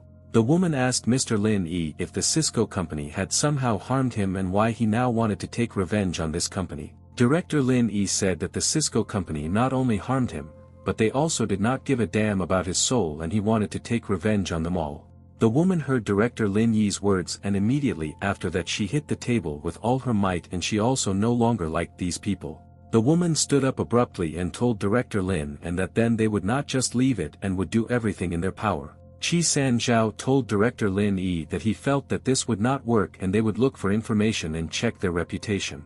Chi San Zhao told Director Lin and that even if they all use another company as a cover, they will soon be exposed. Director Lin Yi told Ci San Zhao that they would use the woman to cover up and then there was a chance that they could succeed. Chi San Zhao told Director Lin Yi that there were no problems with the scale of the Babas, but why should they cooperate with them and what are their benefits? Lin Yi told Ci San Zhao that he has 20% of the shares from this company and there should be no questions about the two heads. Chi San Zhao and the woman could not believe the words of Director Lin Yi and they froze in surprise and they could not even guess about him. The woman told Director Lin Yi that she was ready to become his slave and she did not think that he himself owned so many companies. Director Lin Yi asked his employee not to talk nonsense and he held out a card in her direction and said that now he will explain everything to them. Director Lin Yi told his people that this was a spare key to his house and they could look into his garage and choose the best car. Director Lin Yi told his people that they must be prepared for the deal to be successful and for them to do well. The woman took the map and asked Director Lin Yi where his house was located and she was interested because she did not yet know this information. Director Lin Yi smiled and told the woman that his sweet home was in Jiazhouj and he hoped that they received this answer. The employees asked Director Lin Yi to go for now and said that they would try to get out of the stupor they entered after the words. After that, Director Lin Yi came to the commercial building and stood right in front of the huge building and thought it was very cool. Lin Yi looked at his phone and thought that it should be there and he came to the address and he needs to go inside and find out everything. Lin Yi walked inside this building and thought that there seemed to be a lot of people in need of training and they all needed these courses. And then Duan Ping came out to them and told everyone that they were there to take part in the training and asked everyone to go upstairs with her. All the people, together with Duan Ping, went upstairs and sat down in their seats in the hall, and she herself stood on the stage together with some man.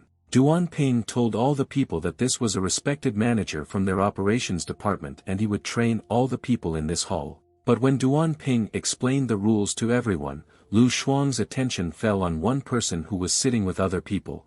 Lu Shuang pointed his finger at Lin Yi and asked why he was without a uniform and did he really think that there was some kind of beauty contest and he would win it.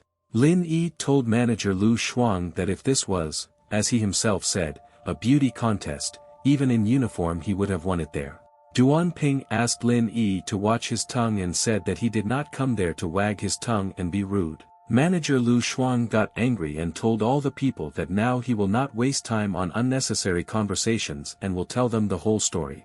Manager Lu Shuang told the people that each of them must pay a deposit of 3,000 yuan and then he would leave them to think about it. All the people in the hall were surprised to hear such words and asked each other what kind of deposit Lu Shuang said and why they should pay. Manager Lu Shuang asked people not to hesitate and quickly pay the deposit, and if they didn't want to pay, they could just leave from there.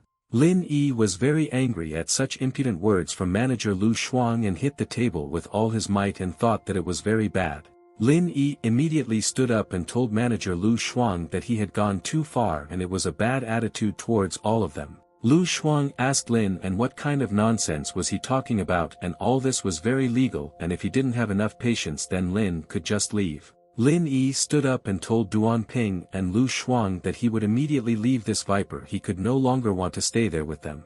Lin Yi showed them the phone and said that he wrote down everything they just said and he wants to quickly publish it all on the internet. Duan Ping and Lu Shuang couldn't believe their ears and asked Lin Yi when he managed to record their conversation and it was dishonest. Manager Lu Shuang told Lin Yi that he would not leave this premises until he handed over the recording and he would greatly regret his action. Lin Yi smiled and asked manager Lu Shuang if he was threatening him there and said that he also wrote it down and would not delete it. Manager Lu Shuang was furious and told Lin Yi that he first gave him a chance to get away with it, but he missed his chance and that's it. Manager Lu Shuang asked Duan Ping to call security and not let this impudent guy leave there and he would beg them for mercy. And at that very second, all the guards began to run there and they wanted to punish Lin Yi on the orders of their manager Lu Shuang and take revenge.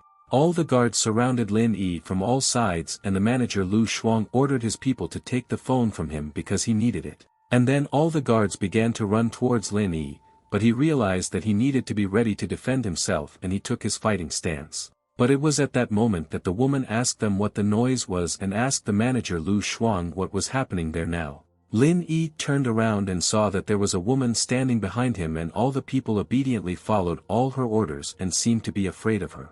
The woman saw a familiar person and thought what Director Lin was doing there and why he came there, and she didn't know anything yet. Lu Shuang told Director He that they had training for the courier service and Lin secretly recorded their conference and they would delete everything there. Director He told manager Lu Shuang that she did not want to listen to all this nonsense and said that it was time for them to pack their things and leave there. Duan Ping approached Director He and said that they fired him and such people do not deserve to be their couriers and they are right. But Director He told them both that she actually told them to pack their things and leave from there and she didn't want to listen to anything. Director He was furious and asked them why they forbade these people to record the training because this rule is not written anywhere. Director He said what does it mean, they are afraid that someone will listen to this and this will harm the company's image and they don't want to let this happen there. Director He asked the guards to take these two people, Duan Ping and Lu Shuang, to the HR department where a very serious dialogue awaited them. The guards began to take them away from there and Duan Ping told Director He that it was not her fault and it was all the fault of manager Lu Shuang. All the people in the hall were happy and began to say that finally someone dared to fight back these scoundrels and solve the problem. Director He looked at Director Lin Yi again and thought that she should ask him questions that interested her, otherwise he might leave. Director He approached Lin Yi and asked the director why he came there and what he needed where they conducted trainings. Director Lin Yi told he that he had been suspended from work and that in order to return again he must undergo training, so he came. Director He told Lin Yi that she still worked there and he just needed to tell her that he would come there for training. Director He asked Lin and what would he have done if she hadn't passed by now and did he really want to fight with them and beat everyone. Lin Yi told Director He that he could cope with the security and in this case he runs the company and is ashamed to ask for his affairs to be resolved. Lin Yi asked Director He to go about his business and said that he did not want to detain her and put pressure on her in the hall with his problems. After that, Director He came to the HR department to personally find out what was happening with the people who tried to take his phone. Duan Ping and Lu Shuang were standing in the HR office at that time and they realized that this was the end and they would definitely be fired after such a thing. Director He walked into the room and looked at these people and thought how they could so brazenly try to take away the phone and Director Lin. Manager Lu Shuang asked Director He if she really came there to personally observe the process of dismissing people, but in response to such a question, Director He smiled and asked her man if they had finished and if she had solved this problem there. The woman from the company told Director He that she did what she asked and these people no longer work for this company. Director He thought that it seems that so far everything is going according to plan and she will now do something that no one could have guessed and it will be a shock. Director He told the woman that it was good and she also brought her resignation letter and wanted her to accept it there. Duan Ping and Lu Shuang couldn't understand why Director He did this and why she wants to quit owning a company like this. Manager Lu Shuang asked Director Lin Yi if she also wanted to quit and why did she do it and what happened to Miss Director. He told Lu Shuang that this is exactly what she was doing now, and at the same time she kicked them out of there too, and they are now both unemployed. Manager Lu Shuang was angry and asked Director He if she had just lost their jobs at the same time before resigning herself. Director He waved her hand at both of them and said that they could still meet in the future if fate decided that this should happen. Manager Lu Shuang and Duan Ping were in despair, and he was very interested in who they had annoyed today that they were immediately fired from there. After that, Director He went outside and told Director Lin Yi that she had done everything as he wanted and now everything was done. The girl approached the car and Director Lin Yi said that the dismissal procedure was now completed and this was the first action. The girl asked Director Lin about the recording and said that she worked there and asked if he could still delete this recording. Director Lin Yi smiled and told the girl that he actually didn't write anything down and that he had deceived these idiots and they bought it. Director Lin Yi said goodbye to the girl and said that it was time for him to order and immediately left there in his car and left her there. Lin Yi was driving his car at high speed and thought that he would quickly deliver all the orders today and would already try to free himself. But then suddenly a girl appeared in front of him and told Lin Yi that she congratulated him on changing the living conditions of the lower echelon. The girl told Lin Yi that the reward for this was his early retirement and in addition he received 2 billion yuan. Hearing these words, Lin Yi immediately pressed on the brake with all his might and thought that if the girl told him the truth, then he was fine. Lin Yi stopped the car at that very second and realized that he himself needed to make sure that it was true and check this news. Lin Yi opened the system and asked the girl if he had really retired, and that was good news for today and he was pleased.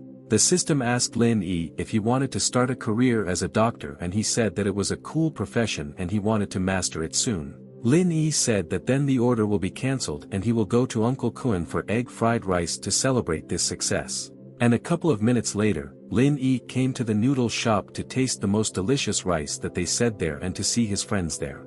The daughter of the owner of the establishment was very happy to see that Lin Yi came to them so suddenly and told him to come to them and eat. Aunt Lu asked Lin Yi to go there quickly and sit down at the table and just enjoy a delicious lunch in their such a cozy establishment. Lin Yi told Aunt Lu that he just wanted to eat egg fried rice and he had never tasted such a delicious dish as there. Lin Yi told the daughter of the owner of the establishment that exams were coming soon and asked if she had chosen the university where she wanted to study. The girl smiled and told Lin Yi that she wanted to go to this Fudan University and she heard that it was very cool there. Lin Yi listened to the girl's words and asked her if she had already chosen her specialty and what she wanted to become in the future and work. The girl told Lin Yi that she wanted to study medicine and she had been interested in this particular work from a very early age and it was a dream. The man told the girl that she looked so good and why don't she go to art school to become a world star. The girl told the guest that Lin Yi said that the entertainment industry is completely rotten and therefore she will not go there and become a doctor. A couple of minutes later, Aunt Lu brought Lin Yi his egg fried rice and wished him bon appetit and to rate her dish. Aunt Lu told Lin Yi that their girl listened to him, but she might not have passed the exams and it was not that important at all. Aunt Lu told the girl that she and Kun did not finish their studies and nothing bad happened and they found their jobs. Lin Yi said that this was mandatory and the girl could call him at any time if she needed help and he would help her. The girl was glad to hear such words of support and said thank you to her brother Lin Yi for helping her and she will never forget all this. Lin Yi told the girl that when she goes to university, he will immediately buy her a phone and a smartphone and she can study like other people. The girl told Lin Yi that it was impossible and it was too expensive and she could not agree with such gifts from brother Lin. But at that moment someone asked Lin Yi how he ended up there and he thought who it could be because he just wanted to eat in peace. It was Sissy and her friend asked her if she really knew this handsome man and asked her to tell how they met Lin Yi. Sissy told her friend that it was her ex-boyfriend and they recently quarreled and broke up after so many months of such love. After that, Sissy immediately sat down next to Lin Yi and thought that she should ask him a few questions before leaving with her friend. And at that very second, Sissy suddenly pressed herself close to Lin Yi and he did not understand why she did this, because everything between them was over a long time ago. Sissy asked Lin and how does he think it was fate that brought them together today because they didn't plan this meeting in advance and it's interesting. But Lin Yi told Sissy that it was not fate but some kind of evil fate and thought that the last thing he wanted was to meet his ex today. After these words, Sissy clung even tighter to Lin Yi, and he thought that it was strange because before she didn't even want to see him. Sissy told Lin Yi that she made a mistake and invited him to get back together because before they were so good together as a couple. Sissy told Lin and that she was doing this not because of his money, but because she liked him very much and she couldn't even live without him. But as soon as Sissy finished her words, Lin Yi pushed her away and thought that he didn't like it when she clung to him like that. Lin Yi asked Sissy not to lie to him and said that she behaved this way because he had money and she could not deceive him again. Lin Yi ordered Sissy to leave there and let him finish his food in peace and not disturb her, because her faithful and best friend was also waiting for her there. Sissy told Lin and that she swears to him that this is not so, and she could not understand why he did not believe her words because it was the truth. Lin Yi was very surprised and thought, where did Sissy learn to lie like that, and he no longer wanted to listen to her words, and besides, his lunch was already cold. Lin Yi pointed his finger at the table and ordered Sissy to then go and collect all the leftover food from the table if she really had changed, and then. Sissy immediately got up from her seat and quickly ran to where Lin Yi pointed and thought that now she would prove to him that she was right. Sissy quickly grabbed a rag and Aunt Lu and asked to let her clean up there, and she was happy to help such a sweet woman Lu. The friend was shocked and asked Sisa if she had gone crazy and why she did what Lin Yi told her, and it was very low. But at that very second, Lin Yi put his chopsticks on the table and thought that it looked like he wouldn't be able to taste egg fried rice today. Lin Yi told Sissy that she could continue cleaning there and he would go from there because he still had a lot of unfinished business. Sissy asked Lin Yi if he was leaving and said that she would go with him and said that she had not yet ridden in his new car. Lin Yi told Sissy that she was going to clean the table and asked if they had something in common and why should he pay attention to her. Sissy was angry at such impudent words from her ex-boyfriend Lin Yi and thought, how dare he talk to her like that, and he will regret it. Sissy immediately threw a rag on the ground and asked Lin Yi if he was mocking her and why he was talking to her in such a tone as now. After that, Lin Yi saw his motorcycle and the man told Mr. Lin that the repair of the motorcycle was completed and they would make changes there. The man told Mr. Lin Yi that the speed and this safety factor are now higher and he can be calm when driving it. Lin Yi told the man that it was great and he immediately asked him to drive his car home and said that he had a meeting. After this, Lin Yi came to Chaoyang to meet the very girl with whom he wanted to improve his love relationship. And at that very moment, a beautiful girl in a bright appearance appeared in front of Lin Yi and she was glad to meet Lin Yi and see him there again. Lin Yi told the girl that she looked great and asked who she chose such a daring outfit for, but it looked very cool. The girl told Lin Yi that she wanted her look to match his motorcycle and asked if he didn't like her look. But Lin Yi smiled and told the girl that he liked everything and, on the contrary, he wanted to compliment her because she was super. The girl sat behind Lin Yi and thought that Lin Yi still knew how to compliment a girl and please her, and she liked it. But Lin Yi told the girl that she went even better with him and she smiled at him and said that it was very nice of him. After that, they left there together on a motorcycle and they had a very good time together and she didn't want to leave anywhere. After some time, they arrived at the Yalo Sheiji company where they had a meeting scheduled and it was very important for them. Lin Yi stopped before this task and began to wait for his girlfriend to talk with people from this company and resolve all the issues.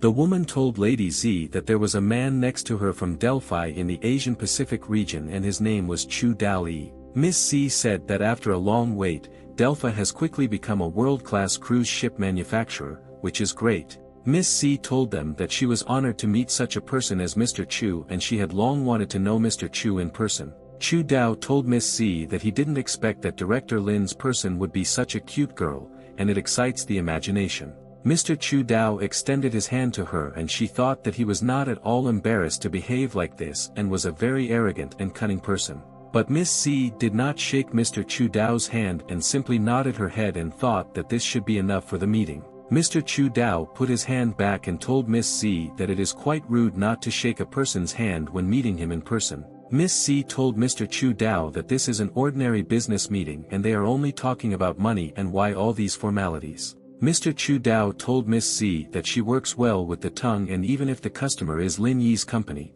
but she must respect him there. But then Lin Yi appeared in front of them and asked what it was and to whom he should show respect and waited for answers to all his questions. Mr. Chu Dao got angry and asked what some driver could do and asked him if he knew who he was and what he had Director Lin Yi began to take off his motorcycle helmet so that this Mr. Chu Dao could see who he was talking to and changed his tone. Director Lin Yi took off his helmet and told Mr. Chu Dao that he didn't even introduce himself and he should show him such respect. Mr. Chu Dao was shocked by this and realized that it was Director Lin Yi and not some driver, and he made a very bad mistake. Miss C looked at Director Lin Yi and realized that it was good that he himself approached them because now it would be much easier to conduct their business. The woman next to Mr. Chu Dao was also surprised and realized that it was indeed Lin Yi himself and her boss should not have behaved like that. Mr. Chu Dao turned around and asked the woman what she said, and it was indeed Director Lin Yi, and she agreed with him and he was right. Chu Dao told Mr. Lin Yi that he had misunderstood everything, and if he knew about his relationship with Miss C, he would not have told her about it.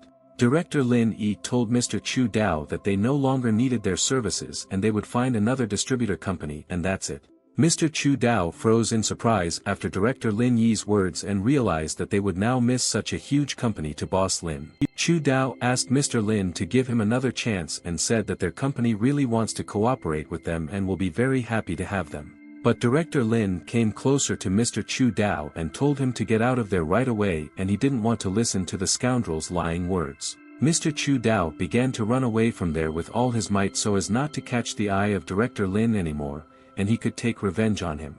Miss C could hardly contain her laughter and thought how quickly Mr. Chu Dao changed after Director Lin appeared next to him. Miss C began to smile and asked Lin Yi not to pay attention to such people and asked if they would now leave from there. Lin Yi told the girl that she could go and said that he still had some business that needed to be resolved quickly and closed them all. Director Lin Yi started to leave there and the women next to Miss C looked at him and thought that he was a very powerful boss. The woman told Mrs. Z that she was so jealous of her and she snatched up a rich handsome man of which there were not so many. Miss C agreed with the woman and said that Director Lin Yi was indeed very good and she was lucky to have met him back then. At this time, Director Lin Yi was riding a motorcycle about his business and then his phone rang and he realized that it was a friend. A friend told Lin Yi that his business trip was coming to an end and immediately asked where he was, and Lin told his friend that he was now on the street. A friend told Lin Yi that he was there in Cisco and asked him to have lunch together, and Lin said that he would now come to him there. Director Lin Yi hung up the phone and quickly went on a motorcycle to the place where he and his friend agreed to meet him.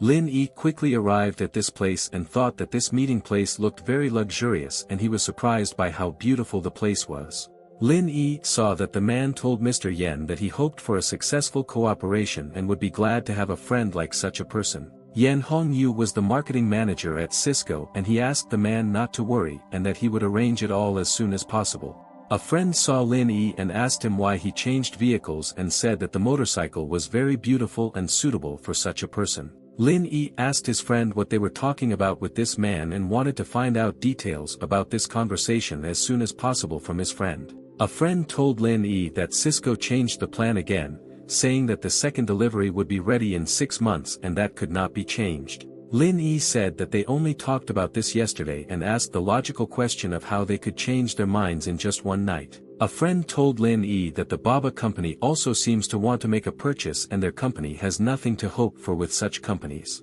Lin Yi asked his friend to forgive him and said that it seems like he still doesn't understand something, but they will soon solve all these problems. Lin Yi immediately threw a motorcycle helmet to his friend and said that they would leave from there as soon as he put this helmet on his head. The friend told Lin Yi that he told them that both Lunson and Cisco are leaders and if they wait too long they will lose their leadership. A friend told Lin Yi that in the end they said that they would easily crush Long Song and they pretend to don't understand that Lin Yi was surprised by such words. Lin Yi listened to the words of his friend and said that there was nothing to do and asked why don't they go to the sea if he is not against it. A friend thought about the sea and asked Lin Yi if there was Wi-Fi there, because he wanted to play games there and didn't need anything else. Lin Yi exhaled and thought that his friend did not need anything other than games and he wanted to always play only these games, always and everywhere. They went from there and Lin Yi told his friend that sometimes it seemed to him that he was simply addicted to his games and could not simply live without them. At this time, influential people came into the office and were already waiting for them in this office and wanted to personally talk with these people in private. Cisco Vice Chairman Yun Zemin told Mr. CI that it was Lu Chu, the head of the Cisco Institute and an expert in the field of reading and other things. Lu Chu told Mr. CI that the person in front of him was the vice man from Cisco Yun Ziming and he also really wanted to meet him in person. Mr. Tsei listened to these people and told them good afternoon and that he was glad to meet them and wanted to quickly get down to business with them. Mr. CI told Mr. Yun Ziming that they were flying abroad today and asked them not to delay and immediately move on to the right thing. Yun Zemin asked Mr. Lu to introduce Mr. Chi to this patent and he agreed with his work colleague and told. Mr. Lu Chu began to tell Mr. CI about their plan and that they had thought through everything well and it could not fail to be a success. Mr. Chi told Yun Zemin that Lu Chu said that more than 20 patented technologies are in the hands of his company. Yun Zemin said that it was so and told Mr. CI that he could bring a report on this patent for their review. Mr. Chi said that there is no need and said that he wants to make sure whether Yun Zemin's chip technology is the best in their China. Yun Zemin told Mr. CI that he can assure that they are number one in this industry and no one will overtake them in the next 5 years. Mr. CI told Yun Zemin that if he said so, then let him add a guarantee agreement to the contract and that was so important. Mr. CI told Yun Ziming that no one should surpass their technology within a year and this was his condition for all people. Yun Zemin asked Mr. CI if it was really necessary because they didn't lie to him and he could believe their words and it's true. The woman told Yun Zemin that it was necessary and they were there with pure intentions and didn't they really want to respond in kind? Mr. Tsei immediately rose from his seat and thought that he had already decided everything and he should no longer be in this room with them. Mr. Chi told his assistant Yuan that they were leaving there and they had nothing more to talk about with these people from their company. Yun Zemin was horrified by this and asked Mr. CI not to be angry and said that they would fulfill his request and want him to be happy. Mr. CI said that it was too late and Yun Zemin's inarticulate behavior made him doubt his honesty and correctness. Yun Zemin told Mr. CI that they would make concessions and if they could not guarantee the progressiveness of the product within a year. Yun Zemin told Mr. CI that then they would immediately pay him 3 times the penalty to compensate him for all this damage. Mr. CI asked Yun Zemin about the 3-room penalty and he asked if he really thought that he could be so easily bribed with it. But Yun Zemin asked Mr. CI to wait and said that they would all pay him a 5-fold penalty if they could not do this. Yuan looked at her boss and made it clear that he better agree to such conditions before it's too late and he will benefit from it. Mr. CI immediately turned around and approached Yun Zemin, shook his hand and said that he agreed to his such conditions and they were profitable. Mr. CI told Yun Zemin that he was pleased to cooperate with him and he should prepare a contract. The contract amount is 3 billion. Yun Zemin asked his people to print out this agreement for them and said that they would sign it today and would not delay it. After this, Yun Zemin and Mr. CI sat down at the table and both signed all the agreements and contracts and the bet between them now came into force. Yun Zemin was very happy about this deal and shook hands with Mr. CI and said that it was the right decision and he would not regret it. All the people said goodbye to Mr. CI and he thought that it was a very good deal and everyone benefited from this contract. Mr. CI and Yuan got into the car and quickly left from there to resolve all other equally important matters that must be resolved. At this time, Director Lin Yi was in Lingyun Tower along with his people, and they were also thinking about their agreements with everyone. Mr. Tsei came out to them at that time and, upon entering the room, immediately sat down on the sofa and thought that it looked like he had done everything as needed. The woman approached Mr. Lin Yi and said that everything was ready and they had successfully completed the task that he had assigned them. The woman said that a contract was signed for 3 billion and if they do not fulfill their conditions, they will have to pay a penalty. Director Lin Yi told his people that they were great and asked them to now order something tasty for themselves at the expense of the company without any problems. The woman asked the Director Lin and what else would there be orders for them because they were ready to do anything for the common goal of the company. Director Lin Yi was talking to his employee and Mr. Chi's phone received a call and he began to communicate with some of the people. And after the conversation, Tsei was shocked and told Director Lin that they called him from Cisco and they want them to pay them the money already. The woman was shocked to hear such news and Director Lin began to think what he should do to ultimately outwit all the companies. Mr. CI said that Yun Zemin asked for an advance of 500 million to start production and it sounded cruel. Director Lin Yi thought and realized that they are not losing their vigilance and they also need to be on alert so as not to make a serious mistake. The woman said that it looks like Cisco is still hesitant about this project and they need to take steps to solve the problems. Director Lin Yi thought and said that let them pay them this money and then see what they do with such an advance in their hands. The woman was very surprised by this and asked Director Lin why he wanted to pay them and was it really that serious. Director Lin said that with the current size of Cisco, goods for that amount cannot be produced without their initial advance. Director Lin told his people that their advance would make them fully believe in the reliability of this project and it would be good. Director Lin told the woman that for the remaining goods worth 2.5 billion, they would spend their own money. The woman told Director Lin that he said everything correctly and they would have no other choice and the director had thought everything through well.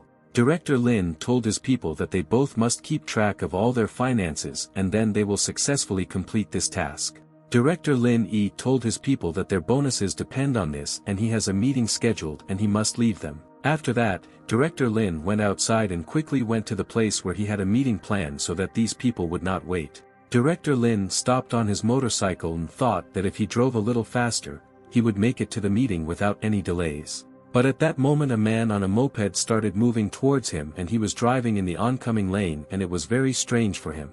And at that very second, the man crashed his moped into the wheel of Lin Yi's motorcycle, and he deliberately hit him on the motorcycle wheel. A man in a moped who was carrying food fell to the ground and started screaming and telling Lin that he hit him and he was in great pain. Lin told the man that he didn't even move a millimeter in his direction and what kind of nonsense was he just saying. The man told Lin that he did not know how to drive and he ran over him and must answer for this and demanded compensation from him for this. Lin told the man that it was a robbery in broad daylight and he hadn't even opened his mouth yet and the man was demanding money from him. And at that very moment the officers quickly ran there and asked the people what happened there and asked them to explain everything quickly. The man told the officer that Lin had hit him and that he needed to go to the hospital for a checkup and that he should pay his medical bills. The officer looked at the model of Director Lin Yi's motorcycle and was shocked because it was a very cool model and he was lucky. The officer asked the man not to worry and said that he had a surveillance camera and would now watch this video. The officer said that Mr. Lin's motorcycle was not moving at the time of the accident and therefore he should compensate him for it. The injured person could not find words after this and began to think that she could answer the officer not to pay this fine. The injured person immediately fell to the ground and started screaming and said that it was all a deception and the officer also wanted to deceive her. The injured woman told the officer that Lin hit her and why he was making her guilty and said that she would complain. The officer told the woman that she had better worry about compensation because Lin's motorcycle was worth more than 6 million yuan. The officer told the woman that repairing such a motorcycle would cost 300,000 and she should think about how to pay that amount. The woman asked the officer if he really wanted to lure her money and she would call her son and he was a very rich man. 20 minutes after these events, a car arrived there and it was the same son of this woman that she told everyone about. The woman's son quickly ran out of the car and asked his mother what happened there and how she felt after these events. The woman told her son that she was very glad to see him there and asked him to deal with these people who wanted to deceive her. But then his son's attention fell on Director Lin and he froze in place in surprise and could not believe that it was that man.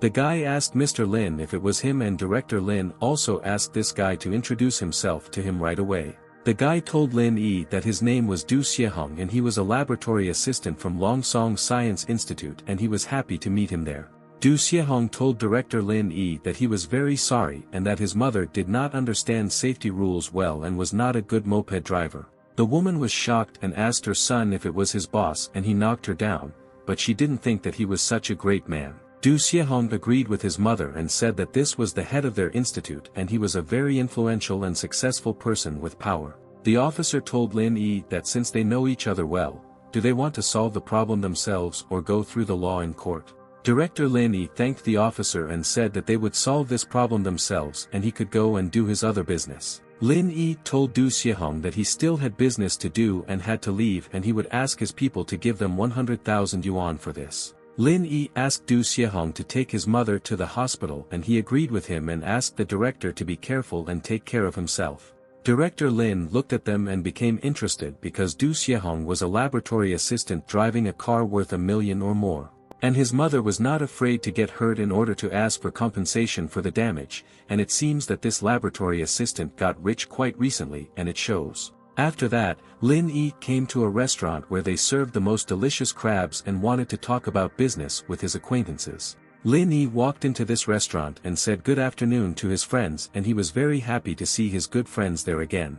The girl and the man were very happy about the arrival of Director Lin and asked him to sit down at the table and taste a delicious dish. Lin Yi sat down at the table and asked them if they were continuing negotiations regarding that very unique topographic machine.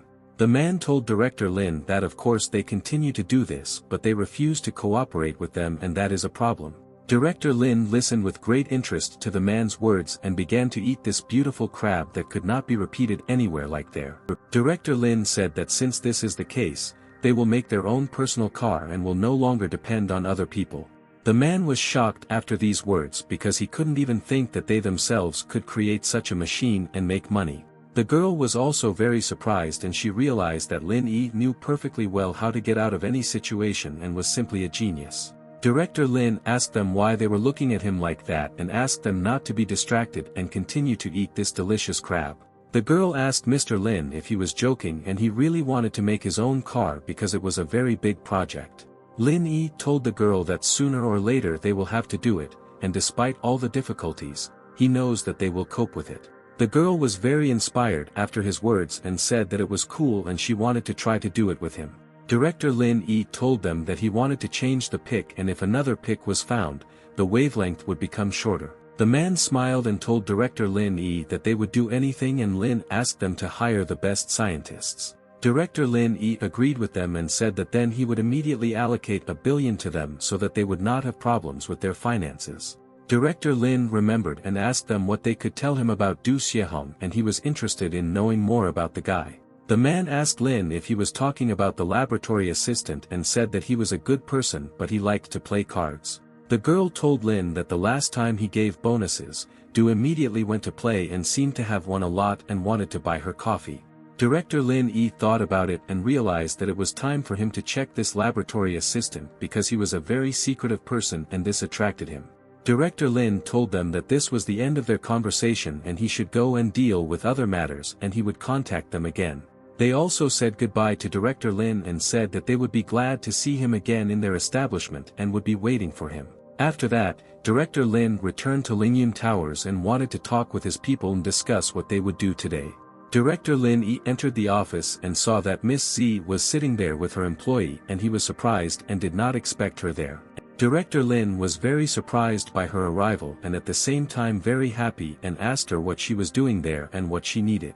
Miss C smiled and asked Lin Yi if he was not happy to see her and asked if he wanted her to leave this place. The woman asked the boss if he didn't want his girlfriend to come there again and was afraid that she would be jealous of him. Miss C hit the girl on the shoulder and asked her to stop talking nonsense because it was all untrue and she was lying to them all. Miss C said that Yuan needed help with the management system for the company and that's why she came there and not for him. Lin Yi said that Mrs. Z worked hard today and in the evening he himself will prepare a very tasty dinner and coffee for her. Miss C was very embarrassed after Lin's words and thought that he definitely did this on purpose in front of his people and in front of Yuan. Miss C started chasing Lin Yi and beat him and said that he did all this on purpose to tease her and he succeeded. After that, Lin Yi sat down in a chair and thought that he should first find out what happened when he was not there, what he missed. Director Lin Yi asked Yuan what happened to the fund and what they should do to beat all their competitors in the battle. Yuan told Lin Yi that they are now continuously hiring people and preparing that same investment company for registration. Miss C asked Yuan to hide basic information about Lin Yi before issuing a license because it could harm their business and affairs. Yuan asked Miss C if she didn't want anyone to know about Director Lin Yi and didn't want to draw unnecessary attention to him. Miss C said that the more they reveal about themselves before gaining a foothold in the market, the more harm they do to themselves. Director Lin Yi thought that his appearance would inevitably interest countless people at once, and that was bad. Director Lin thought that Miss C was saying everything correctly and so hiding for now is the best option of all possible and this is better. And when everyone in this room was discussing business, a bell rang and someone called Director Lin Yi's phone and he thought who it was. The man told Lin that this is Guo Rui and he used to buy a music stand for him and play the piano with his son, and Lin asked what he wanted. Guo Rui told Lin that they had a performance today, but one of his students was sick and asked if he could ask for a favor. After that, everything happened at the Zhonghai Drama Academy and all the people wanted to enjoy the show that would be presented to them. The beauty from the Wangxian Academy asked Mrs. Guo what she should do if Jingjing could not come and how this could be corrected. Madame Guo asked Wangxian not to worry and said that she had already found a person who would pretend to be a student from their academy. Wangxian told Miss Guo that she was an adventurer and she knew that it was a big risk because this person could ruin everything. Madame Guo told Wangxian that there is no need to underestimate others and there are a lot of talented people in this world and he is one of those. Wangxian told Mrs. Guo that then she would go to the theater to prepare and she should quickly bring this person of hers there.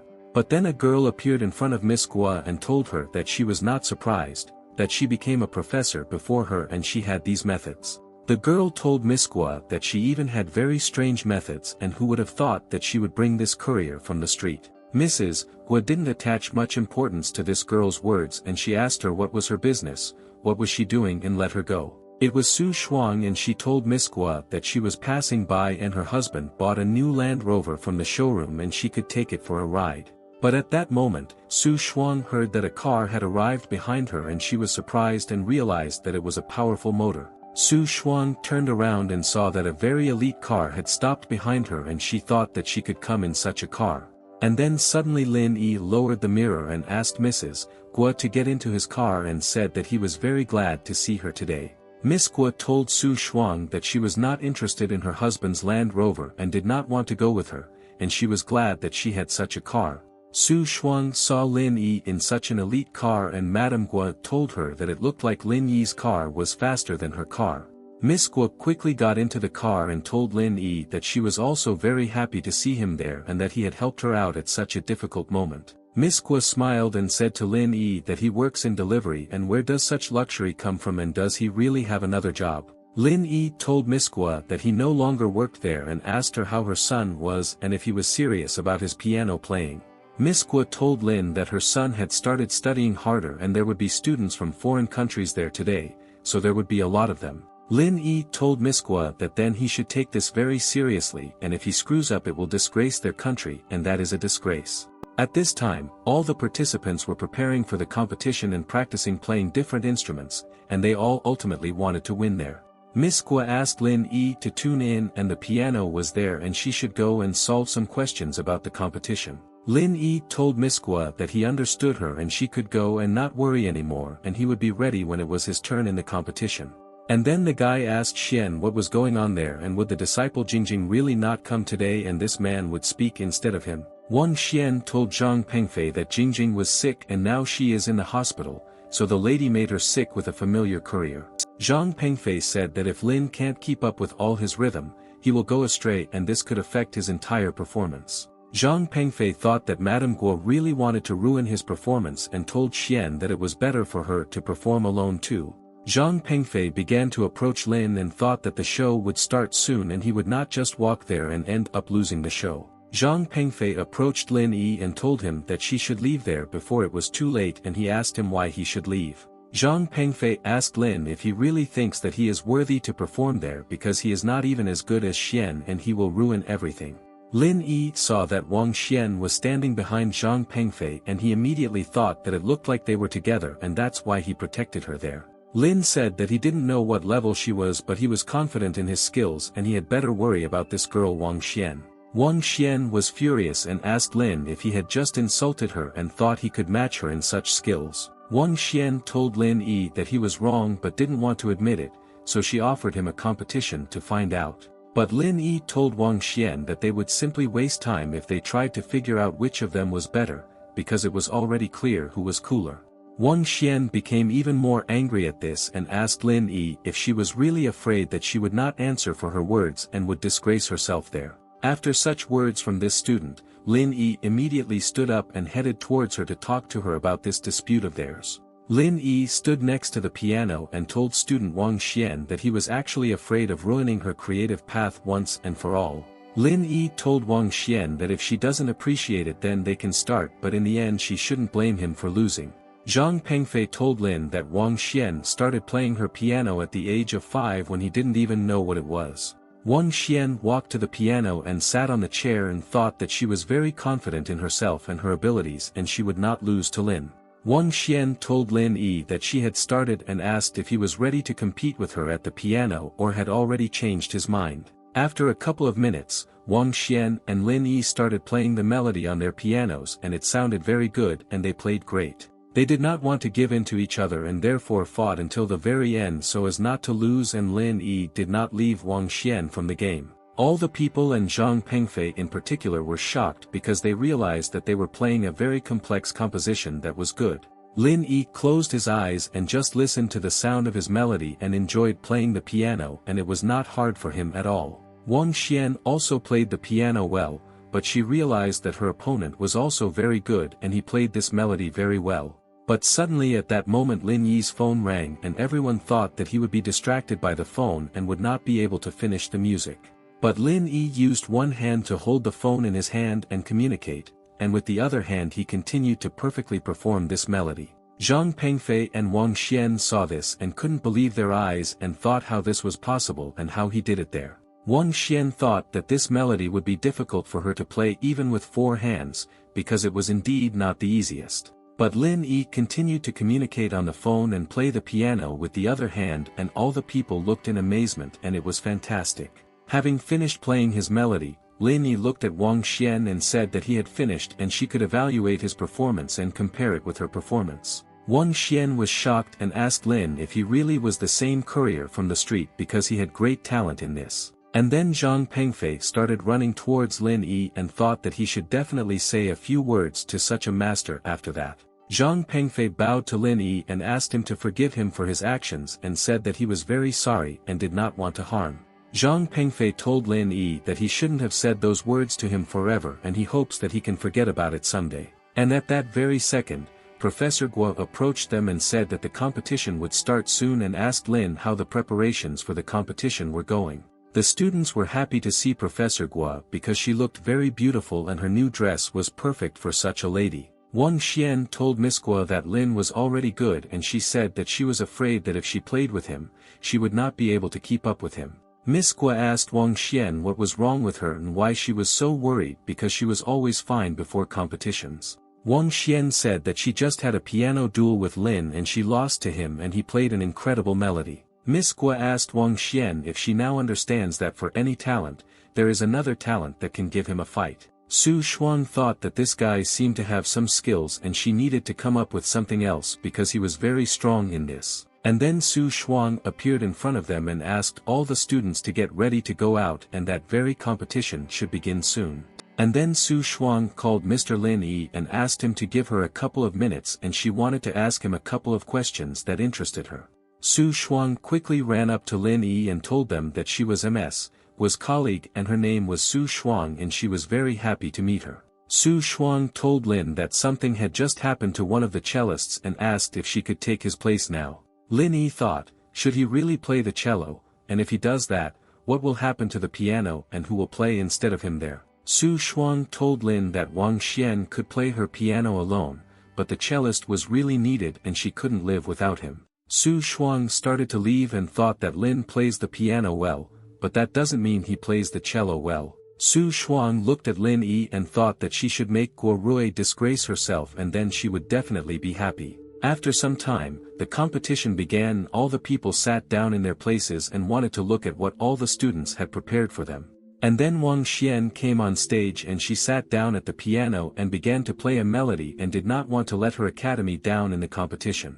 Miss Guo Rui was the conductor and she wanted to start, but suddenly she noticed something strange that should not have happened on stage. And then suddenly Miss Guo Rui saw Lin Yi sit next to Zhang Pengfei and she did not understand what he was doing there and why he was not in his place. Miss Guo Rui could not understand why the best artist was not playing his instrument and why he was letting everyone down at such a moment. Zhang Pengfei also could not explain it all and asked his friend Lin Yi why he sat down at the cello and why he was not next to Wang Xian. Lin Yi said that someone named Su Shuang said that one of the cellists couldn't come and he had to replace him on stage. Zhang Pengfei told Lin that there were many cellists and they were all there and vice versa, they really needed one piano player. Zhang Pengfei said that if you add one more, there will be disharmony, and Lin Yi asked if they were all there right now. Lin Yi wondered if this girl had set him up right before the competition started and he wouldn't have time to return to his place. Miss Guo thought that she needed to move Lin to another position as soon as possible before they all started playing the melody. And at that very second the announcer announced that people could enjoy this melody of the Academy Orchestra and Guo didn't know how to fix it. After that, Lin Yi began to play this cello and it was truly a magnificent game and all the people in this hall liked it. Lin Yi simply closed his eyes and began to sing the melody from his pure heart and everything started to work out so perfectly for him. Lin Yi smiled and he thought that all the people thought that he would fail on stage and that nothing would work out for him because he had no experience. Zhang Pengfei was happy and thought that Lin Yi was great and even when there was serious pressure he did not break down like others. Wang Xian also closed her eyes and she skillfully played her piano and the whole group together produced a pleasant melody. Miss Guo conducted the entire academy group and she was very proud of her students and she was glad that everything worked out for them. All the people in the hall sat quietly in their seats and listened to the melody that these students played together and they were masters of music. Wuyuan Media CEO Yang Wen asked her assistant Pan Wen to record it because Lin Yi was very good. Pan Wen told Yang Wen that he agreed with her and he also realized that this student was very talented and needed to be revealed. But then Pan Wen looked at Lin Yi and wondered why this guy seemed familiar to him and where he could see this man. The orchestra played its melody almost to the end and none of all the people were different and they were all the best that evening and it was cool. Su Xuan looked at how Lin Yi played and thought where Guo found this guy because he could play any instrument there. And after a couple of minutes the orchestra finished its performance and Guo said thank you to all the people who listened to their wonderful melody. Zhang Pengfei approached Lin Yi and told him that it was cool and that he not only played the piano great, but also the cello. Zhang Pengfei hugged Lin Yi and told him that he had created an incredible effect on the public and all the people did not expect this from him. Lin Yi approached Professor Guo and said that he wanted to tell her one thing that he had not had time to tell her until that moment. Lin approached Professor Guo and told her that it was Su Shuang who put him in the place of the cellist and said that he was missing. Professor Guo was very surprised to hear such news and she told Lin Yi that she would deal with it and he can be calm. After that, Lin walked along the corridor of this academy and heard a voice call him and he was surprised and thought who it was. It was Yang Wen and she told Lin that if he followed her then she would pay him 200,000 a month and that was just the beginning. Lin was surprised by such words and asked Yang Wen if she was really approaching him so brazenly without even being embarrassed and it looks like she's experienced. Yang Wen asked Lin not to think too much and said that she supervised all the trainees of their company and they reached heights. Lin said that 200,000 is not enough to even maintain a car and asked her to go far there and not disgrace herself in front of all of them. Yang Wen became very angry after Lin's words and asked how he dares to talk to her like that and is he really not afraid of anyone. Pan Wen heard the voice of director Lin Yi and recognized his voice and realized that it was not for nothing that he seemed familiar to him and that he could harm them. Pan Wen asked Yang Wen to calm down and said that it was better not to touch this person if they did not want to get into trouble. Yang Wen didn't understand why her assistant Pan Wen was so afraid of him and she asked what they should do with this ordinary academy student. Pan Wen told Yang Wen that the last time he saw this man, he had 1.5 billion money in his account. Pan Wen told Mrs. Yang Wen that they and their company had better not interfere with him and leave this man alone because he was so rich. Yang Wen heard the words of her assistant and realized that he told her everything correctly and she had better stop conflicting with the person. Lin told Yang Wen that she shouldn't bother every handsome person she meets and should think about it first. Yang Wen told Mr. Lin that she was very sorry and she behaved rashly and she is now very ashamed for such an uncivilized thing. After that, Lin came to the restaurant to discuss matters with his people and they were all waiting for their director and did not start without him. Yuan told Mr. Lin that Cisco had already started financing and everything was going very smoothly and they all had nothing to worry about yet. The man said that he discovered that Cisco is actively in contact with other research centers and is looking for new manufacturers. Director Lin told all his people that then he would play with them if his friends did not mind and they all deserved punishment. Lin called Miss Z and she asked why he called her and he said that he had an idea for a business if she was interested. Lin Yi asked Miss Z how much working capital the Chaoyang company has and she said that they now have about 50 million. Director Lin Yi told Miss Z that she would give her 100 million and then invest in Cisco and he had his own brilliant plan. Miss C was very surprised by such words from director Lin Yi, and she asked why he wanted to invest so much money in this company. Lin asked Miss C not to ask anything more and just wait for him at home to pick up the money and he will give her other instructions. Miss C told Lin that she would do everything as he said, and she completely trusted his words and was always happy to help dear Yuan asked boss Lin that since she wanted to trick Cisco so much, why doesn't he invest more money in this company for the plan? Director Lin said that he just wants to give them the false impression that other industries are interested in their products. The friend said that Lin meant that thanks to all the investments, Chaoyang Cisco would think that they had a good reputation. Yuan started laughing and said that the higher you fly, the more painful it is to fall, and asked if she understood correctly what they would do. And at that moment someone started calling Lin Yi, and he thought who could be calling him at such a time and who needed him so much now. Lin answered the call, and it was the daughter of the owner of the establishment, and she asked him to come there, and something happened to her parents. Lin couldn't believe his words and told the girl to calm down there and not panic, and said that he would be in the cafe now. After that, Lin quickly got into his car and headed to the cafe, and he was very worried that something bad had happened to them and he was afraid. Lin quickly arrived at the noodle shop and he saw that all the tables were scattered there and their daughter Jing was sitting in our chair and she was crying. Jing continued to cry non-stop and told Lin that thank God he arrived there on time and she was waiting for him and she needed help. Lin asked Jing not to cry and asked her what happened there and where all the people were and where Aunt Lu in particular was, because he was so worried. Jing said that an ambulance took them and she stayed there to wait for the police to arrive and draw up a report on these events. Lin Yi was afraid of misunderstanding and asked Jing what happened there and asked her to tell everything in detail. Jing said that a bar was opened across the street and they felt that this stall of their family was affecting their business, and because of this they attacked them. Jing told Lin that they sent bandits who beat her parents and they did not give them any mercy and were scoundrels. Lin Yi was furious when he heard this story from Jing and asked her how these people dared to do this and said that they would all pay him. Lin saw a bar that was located next to his friend's stall and asked Jing if this was the same establishment, and she agreed with him. Lin saw that a new hurricane bar had opened next to this noodle shop and they did this to his friends and he would definitely take revenge on them. Lin called Qin and asked him to do him a favor and find the necessary information on the hurricane bar and he would not remain in debt and would repay him. A couple of minutes later, officers arrived there and they said that they had already opened a case and they should expect news in the near future. Lin asked Jing to go to the hospital and visit Aunt Lu and the others, while he went to the bar and she could always call him.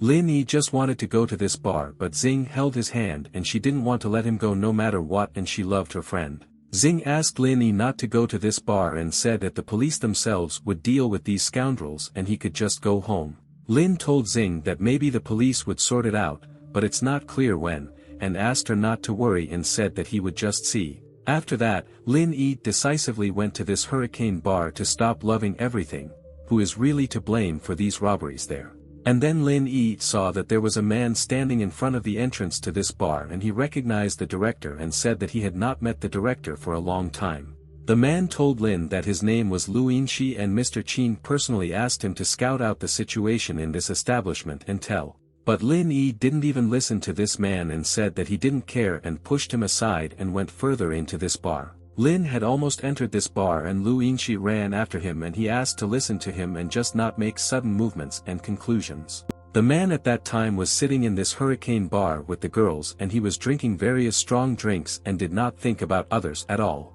His name was Song Wenlong and he told his people that the student from this noodle shop looked good and asked him to bring her to her later. The guy told the boss Song Wenlong that there was no problem and he would do whatever he told him and was glad to work for such a boss as Song Wen. But then suddenly the door to the room was kicked with all his might by Lin Yi and he began to slowly enter this room and wanted to find out information from them. Song Wenlong was very surprised to see Lin there and asked him who he was and why he broke the door there and went into his home. Lin Yi told Song Wenlong that if he ever touches the noodle shop people again, he will personally come and shut down this dirty bar of his. Song Wenlong was angry at these words and asked Lin if he was the boyfriend of that girl from the noodle shop and he didn't know that she was dating. Song Wenlong told Lin that he didn't think that such a delicate flower could contact such a person as he didn't like him. Lin did not hesitate and immediately grabbed a glass bottle right from the table and realized that the best defense is an attack and he must act. Lin immediately swung his hand and hit Song Wen Long on his head with all his might and thought that this was not enough for such a scoundrel like this guy. The man asked Lin how he dared to hit the boss and immediately took out his knife and said that he would regret hitting their boss so brazenly. But Lu Yinxi came there and asked the guy not to do this and said that Mr. Lin is a friend of Mr. Qin and he may not forgive him for this. The bully asked Lu Yinxi if he really thought that he could be scared by this and even if he came there he would still kill him. The bully wanted to hit Lin with his knife, but he quickly and firmly grabbed his hand and did not allow him to swing and strike. Lin continued to hold the bully by his hand and he began to scream and beg to let him go because he was in great pain from this grip. But at that very second Lin kicked the bully in the stomach with all his might and he began to fly somewhere in the other direction and his blow was very powerful. And immediately after that, Song Wen Long's people began to run towards Lin from all sides and wanted to take revenge on him for beating their boss like that. Song Wen Long asked his men to forget about him and better capture this scoundrel who broke into their bar and caused all this chaos. But at that very second, a man walked in and told all the people in this bar to stop attacking this director Lin Yi. The man asked to let him see who had the courage to touch his friend and said that he would now personally punish this impudent guy. Song Wen Long was shocked by this and said that this was Qin Han himself and he wondered how this guy knew Qin himself. Qin Han asked Song Wen Long why he was staring at him like that and said that because he did this, now he will deprive him of his hands for this. Song Wen Long was horrified by such a threat from Mr. Qin Han and he was seriously scared because Qin Han was a very serious person. Song Wen Long fell to his knees and told Mr. Lin that he was very sorry and promised that not a single hair would fall from everyone's heads. Director Lin approached Song Wen Long and told him to remember these words once and for all and said that if he violated them, he would die. Director Lin told Qin Han that let all these people leave and he believes their words and hopes that this will be a lesson for them forever. Qin Han told Lin that this trash got off too easily and does he really want to just let them go after all their dirty deeds. Lin asked Qin Han to forget about it and said that it would be better if he was free to buy his friend a drink and they would relax at the bar. Qin Han told Lin that he himself could decide what to do with them and this choice was only his and he would not interfere with him in this matter. They both went outside and Qin Han told his friend Lin Yi that it was time for him to leave and they would see each other again and sit somewhere and have a drink. Lin Yi also slowly began to leave from there and noticed that it was at that time that a message arrived on his phone and someone wrote to him. It was Miss Z and she told Lin that she was so hungry and asked if he could come to the office tomorrow at noon and discuss. After that, Lin immediately came to Chaoyang to meet Miss Z because they had not seen him for a whole day and they missed him. Director Lin Yi came into the office and wanted Miss Z to already be in this room, so he made a surprise for her and came there now. Miss Z was happy to see Lin Yi and told him that he was so punctual and was not late for a second and she liked that about him. Lin Yi told Miss Ziyu that he was afraid that she would starve and that's why he was in a hurry and she told him that she was nothing but trouble. And then Miss Z began to push Lin Yi and asked him not to stand there now and it was better to go to the kitchen and start cooking right away. 20 minutes later, Lin Yi prepared very tasty dishes and he put them on the table so that his sweetheart would not die from such hunger. Miss C told Lin that every dish looked great but she seemed to have gained weight because she really liked all his whores. Lin Yi told Miss C that he knows what you can do to avoid gaining weight and always be in shape and his method always works. Miss C was happy with his words and asked Lin what this interesting method was that she had not heard about and did not know about. And then Lin approached Miss C and said that in order to never get fat you need to move a lot and this was a personal secret to success. Lin came very close to Miss C and wanted to kiss her but she was not sure about it and therefore did not want to rush to Lin Yi yet. Lin couldn't do this because at the last moment Miss C simply stepped aside and was very embarrassed by Lin Yi's actions. And at that very moment Yuan came into the room and said that she wanted to tell her boss something and he had to make some decisions. And then Yuan saw that Miss Z and Director Lin were standing in this room and she said that it looks like she went there at the wrong time. But Miss Z felt very embarrassed by this and told Yuan that this was not what she thought and they were just talking about business. Yuan told Miss Z that she even wondered what they were doing there and everyone already knows that they are both dating and they are lovers. Director Lin asked Yuan what happened and was she really not taught in her early childhood that she should knock before entering? Director Lin told Yuan to leave and come back in 2 hours and then they could talk about business and definitely resolve all matters. Yuan agreed with Director Lin and thought that she had not seen him so nervous for a long time, because he fussed like a teenager. But Miss C started pushing Lin and told him to stop telling Yuan such things and said that the director himself came up with all these things. Miss C asked Yuan not to leave and stay in this room and Lin said that he did not like this whole situation in the room at all. Yuan asked Miss C what should she do to stay there or leave there as their respected director Lin Yi wants. Miss C told Yuan that they should have discussed all the investments together and therefore they should start quickly and not waste time. Yuan informed them that the process of registering the Lingyun company had already been completed and work could begin as planned in the near future.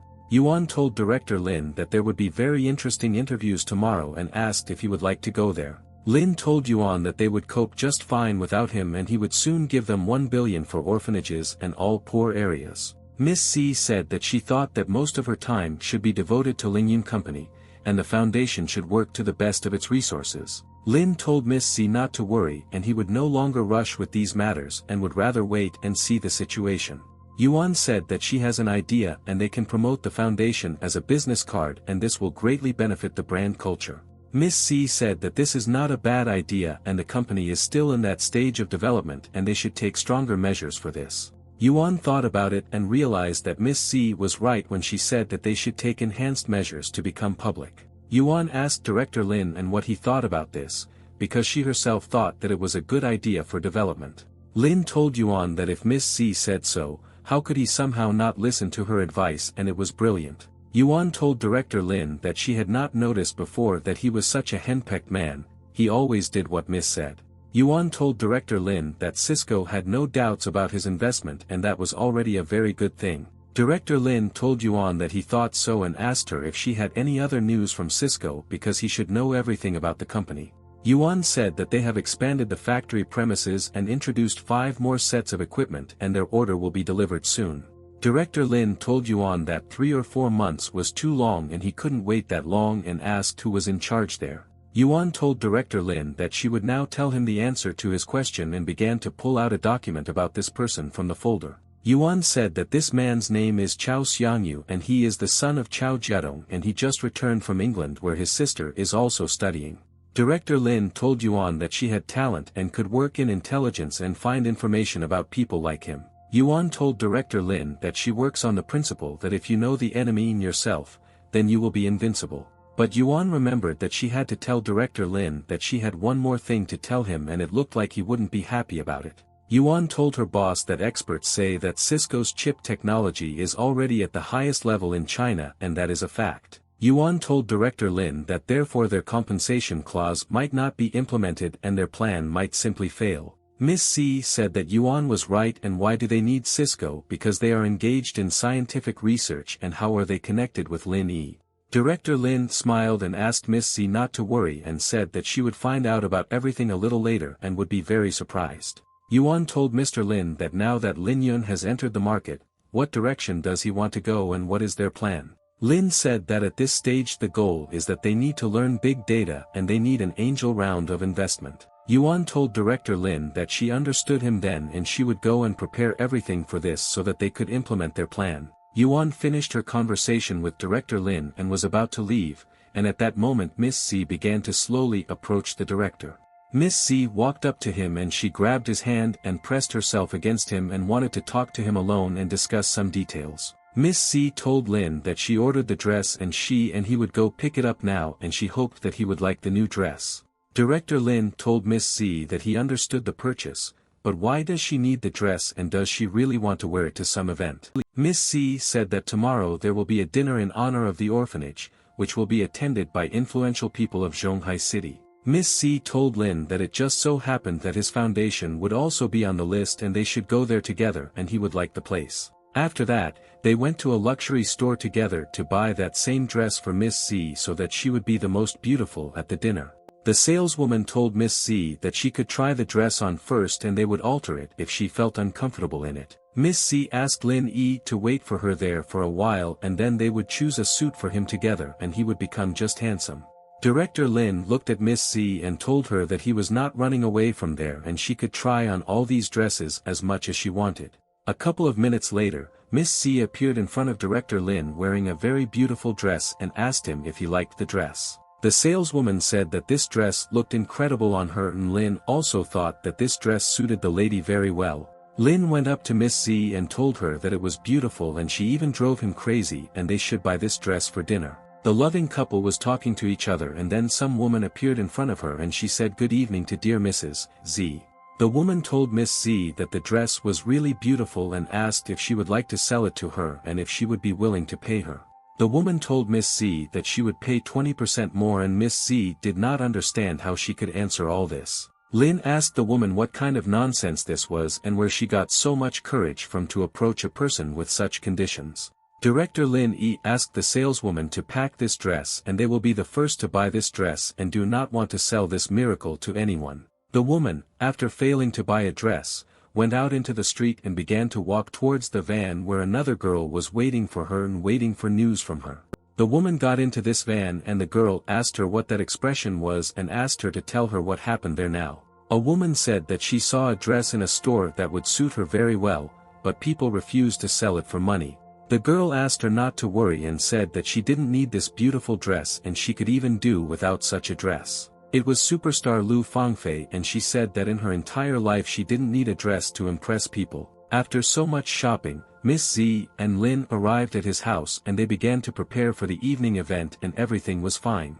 Miss C started putting on new earrings and she really liked them and she was delighted with her appearance and it was a cool look. Miss C told Lin that these earrings are perfect for this dress and she made the right choice and will be the most beautiful. Director Lin came up to Miss C from behind and hugged her and said that he himself was best suited to this dress and it was wonderful. Miss C was very embarrassed after such an action by Director Lin and she asked him what he was doing and wasn't he ashamed. The next day, this evening took place at the Yunlan Hotel, which was intended for children from the orphanage, and all the people came there. People saw that Lu Fangfei arrived there and they said that in life she was much more beautiful than on TV and she is beautiful. All the people were shocked by the beauty of the superstar and immediately began filming her with professional cameras to remember her there. Lu Fangfei posed for these people's cameras and she thought what a bunch of idiots they were and they were just pathetic people. The woman asked Lu Fangfei to go quickly and she said that Mr. Qin had already arrived there and she was surprised that he came so early. Lu Fangfei thought that she had to get him and could not allow anything to go wrong and she was ready. And at that moment, Director Lin arrived at this hotel along with his girlfriend Miss C and he saw that many guests had already gathered there.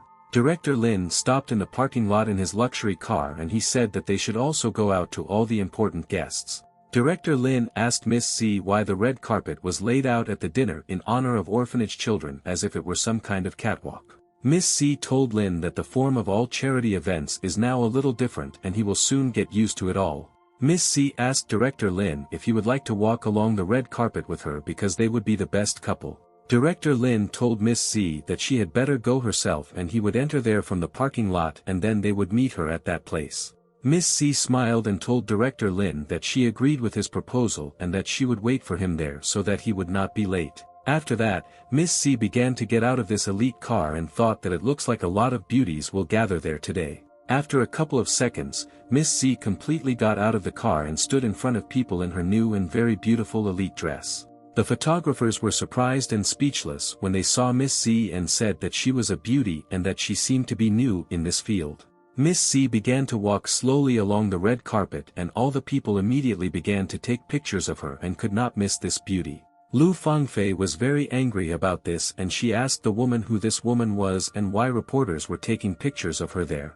The woman told Lu Fangfei that this girl was an internet celebrity and she wanted to buy this dress from this lady. Lu Fangfei smiled evilly and said so that's it and she didn't think that Miss C belonged on the red carpet and she should leave.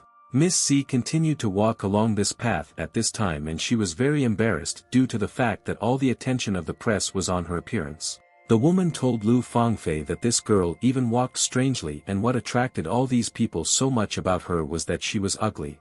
Lu Fangfei told her friend that she couldn't believe it and how was it possible and she wasn't the brightest star at the dinner. Lu Fangfei said that this dress would look better on her and she should embarrass her very much when she is next to her. The woman told Lu Fangfei that she would go and stop her, and she asked her friend to wait and said that they would go there together. And at the moment when Miss C wanted to enter this hotel, Lu Fangfei immediately appeared behind her and told her to stand and listen to the words. Lu Fangfei asked the security where they were looking and who let some internet celebrity wipe the red carpet, and it was a shame. The guard approached Lu Fangfei and told the lady that the girl had an invitation letter and she had the right to be in this place. Lu Fangfei asked what letter he was talking about, and she just spoils the footage everywhere and lowers the level of the event, and she will leave because of her. The guards heard Lu Fangfei's words that if Miss C stayed there, she would leave this place and did not know what they could do. The guards agreed with Miss Lu Fangfei and asked her to come with them, and they had some words for her. Lu Fangfei was very surprised by such words from the guards and asked them what this meant and why she should approach them to talk. The guard told Lu Fangfei that she said that if this Miss C stays there, she will leave, and that's why they ask her to leave there. Lu Fangfei couldn't believe that these guards were kicking her out of this evening and leaving this ugly thing there who was ruining everything there. Lu Fangfei asked the guard what this meant and whether he understood what he was carrying and whether they had completely lost fear and the rest. Lu Fangfei started screaming and asked the guard if he knew who she was and how they wanted to drive her away because she was a superstar. Lu Fangfei. The security guard told Lu Fangfei that this girl is the director of Chaoyang Company and today she is an invited guest like the others. Lu Fangfei couldn't believe what she just heard and she asked the guard what he said, and she is the director of the Chaoyang Company. The woman approached Miss C and asked her for forgiveness and said that they had made a huge mistake and they admit that they were wrong. Lu Fangfei thought that Mr. Qin Han was there and she couldn't easily give up the opportunity to meet him today. Lu Fangfei told the guard that there was a misunderstanding and she immediately asked him to forget about it and not pay attention to it. At this time, Director Lin had already entered the atrium of the hotel and he wondered where Miss C could have gone because she still had not appeared. Director Lin was walking along the corridor there in a very beautiful outfit, and he only wanted to meet Miss C and learn a lot of news from her. And at that very second, Zhang Pengfei approached Director Lin and said that he looked like a real handsome man in this best suit. Director Lin told Zhang Pengfei that only he can be called handsome because he also looked very cool at this event. Zhang Pengfei told Lin that he had just picked up a young married woman and her body and face were beautiful and she was the best. Zhang Pengfei told Lin that he could give him her room number, but Lin told him that he was not interested at all and he could go. Lin told Zhang Pengfei that it could give him these short-lived feelings, but they could not compare with true love. Zhang Pengfei told Lin that it sounds interesting, but Mr. Chen is there and he will go and say hello to him and then come back. Director Lin also wanted to leave there, but then a woman's voice stopped him and she asked Mr. Lin to give her some time. Director Lin turned around and saw that Guo Rui was standing behind him and he was very happy to meet her there and even recognized her by her sweet voice. Director Lin told Professor Guo Rui that he didn't expect to meet her there and what a coincidence it was, and he couldn't believe it. Guo Rui said that she is a professor at the academy, but she is also the vice president of the Zhonghai Culture and Sports Association. Professor Guo Rui told Lin that her husband was also there and because of this she will no longer communicate with him there because he will be angry. After these words, Professor Guo Rui began to leave this place and Lin thought that she seemed to love her husband very much and was very afraid. And at that very second, Zhang Pengfei immediately approached Lin and said that he was not surprised, that he did not want to take the address of the girl he found out about. Zhang Pengfei told Lin that he knew the vice president of sports and culture and she was a very beautiful woman and he was so lucky. Director Lin was very angry at Zhang Pengfei's words and asked him what kind of nonsense he was talking about and told him to get out of there. And then a message from Miss C came to Lin's phone and she said that she had met friends upstairs and would soon come down to him. Director Lin looked at his phone and thought that he was very glad that he had such a nice girlfriend and it was good that she was with him. Lin put away his phone and thought that he needed to blend in with this whole crowd of people so as not to stand out there and wait for Miss C. Director Lin heard that Lu Fangfei was standing behind him and she made a promise with some man and their conversation was interesting. General Manager of Jiada Enterprise Zhou Zihao said that Lu Fangfei's acting skills were already very good. Zhou Zihao said that in the next few years Lu Fangfei would already take over the entire film industry and this was already a fact and a matter of time. Lu Fangfei told Mr. Zhou Zihao that he was very polite but she was still new to the industry but she was happy to see him.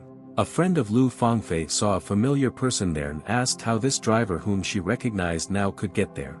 The woman told Lu Fangfei that it was the same man who yelled at her in the store for her dress and she remembers the scoundrel. Lu Fangfei told her friend that she would go there and see what he was doing there and maybe even ask him for some details. Lu Fangfei thought that she couldn't mess with that girl, but she could vent her anger directly in that person's face. And at that very second, Lu Fangfei pretended that she had tripped and had very bad intentions and wanted to harm Lin there. Lu Fangfei began to fall right on Lin Yi and she splashed her wine right on him and he did not understand what was happening there and what he was doing. Director Lin Yi looked at Lu Fangfei's actions and thought that she did it on purpose and wanted to harm him and this made him angry. And at that very moment, Director Lin managed to dodge and Lu Fangfei began to fall right now to the floor and realized that it seemed her plan had failed. Lu Fangfei fell to the floor with all her might and thought that these people were nothing but problems and she didn't want to see them at dinner anymore. Zhou Zihao quickly ran to Lu Fangfei and asked the lady how she felt after such a fall because it was so painful. Zhou Zihao asked Director Lin what was wrong with him and he saw that she was falling and why he didn't help her and let her fall with all her might. Director Lin asked Zhou Zihao why he had to help her because she was not the best person and this is a fact. Lu Fangfei was very angry that she failed to take revenge on Director Lin and she realized that she would have to lie to all the people. Lu Fangfei pointed her finger at Lin and said that he tripped her up and wanted her to fall to the floor and embarrass herself in the hall. Director Lin told Lu Fangfei that it was nonsense and he didn't owe her anything and she could go and ask all her guys for help. Lu Fangfei was angry after such impudent words from this scoundrel and she asked how he had the audacity to say all this to her face. Zhou Zihao told Lin that he orders him to apologize to Madame Lu Fangfei or he will pay for such brazen actions. Zhou Zihao told Director Lin that his father is a respected man in Zhonghai and therefore he can make sure that he will die soon. And at that very second, Qin Han appeared in this hall and asked all the people what was happening there and what he had missed during his absence. Lu Fangfei was very happy to see Mr. Qin Han and asked him if she remembered him and she was just a superstar Lu Fangfei. Zhou Zihao told Mr. Qin that this guy tripped Miss Lu Fangfei and insulted her in front of all those people there. Zhou Zihao told Mr. Qin Han that he was going to call someone there to take him out because he behaved very badly there. Lu Fangfei told Mr. Qin Han that it was true but she was not hurt and she thanked him for his concern. Qin Han approached Lu Fangfei and asked if she really thought that a person like Lin cared about her and tripped her up. Qin Han told Lu Fangfei that Lin Yi is his friend and if she dares to slander him, then she will not see a quiet life in the city there. Lu Fangfei and Zhou Zihao were perplexed by Qin Han's words and did not know why he treated this driver so well. Zhou Zihao and Lu Fangfei ran to Lin Yi and asked him for forgiveness and said that they had made a mistake and were ashamed. And immediately after these words, they quickly ran away from there and Director Lin just looked at them and thought that it looked like they regretted everything. And then Zhang Pengfei approached him and told Lin Yi that he would take him out into the fresh air and come when dinner with their guests began. Director Lin agreed with Zhang Pengfei and said that he thought he could really use some peace and quiet. At this time, the girls were standing in the yard and they were talking about everything with each other, and Miss C was standing there with her friends and was very happy. Miss C smiled and was glad that she met her very old acquaintances there and had a good time with these ladies. Lin Yi and Zhang Pengfei went out into the courtyard and he asked Zhang to go and have fun and he agreed otherwise and began to slowly leave from there. And after that, Director Lin Yi wanted to approach his Miss C, but at the same time a strange guy got ahead of him and he rushed there. A strange stranger asked the student if a gift was ready for Mrs. Z, and the guy said that he had prepared a gift for her. The guy took out the ring along with the flowers and thought that today everything should go perfectly as he had previously planned for this lady. This guy's name was Zhao Xingyang and he was the founder of the Hong Foundation and he also wanted to court Miss Z and prepared his gifts for her. Zhao Xingyang ordered his man to get rid of people without using extreme methods and should offer them all money. Zhao Xingyang told his man that he didn't want Zi Qingyan to know that he was violent and he understood Mr. After this, the man Zhao Xingyang began to approach all the people who had gathered there and offered them all money for leaving there. The guy approached Lin and said that this gentleman now wants to confess to one girl and asked if he could leave for their money. Director Lin smiled and asked the man how much they wanted to pay for this man to confess to one girl there. The man handed Director Lin the money and said that he hoped that he would be happy with this amount and that this amount would be enough for him to leave there. Director Lin asked the man if he was joking and 5,000 yuan would be enough for people and they would agree to leave there for that. The man told Director Lin that he understood his message and asked if 20,000 was enough for him and then he would leave for just 10 minutes. Director Lin told the man that he must give him 100,000 and not a yuan less and then he can agree to his request. And then Zhao Xingyang approached Director Lin and told Mr. that he better know his worth and he should think about it all again. Director Lin told Zhao Xingyang that 100,000 yuan is not such a big amount and is he sorry to give this money for the sake of a girl. Zhao Xingyang told Mr. that he appreciates this whole situation very well and he will give him 100,000 yuan and then he will leave from there.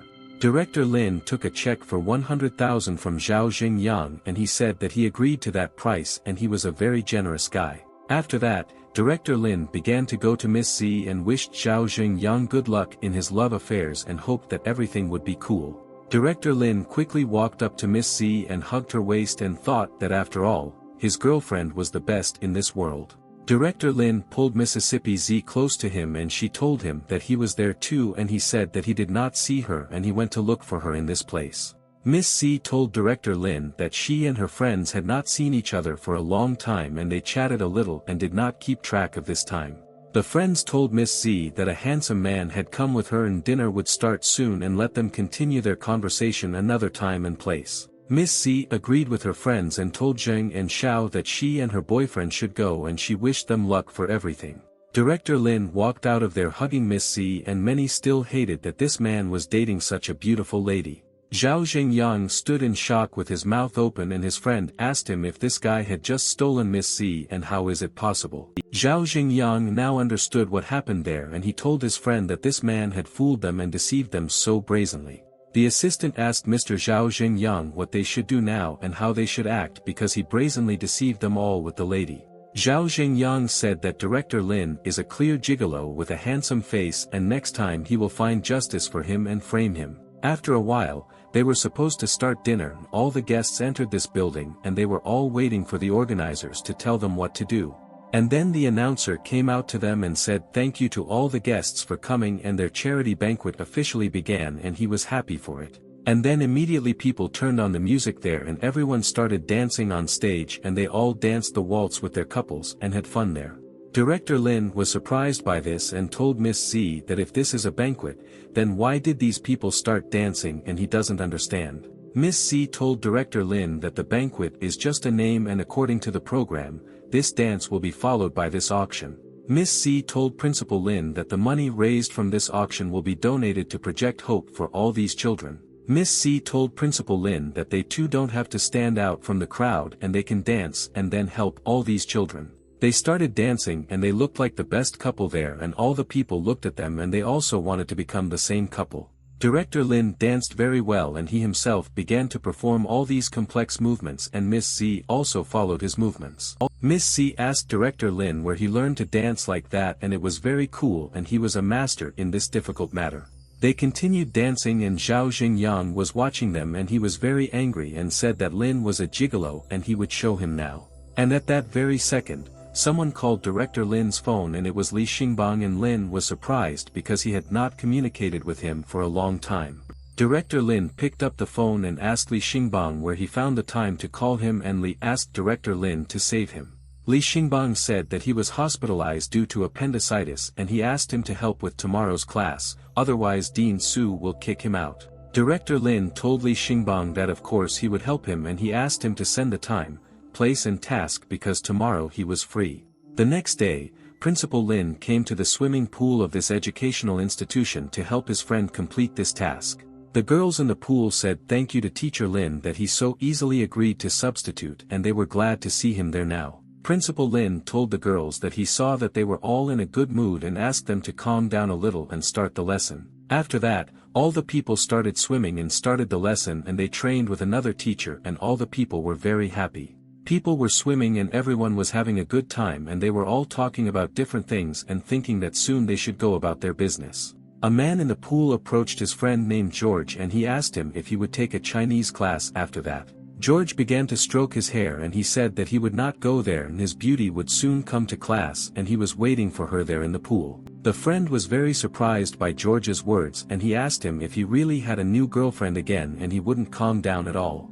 And at that very second someone opened the door and went into this pool to conduct classes there and thought that they would be very free there. It was Director Lin with his students and he was surprised because there he saw other people who were already swimming in the pool with might and main. Director Lin thought what was wrong with these people, and after all, according to the rule, you can't wear an ordinary swimsuit there, but they wore whatever they wanted. All these students came out of the pool and started moving towards Principal Lin to talk to him and solve this strange situation there. Principal Lin was angry and asked these students what they were doing there and why they came to this pool without anyone's permission. The girl told Mr. Lin that they were international students and they could go in and out of the pool anytime they wanted. George said hi to Director Lin and said that he and his friends were very happy to see him there and they were even waiting for him at the pool. George said hi to the girl named Wang and said that he was a student from another country and studied Chinese language and literature.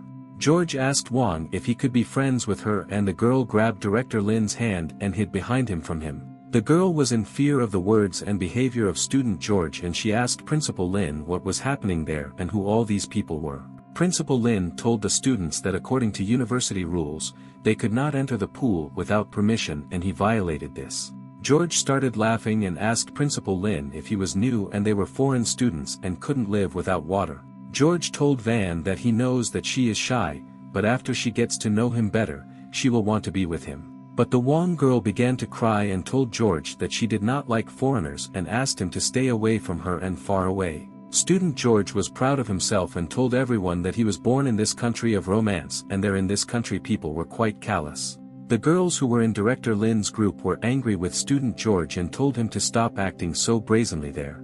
George started laughing and asked the women to hit him in the face and said that he would guarantee that then they would definitely be expelled from there. George's friend called Director Lin's group a bunch of cowards and asked if he should know some kung fu or some other arts. Student George and his friend started laughing and they thought that no one could do anything to them and they were special. But at that very moment, Director Lin kicked George in the stomach and he asked him how dare he behave so arrogantly and so impudently. Student George did not expect this from Principal Lin at all and began to fly into the pool and thought that none of them would be able to hit him there. Student George fell into the pool and all the women told Lin that he was such a tough man and he protected them from this scoundrel. The insolent student began to leave the pool and his friend ran up to him and asked George if he was okay and how he was feeling. Student George was angry about this and told Principal Lin not to even hope that he would let him teach the class after that. All the people didn't understand what Student George wanted to do, so he took off his shorts and said that Director Lin would be sorry for hitting. Student George brazenly started peeing in this pool and said that they all deserved it with their actions and now he was satisfied. Director Lin could not find words for this act of this Student George and the women said that he was an arrogant and dirty guy. Student George grinned at Director Lin that although now he could continue his studies and he was not against this lesson. Student George called his friends over and asked them all to do it too, and the friend told George that he himself just wanted to go to the toilet. Foreign students told Director Lin that now he knows what they were capable of and now he will not contradict these people. The women were angry with Student George's action and said that it was too much and he would regret that he behaved so brazenly there. Having done his business, Student George asked his friends to go from there and he said that now they will not interfere with Lin Yi's swimming lessons. Principal Lin asked these students and especially George to just wait for him there and said that he had an important thing to tell him. Principal Lin told these students that they could leave when they drank the water from this pool and then he would forgive them all. Student George told Lin that this was in his dreams and he will now complain to the director for kicking him and he should be fired. Student George thought that he had outplayed Principal Lin and he could not do anything to them, but the teacher began to quickly run towards him there. Principal Lin quickly ran to the student and slapped this George in the face, and the impudent student clearly did not expect such an attack from the teacher. Immediately after such a blow, Student George fell to the ground and finally he shut up and could no longer say anything to these lovely ladies there. Director Lin told Student George that he would then add another blow for sure because he would still have to be fired after this. Student George was lying on the ground and could not move, and at that second George's friend began to attack Director Lin to beat him. But Director Lin was as calm as possible and he managed to grab George's friend's hand and thought that all these students were impudent. Director Lin grabbed this student by the hand and threw him over his shoulder and thought that all these students need to be appeased for all this. Student George's friend fell to the ground and could no longer attack Director Lin at all, and he received what he deserved for his actions. All the students and especially Wang were happy and said that Teacher Lin was so strong and all the bullies got what they deserved. Principal Lin hit George's other friend and realized that all these students would not calm down until they got punched in the face by Teacher Lin. Another friend of George began to help his people and ran up to Director Lin and he also immediately got hit in the neck by him and calmed down. A couple of minutes later, all the foreign students were lying on the ground and they were all in great pain and regretted their attack on the teacher. Foreign girls were afraid to approach Director Lin and quickly ran away from there and said that they were being killed and they asked for salvation. Student George asked Director Lin not to come near him and if he touched him, he would immediately get him fired and that was a fact. But Principal Lin didn't listen to Student George and he walked up to him and grabbed him by the head and told him to shut up and not threaten them. Principal Lin grabbed Student George by the hair and began to pull him along, and the student asked the teacher to let him go and stop this. Principal Lin continued to pull Student George along with him and they approached the pool and the student was surprised and asked what the teacher was doing.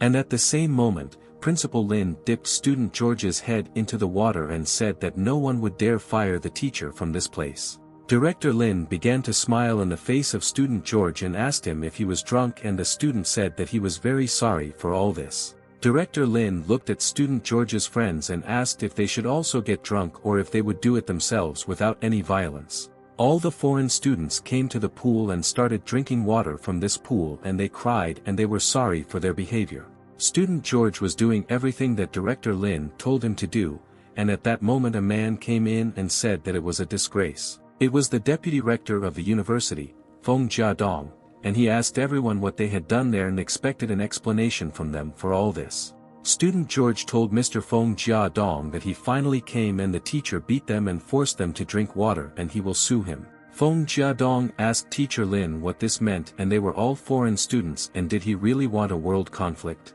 Principal Lin asked Feng Jiadong that they were foreign students and what they did to deserve such obvious special treatment. Feng Jiadong told Teacher Lin that they were just showing their hospitality and what special treatment he was talking about now. Feng Jiadong told Master Lin that he was taking this matter very seriously and he would answer to the law and be punished for it. Director Lin Yi told Feng Jiadong that it seems that he himself does not quite understand what is happening and is behaving very strangely at this time. Feng Jiadong was furious and asked Lin how dare he talk to him like that and now they will go to the rector's office before he kills.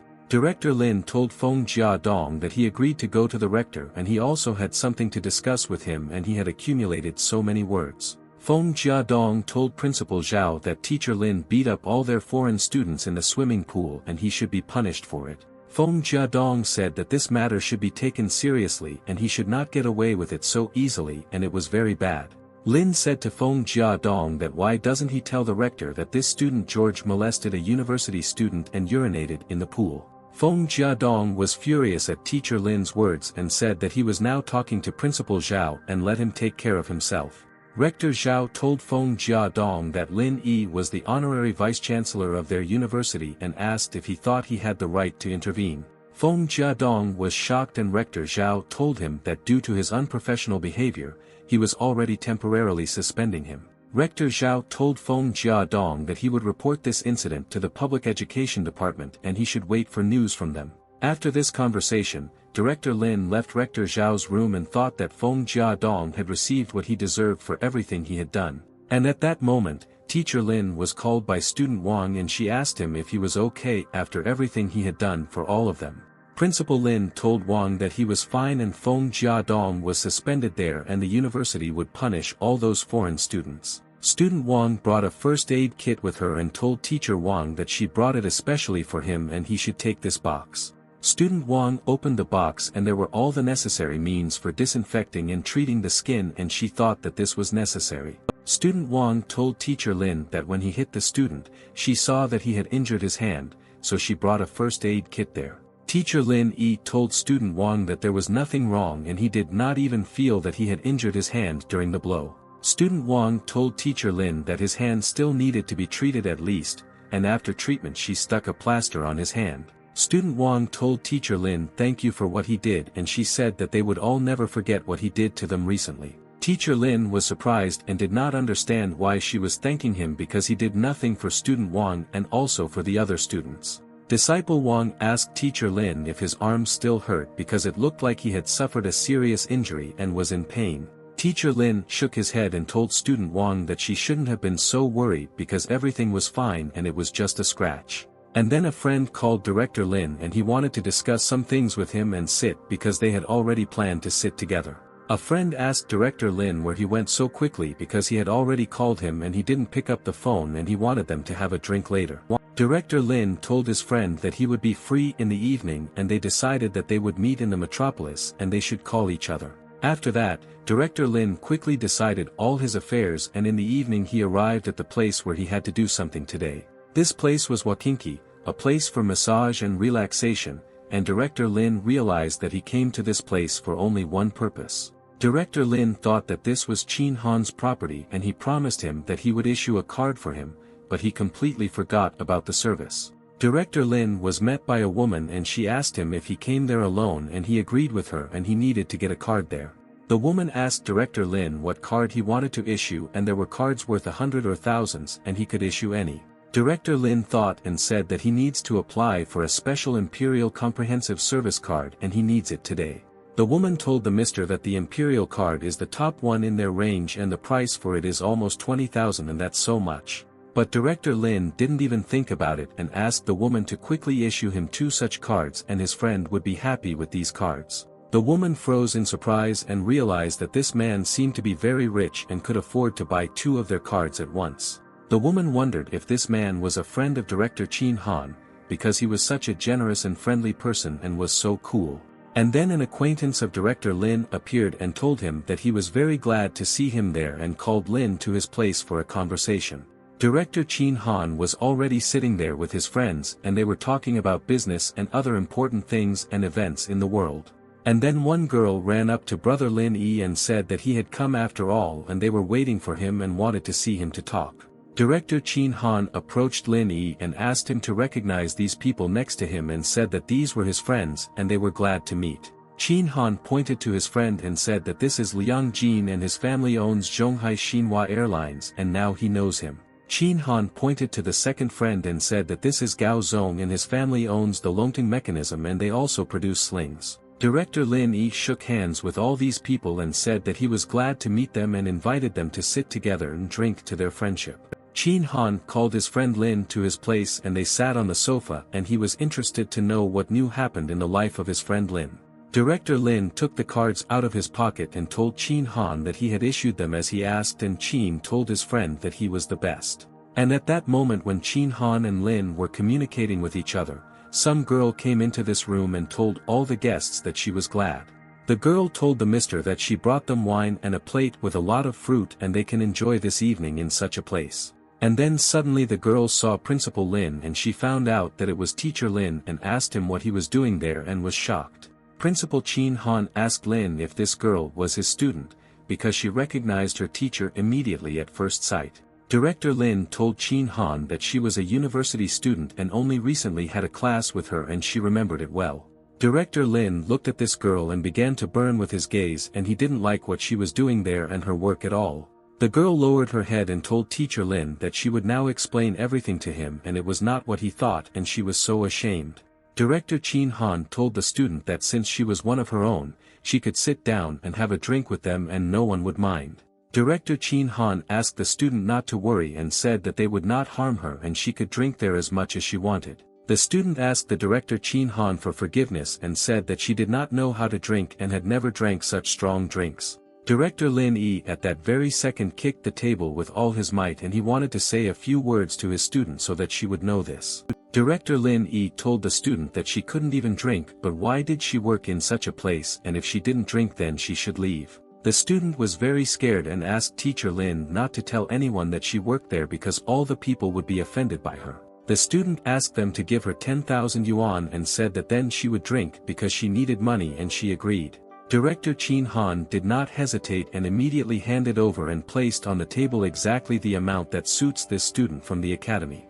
Director Chin Han told the student that he kept his word and she could drink as much as she saw fit and it was her choice. The student sat down on the ground and she realized that she could get this money just by drinking these drinks and thought that it was easy. The student looked at these strong drinks and thought that in her entire life she had no interest in drinking such things. The student took one of these glasses and began to drink these drinks while teacher Lin sat and silently watched this action. After a couple of seconds, the student drank one glass completely and it was very difficult for her to do this because her body was not used to alcohol. After this, the student took the second glass of drink and began to drink it, despite the fact that she no longer wanted to drink these drinks there. Principal Chin Han looked at his friend Lin, but he also just silently watched as the student did something she didn't like. And when the student drank the second glass, she immediately felt bad and began to feel that something was happening in her stomach and it was bad.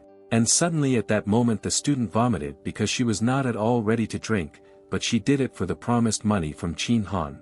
Director Chin Han stood up and approached the student and gave her the very money that he promised her because she did everything well. Director Chin Han told the student that he was giving her 20,000 yuan for 2 drinks and said that now she could leave there. But the student told Principal Chin Han that she could have another drink and asked not to kick her out and to give her another chance. Principal Chin Han told the student that she had vomited and therefore she should leave quickly and return to her work and her affairs. The student looked at teacher Lin, but he was still sitting in that place and silently looking at her and did not say a word to her during all this time. The student took the money that Chin Han gave her and she already started to leave there and was upset that she could not earn more. Director Lin Yi continued to silently look at the student and he did not like what she was doing, but she would not understand his request. Director Lin asked Chin Han to send someone to keep an eye on her so that everything would be in order because he was worried about this girl.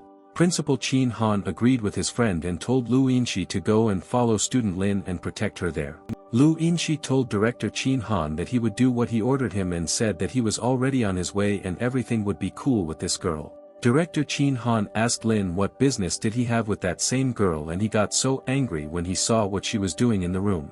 The girl next to them said that she thinks that Mr. Lin Yi thinks that female students should not be there and he can be understood. Principal Chin Han told Lin that this student was no longer little and she could do whatever she wanted and it was only her choice. Director Chin Han asked Lin to stop frowning and start drinking, and he listened to his friend and picked up the glass and started drinking.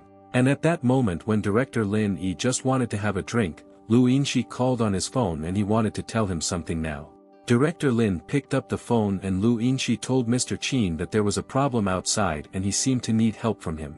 Director Lin immediately put his glass on the table and thought that he knew that something would happen and therefore asked for the protection of the student. Director Chin Han immediately called his people and asked all the guys to follow him and they should all solve this problem. Director Chin Han wanted to go outside and see what was going on there, but Lin put his hand in front of him and stopped him.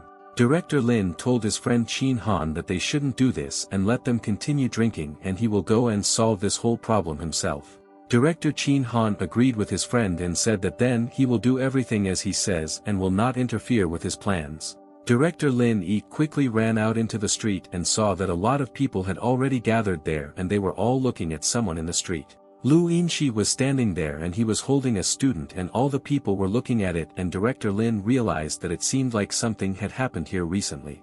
Lu Yinshi consoled the student, but she held her head and could not clearly explain what was wrong with her and it looked like someone had harmed her there. Director Lin approached them and asked Lu Yinshi what happened and wanted to hear an explanation and solve the problem as soon as possible. Lu Yinshi told Director Lin that when he left the establishment, he encountered these people who wanted to take Ms. Wang away. Director Lin Yi looked to the side and asked all these people if they were pestering the girl and wanted to do something bad. The man asked Director Lin if he really wanted to stand up for this rubbish and said that this lying girl was not worthy of it at all. Director Lin asked him why they needed her and the man said that she was the main calling card of the metropolis and popular. The man said that she was supposed to keep them company and did Lin even know who was in their room and it was Song Wen-hai, the owner of the bar. Director Lin Yi nodded his head and said that's how it was and he didn't expect to hear it, and this guy then froze in surprise. Director Lin asked the man to tell Song Wen-hai to come there and if he agreed, he would let him take that young girl Wang.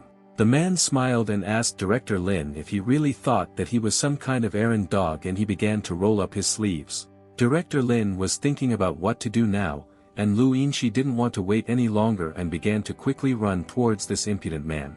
Lu Yinshi quickly took out his knife and stabbed the man's leg and wounded him because he no longer wanted to listen to such words from the scoundrel. Director Lin froze in surprise and was in shock, and the man screamed in pain but continued to demand that they give Wang back immediately. The man did not expect Lu Yinshi to hit him, and the man's people told him that it was so cruel and he was not at all afraid of them all. People asked Lu Yinshi how he dared to hit their boss, and now he will answer for this action and they will quickly finish him off for his impudence. Lu Yinshi was very angry with them and said that he would kill everyone who came close to him, and he was not joking and they could see for themselves. The man asked his people what they were waiting for and told them to quickly call the boss Song Wenhai there and said that he must finish. Boss Song Wenhai quickly ran there, and the man who received a blow for his impudence thought that their boss would now punish them. But Song Wenhai asked for forgiveness from Director Lin and said that his subordinates were stupid and how could he make amends to Lin Yi. Director Lin told Song Wenhai that he would let his people answer for their actions and said that he didn't want to see them all there anymore. After that, Director Lin approached the student and held her so that she would not fall and made sure that nothing happened to the girl. Director Lin asked Lu Yinshi to tell Qin Han that he was leaving, and he agreed with him and said that he would convey this to his boss. Student Wang came to her senses and told Teacher Lin that she was very sorry and asked his forgiveness for getting him involved in this. Teacher Lin told the student that nothing had happened and took her to his car because she could barely stand on her feet and could have fallen in the street. Director Lin put the student in his car and he fastened her seat belt to prevent her from flying out of the car and got into the car himself. Director Lin just wanted to go, but he saw what Student Wang was doing and asked her why she was covering her hand in his car. Student Wang told Principal Lin that she was afraid to pull it out because, besides, Teacher Lin had such a cool and very elite car. Director Lin smiled and thought that this student was a very good girl and her lifestyle did not suit her at all. Director Lin brought the student to one place and she asked him what kind of place it was, and the teacher said that this was the Bandao Hotel. The student was surprised and wondered why Teacher Lin brought her to this place and what he really needed and what his intentions were. Student Wang was terrified and thought what this Teacher Lin wanted to do to her, and she was scared because she didn't know anything yet. They both entered the elevator and the student realized that she needed to be on her guard because she didn't know who Teacher Lin from the academy really was. They went up to the desired floor and Teacher Lin took out his card from his room and opened his room to go in there and relax. They went there and Student Wang asked Teacher Lin what he needed from her and said that she wanted to go home and relax at home. Teacher Lin asked the student how she would go home like this and wouldn't her family be worried if they saw her like this. The student started crying and said that there was no one at home and her mother was in the hospital and she had a heart attack and she needed money. Teacher Lin handed her a handkerchief and asked, so she went to work in the metropolis, and now it became clear to him what she was doing there. The student said that the manager of the metropolis said that she was good and selling drinks is not as dangerous as she thinks. Teacher Lin told the student that he understood her and asked how much her mother's operation cost, and he wanted to know from her the exact amount. The student said that it would be a lot, and she and her grandmother decided to sell the house and borrow a little more so that this money would be enough. Teacher Lin asked the student how much her house cost and was it really such a large amount as he imagined, and is it true? The student told the teacher that she would find several jobs and honestly she didn't need anything and she just needed to earn some money. After that, Director Lin asked to call the hotel manager and bring him 500,000 in cash, and he was in this hotel. A couple of minutes later, a man brought a suitcase to Director Lin that was filled with money and said that there were exactly 500,000 yuan in it. Director Lin made sure that everything was in order and thanked his manager for fulfilling his request so quickly. Director Lin asked the student to take the money and said that now the most important thing is her mother's treatment and she should only think about her. The student couldn't believe her luck and thanked her Teacher Lin for helping her with this problem so instantly. Student Wang told Teacher Lin that she did not know how to respond to him for such help and said that she did not believe that anyone would help. Teacher Lin did not want to listen to the student's words and told her that she did not need to thank him and that she should cure her mother faster. But the student said that she would not remain in debt to the teacher and she would come up with a way to repay such unprecedented generosity. The student told Teacher Lin that in truth she wanted to tell him that she really liked him and that he was a very handsome guy.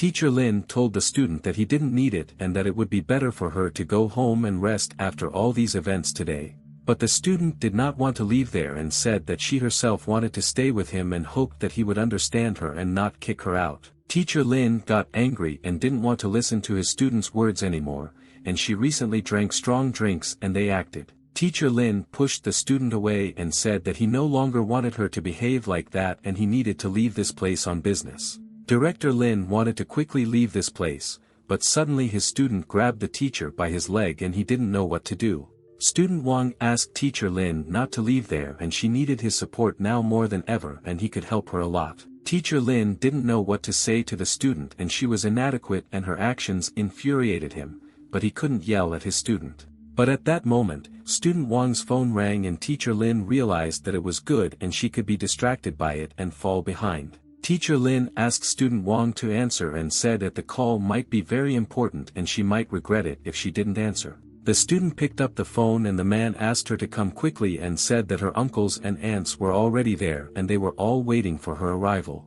The student was surprised by this and asked why they all came there and she asked her grandmother not to worry and said that she would come. Teacher Lin told the student that she didn't have to worry and that he himself would take her there and they would get to the right hospital in no time. Student Wang told Teacher Lin that he could do it if it was not difficult for him and said thank you for all his help and support. They arrived at the apartment complex at dawn and Teacher Lin asked her not to worry about her mother and to first go and see what was going on there. Teacher Lin told the student that he had contacted the best hospital and would later take her mother there where the best doctors would immediately help her. The student told Teacher Lin many thanks for helping her so much in difficult times and she will never forget his kindness. The student told Teacher Lin that she would continue to thank him when her family affairs were over and would not remain in debt. After that, they went into the house and the student had to make sure that everything was fine with her mother and that her life was not in danger now. The grandmother was very happy to see her granddaughter there and said that she had been waiting for her all day and all their friends also missed the girl. The student's aunts and uncles told her that she had finally arrived and could have arrived even earlier and not linger anywhere at night. Teacher Lin looked angrily at all the student's acquaintances and thought that they were very bad people and did not want to help her at all. Teacher Lin saw that the student's mother was lying sick in the next room and she was in very bad condition and needed her. Acquaintances of Student Wang asked her if it was her boyfriend and said that she was dressed so unculturedly and it was very bad. The student became embarrassed and said that this was her Teacher Lin and told him that this was her aunt and uncle and they were also very happy to meet him. And suddenly the aunt approached the student and told Wang Ran that she would not lie to her and asked her to return the 5,000 that she had taken. The uncle also started talking and told the student Wang Ran that if they started talking about this then she should return him 4,000. Student Wang Ran thought that when her mother was admitted to the hospital she asked for 3,000 and how did this amount now become 4,000? All the relatives of the student Wang Ran were angry and asked her if she thought that they would give her money and she would not have interest. Student Wang Ran started crying and told her family that it was too much and her dad gave them all so much money when he was alive. Student Wang Ran continued to cry and said that they all did not know kindness and were all putting pressure on her at such a difficult moment for her. Student Wang Ran saw her uncle and asked him why he came there and said that she did not borrow money from him and did not owe. The uncle told Wang Ran that she did not borrow money from him, but when her mother was hospitalized, he looked after her and she owed him 1,000. Student Wang Ran didn't know that her friends were such people and they didn't care that now she really doesn't have enough money for her mother. Wang Ran told her friends that she would return the money to them all, but when her mother is sick, how can they tell her about her pathetic debt? Teacher Lin told Student Wang Ran to just give the money to these people and then they would all leave her behind forever. Student Wang Ran agreed with Teacher Lin and said that she would immediately pay off her debts to all these harmful people and everything would be over. Student Wang Ran took out a briefcase with money and thought that all these people would not leave her side until she gave them all their money. Student Wang Ran opened the diplomat and it was filled with large bills and no one expected that Student Wang had so much money. All the Student Wang Ran's acquaintances were shocked and they asked her where she got so much money and how this was possible in life. Student Wang Ran threw a wad of money at her friends and said that there were 10,000 of them and said that now they could leave from there. Acquaintances told Wang Ran that there was no need to be angry and they didn't really need this money now and she could take it for herself and spend it.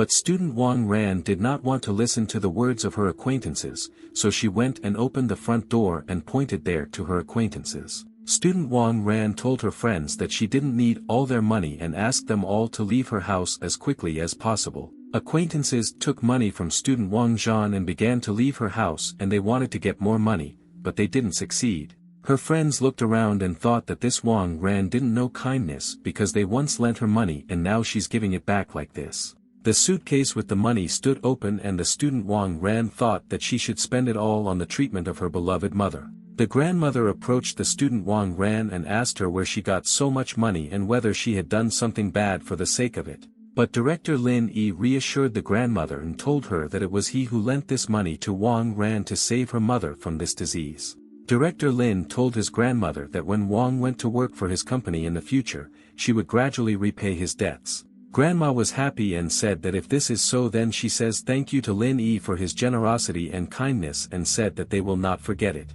Assistant Director Lin told Mr. at the ambulance had already arrived there and they could pick up the sick mother of a girl they knew.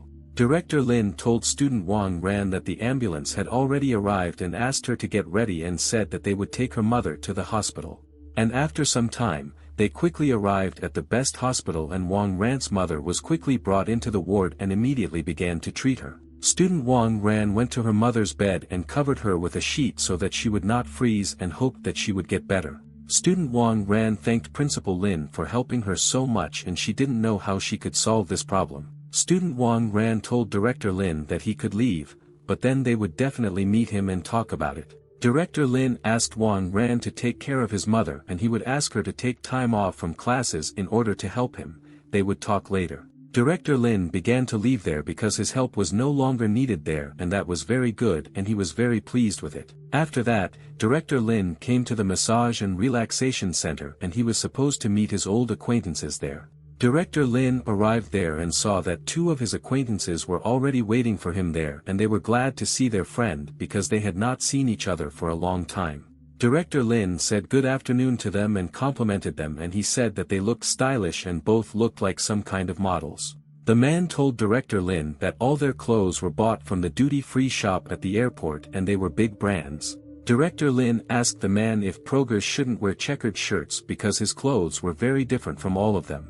The man told Director Lin that this is the largest massage center in Zhonghai and he did not know that they would meet in this place. The man told Director Lin that if he had told him about this earlier, he would not have taken Lu Yin with him to a place like this center. Director Lin asked the man what he was talking about and said that they both just arrived from the plane and should have a good rest there. An employee of this center approached Director Lin and asked if he really didn't like their girls and decided to bring his own girlfriend. But Lu Yin did not understand what this strange man was talking about and what he was saying, and Director Lin would answer her for what this man told him. 10 minutes later, Lu Yin told Director Lin that they had hired 32 experts in the field of chips and lithography things. Lu Yin handed the document to Director Lin and said that all the information about these people was there, but Lin immediately threw it on the floor. Director Lin said that these 5 people have been in trading for many years and what skills do they have and why did they spend so much money on a consultant. Director Lin asked them what kind of people the two of them found and what information they could tell him about all of them. They were shocked and Lu Yin told Director Lin that they all wanted to take advantage not of their skills but of their connections and it was useless. They said that they had to collaborate with craftsmen from other fields to obtain parts for the lithography machine and others. Director Lin nodded and said that he understood and when they can all launch the lithography machine project and achieve results. Lu Yin told Director Lin that there was one problem and there was also a key figure that they had not been able to meet all these days. Director Lin smiled and he asked Lu Yin that even seduction doesn't work and she said that the director is a pervert. At this moment, Director Lin was brought a plate of fruit and he began to leisurely eat the fruit and listen to the story of his old friends. Director Lin told them that he was joking and asked who this guy was with whom they could not find a common language. He wanted to know about him. Lu Yin handed the document to Director Lin and said that he was the vice president and world-class computer genius Shen Tianzhua. Director Lin said that it seems they need to find a way to attract this Shen Tianzhua to help them carry out their best plan. The man said that he thought that this man was the most important part of their project to develop this ideal car of theirs. The man told Director Lin that otherwise he and Lu Yin would definitely have to fly abroad again to find the right craftsman there. Director Lin told them that they would postpone this matter for now, and when he finds free time, he himself will fly for this master of technology. Lu Yin was very happy and said that Director Lin was taking matters into his own hands and he could quickly solve this problem and return home. And at the moment of their conversation, someone called Director Lin, and it was his person from the company, and he wanted to say something to his boss. Director Lin picked up the phone and the man told the boss that they had a problem there and he should come there quickly to solve the problem.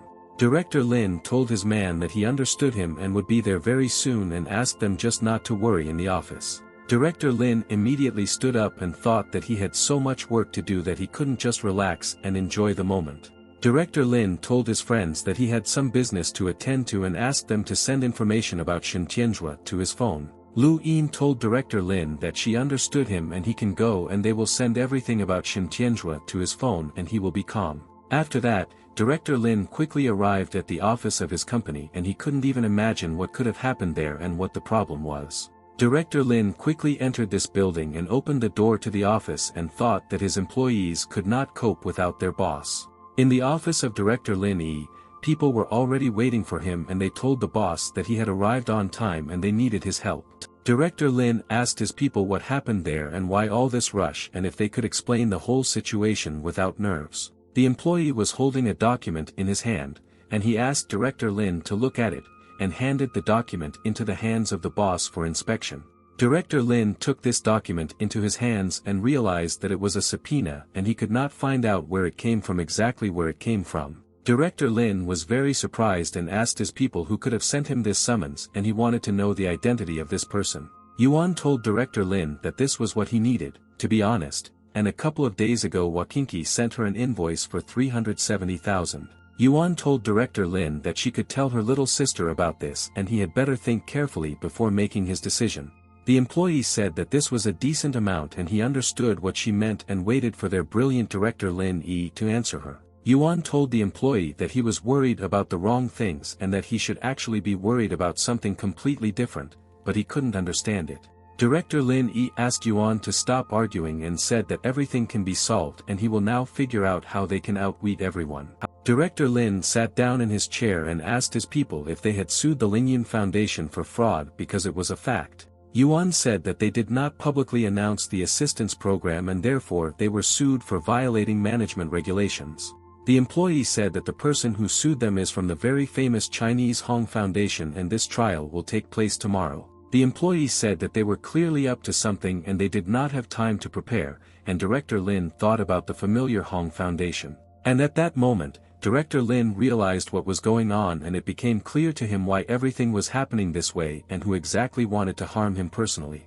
Director Lin remembered that the Hong Foundation organized a dinner for poor children a few days ago, which he went to at night. Director Lin thought, does this Zhao Xingyang want him this way, and it seems his guess was correct and he was very right. Director Lin told his people that the trial would take place tomorrow at 9 o'clock and they should be prepared for any surprises at the trial. Yuan asked Director Lin what they needed and whether she should quickly hire a lawyer to deal with all their affairs. But Director Lin told Yuan that this is nonsense and they don't need extra people because they themselves can solve this problem without any people. Director Lin smiled and asked Yuan to wear a miniskirt tomorrow and said that she would go with him and he had one brilliant plan. Yuan was very surprised and asked Director Lin if it was possible to wear such clothes to court, because she thought that it was forbidden. Director Lin told Yuan that she would be his support and help him so that they could successfully carry out the plan and win the trial. Yuan agreed with Director Lin and said that she just bought a pair of new skirts yesterday and tomorrow he can personally evaluate them. Director Lin asked Yuan to make inquiries about this person, and this is Shen Tianzhua Vice President, and the sooner the much better.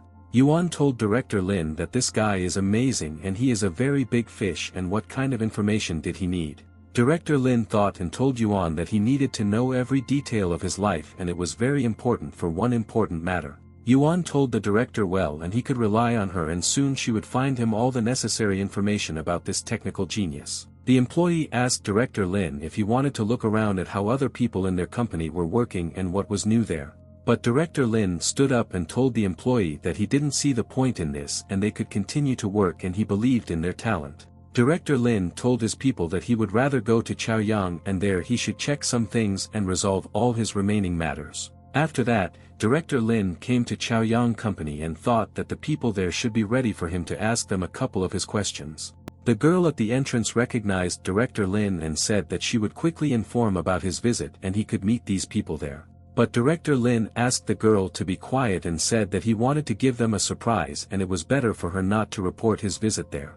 Director Lin walked into the room and thought that he wanted to meet this person and he was most looking forward to seeing them again. And when Director Lin entered the room, he saw that Miss Z was there on the floor and she was doing sports and stretching and was in good shape. Director Lin came close to Miss Z and thought that he didn't know that she devoted so much time to sports and it was so cool. Director Lin asked Miss Z what she was doing there and she was shocked because she did not expect to see him there and at such a time. Miss Z quickly got up from the floor and asked Director Lin what he was doing there and where he came from so quietly and suddenly in her room. Director Lin asked Miss Z if it was so hot in the office and she took off her clothes and put on these clothes for all sports. Miss Z told Director Lin that she simply had problems with her cervical vertebrae and that's why she was doing yoga and fitness. Miss Z sat down on a chair and Director Lin told her that he knew a good massage therapist there and would she like him to take her to him. Director Lin told Miss Z that a sedentary person like her is prone to muscle strain and needs a good rest. Director Lin gave her a massage and Miss Z said that she could handle this problem herself and she did not want to be touched by others. Director Lin told Miss Z that she was right and then he was at her service and he could give her a massage whenever she wanted it. Director Lin asked Miss Z to lie down on the sofa and said that he would massage her himself and then all the pain would go away and she would feel great. Director Lin opened a box containing many massage oils and he took one of them to find out what kind of oil it was. Director Lin began to smell this oil and thought that it seemed to be lavender and this oil smells very nice and is of good quality.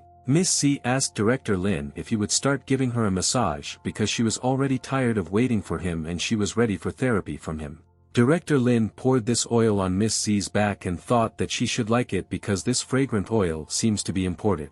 Director Lin began to rub his hands and massage Miss Z so that she would not be angry with him and everything seemed to be working out for him. Miss Z was very surprised because she didn't expect that her sweetheart did such a great massage and seemed to have so many talents. Director Lin asked Miss Z to relax and said that in a couple of minutes all her pain would go away and she would be a healthy person. After that, Lin told Miss Z that he had some time and he wanted her to fly with him somewhere and it would be so chic. Director Lin asked Miss Z if she would like to go with him to the largest amusement park in the world and have fun there. Miss Z asked Director Lin if it was true because she always wanted to go there but never had the time to do so. Director Lin told Miss Z that in front of other people she is like a domineering woman director and in front of him she is like a little girl. Miss Z really liked the compliment from her sweetheart and she immediately kissed Director Lin on the face and she really liked him now. Miss Z told Director Lin that then she would finish her work and book the tickets immediately and they would spend the whole time together. Director Lin agreed with Miss Z and said that he hopes that this will be their best vacation and he will look forward to this moment. Director Lin stood up and told Miss Z that something happened to his student and he would go to her hospital and visit her in this place. Miss Z told Principal Lin that of course he had to go there because his student hoped that her teacher would help her with this. Miss Z told Lin that he had gentle hands and the next time she was tired he would massage her again just like now. Director Lin was happy and said that of course he would give her a massage if she liked it so much and he was not tired at all after this massage. After that, Director Lin quickly drove his very elite car to the hospital to find out how Wang Rant's mother was feeling. Director Lin entered the room and was surprised because he saw something there that he did not expect to see, and on the one hand it was even so good. Director Lin saw that Wang Rant's mother was conscious and her closest people were standing next to her and they were talking to her and smiling. Student Wang Ran turned around and saw that Teacher Lin had arrived there and she was very happy to see him again and screamed because of this. Mom Wang Ran said good afternoon to Teacher Lin and she was also very happy to see her savior and was immensely grateful. Director Lin said that there were quite a lot of people there and if he had known about this, he would have come later when everyone had left the hospital. The man said good afternoon to Teacher Lin and introduced him to his daughter Wang Dong and said that she was also very happy to meet there. The man said that she was entering the civil service immediately after graduating from university and Wang Dong had never been in love before. Wang Dong was embarrassed and asked her father to stop saying such things because she was uncomfortable in front of such a guest as Director Lin. Director Lin said that Wang Dong was so perfect that it was impossible to even keep up, but she was not worth even a grain of attention and that was a fact. Wang Dong was furious with such words from Director Lin and even wanted to beat him for such impudence and for his enormous self-love. But the woman knocked down Wang Dong and didn't even apologize to her for hitting her in the face with her shoulder and also started walking towards Director Lin. The woman grabbed Principal Lin's hand and asked her son to say hi to him because he was the best teacher in the world. The guy told Mr. Lin that if he had any problems, he could just call him and then he would do everything to help. Director Lin smiled and he came up with one brilliant idea, and this guy will regret pretending to be some kind of important person. Director Lin immediately grabbed the guy by the hand and asked his brother if he really was that cool, and it was very interesting. Director Lin told him stop. A couple of days ago, he helped Wang Ran borrow 500,000 from a loan shark, and could he help him with this? Director Lin asked the guy if he could figure out how to pay in the end and if he wanted the teacher to return this money to the people. Director Lin told the guy that he himself said that he would do everything possible and just a few 100,000 are mere trifles for him. The guy could hardly remove his hand and asked Director Lin if he was laughing at him and why he behaved this way. Director Lin asked the guy and told him that it was not his fault and that he was the one who started it first and got what he deserved, and now he knows that it's stupid. The woman approached her son and told Director Lin that enough was enough and they understood everything and now they would not behave as he told them now. Director Lin approached student Wang Ran and asked how her aunt was doing and whether they had enough money to completely cure her mother's illness. Wang Ran said that the operation was successful but she still needs to spend a week in the hospital before she returns home. Wang Ran told Director Lin that there were still more than 200,000 left and after she left the hospital she would give him the money. But the woman told Wang Ran that she still needed this money and she was studying at the university, so why should she give this money back? The man told Wang Ran that her cousin took second place in the civil service test but they need to bring a gift for this. The man asked Wang Ran if she could give him some money and Wang Ran was shocked by the behavior of her relatives but evil people. The uncle and aunt started arguing and the woman said that she didn't have time to finish and he was asking for money because her son needed money for repairs. Student Wang Ran asked them both to calm down and said that if they forgot, they are in the hospital and it was wrong. Student Wang Ran told them that she would return all the money back to Teacher Lin and so they should stop yelling at each other. The man told Director Lin that if he had that kind of money, he had no need for these 200,000 and he simply wouldn't notice in the end. Director Lin said that they should not disturb the peace of their aunt and would rather go outside and talk about everything in this world. They went out into the hospital corridor and Director Lin was glad that these people stopped shouting at each other and disturbing Wang Ran's mother there. Director Lin told these people that he did not need this money, but who should get it should only be decided by themselves and it is their choice. Director Lin said these words and immediately left these people and he was sure that now the real show would begin with the participation of everyone there. And immediately after these words from Director Lin, relatives began to look at each other angrily and they did not want anyone to take the money for themselves. The woman pointed her finger at the man and said that he would not receive a penny of this money because he did not deserve such a gift at all. The guy came up to Wang Dong and hit her in the face and said that she really wanted to ask them and told her to get out of there quickly. The man ran up to the guy and asked if he had just hit his daughter and raised his hand to hit him back and avenge her. Mom Wang Ran at that time was lying in bed and eating soup and she was having a good time with her daughter and they talked to her about different things. But at that moment, student Wang Zhan and her mother heard very loud screams from the corridor and they did not understand what was happening in the corridor. And then Teacher Lin came into the room and he was glad that there were no extra people in this room who interfered with Auntie's rest in the room. Student Wang ran up to Teacher Lin and asked if all her relatives were fighting there and very loud screams were coming from there. Director Lin asked Wang Ran what difference does it make to her what they are doing there and she doesn't want him to go there to separate his relatives. And after a couple of minutes everything calmed down in the corridor and after that the door opened to the room where Wang Zhan's mother was lying and these were her friends. A woman came there and told Teacher Lin that Uncle Ran had left and he no longer wanted 200,000 as much as they did. Director Lin asked the woman if she had paper and pen and he said that they should write him an IOU for the money. The woman and her son were shocked and frozen in surprise because they thought that Teacher Lin would give them these thousands of thousands just like that. And then the son told the woman that they would write a promissory note in the name of his uncle and see what he did, and the mother agreed with the son.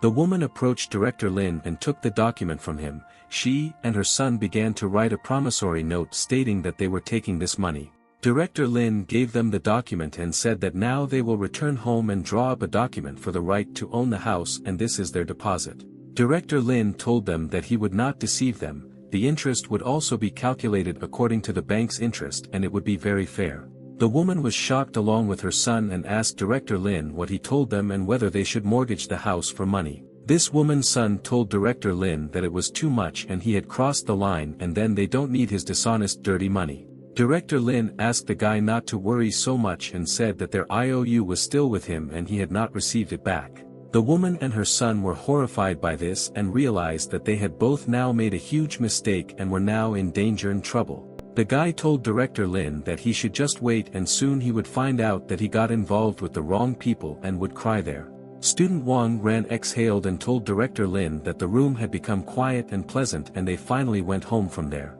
Director Lin stood up and told Wang Ran that it was time for him to go too, because he had a lot of illegal things to do today. Student Wang Ran told Principal Lin that she doesn't know what she would do without him, because every time he saved her from everything in life. Before leaving, Director Lin told Wang Ran that she should take very good care of her real family and not think about other people. Student Wang Ran thought how lucky she was that she then met such a person as Lin Yi and he was an ideal teacher. After that, the next day, Director Lin came to the second court of Zhonghai where they were supposed to meet with those who hated. Director Lin came there in perfect order and he dressed stylishly and looked like a handsome man from magazines and a very rich groom from a movie. And then Yuan ran up to him and told Director Lin that the scale of this trial was a little larger than they expected and it was unexpected. All the reporters quickly ran to Director Lin and said that he had come there and wanted to get exclusive comments on the trial. The reporter told Mr. Lin that they wanted to know what his opinion was about this trial and what he thought about it all. Reporters asked Mr. Lin if he really admitted his guilt and why he did these thefts and what exactly he is considered guilty of. Director Lin smiled and told reporters that of course he personally admits his guilt and they told the whole truth about all the affairs of the company. The reporter asked Mr. Lin if the sports car he drives was also bought with donations and all this time he was lying to everyone. Director Lin said that of course that was the case and he doesn't have that much money to buy luxury cars and own such a company. The reporters were completely shocked by such answers to their questions and no longer even knew what they could ask Director Lin about business. All the reporters kept asking Director Lin uncomfortable questions, but he agreed with them and was happy to answer everyone there. The employee was horrified and asked Yuan if the company would go bankrupt if the boss continued to talk such nonsense because it was very stupid. But Yuan just smiled and asked the man to be calm and said that he just needed to trust him and then it would be great. The employee agreed with Yuan and realized that he could only silently watch what answers their main boss gave reporters. At this time, influential people gathered in the break room and they were all discussing how best to act during this trial. The man asked people not to be nervous and said that they should do what they told them and then everything would go according to the action plan. The director of the Zhonghai orphanage told Master Zhao that this was impossible because these actions were not entirely correct. The director of the Yangqing orphanage Manhwa was also sitting next to Gui Yuntao and she realized that they should be so careful with these people. And at that very second, Mr. Zhao snapped his finger and his people immediately began to carry out his order and they ran to get something from there. And then his people brought Boss Zhao 2 diplomats and put them next to him and said that if anything happens, they are all always at his service. Zhao Xingyang told them that if they showed themselves well, then all this money would go to them and they would both immediately become rich and people. Gui Yuntao and Li Sulan were happy about this and told Zhao Xingyang that they agreed because there were a lot of large bills there. The man told all the people that a Mr. named Lin Yi acted very disgustingly and stole his director's girlfriend and also money. The man told all the people that this is why they will ruin him today and Director Lin Yi deserved it and they should not feel sorry for the director. And then a man came into the room and told Mr. Zhao Xingyang that the trial was starting and they could go and take their seats in this room. And after a couple of minutes, Zhao Xingyang came to the meeting room where Director Lin was already sitting and began to slowly approach his enemy. Director Lin Yi looked at Zhao Xingyang and recognized him today and understood who could write a statement against him, and everything became clear to him. Zhao Xingyang told Mr. Lin that he did not expect them to meet again in such a place, and it was sad for him and he was sorry. Director Lin asked Zhao Xingyang not to worry about him, and he said that everything was fine with him and he was not upset at all today. Zhao Xingyang told Lin that he would not be so calm because he won all the trials and wants to put him in prison for his violation.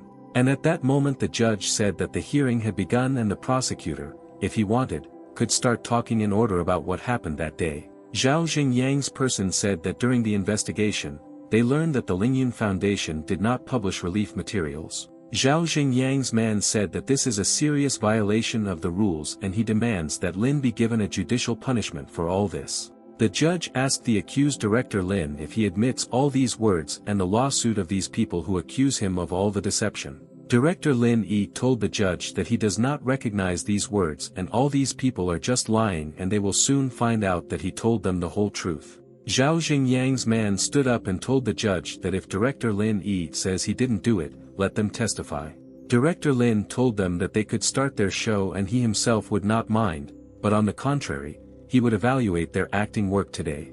And at that moment people came in who could tell the judge a few words about Director Lin Yi and the dirty things he did in his Lingyun Foundation. Gui Yuntao and Li Sulan entered the room where the trial was taking place, and Zhao Xingyang said that these people could testify against Lin Yi. Yuan recognized these people and asked how they could take such a step and how they weren't ashamed that they were defending this bastard. Director Lin Yi asked Yuan if she really knew these two people who came there to finish him off and help put him in prison. Yuan said that they were both directors of orphanages and received assistance from them in the amount of 800,000 and then more than 1 million. Gui Yuntao asked Mrs. Yuan he not to say nonsense and things that didn't really happen, because it was a deception and she herself knows it.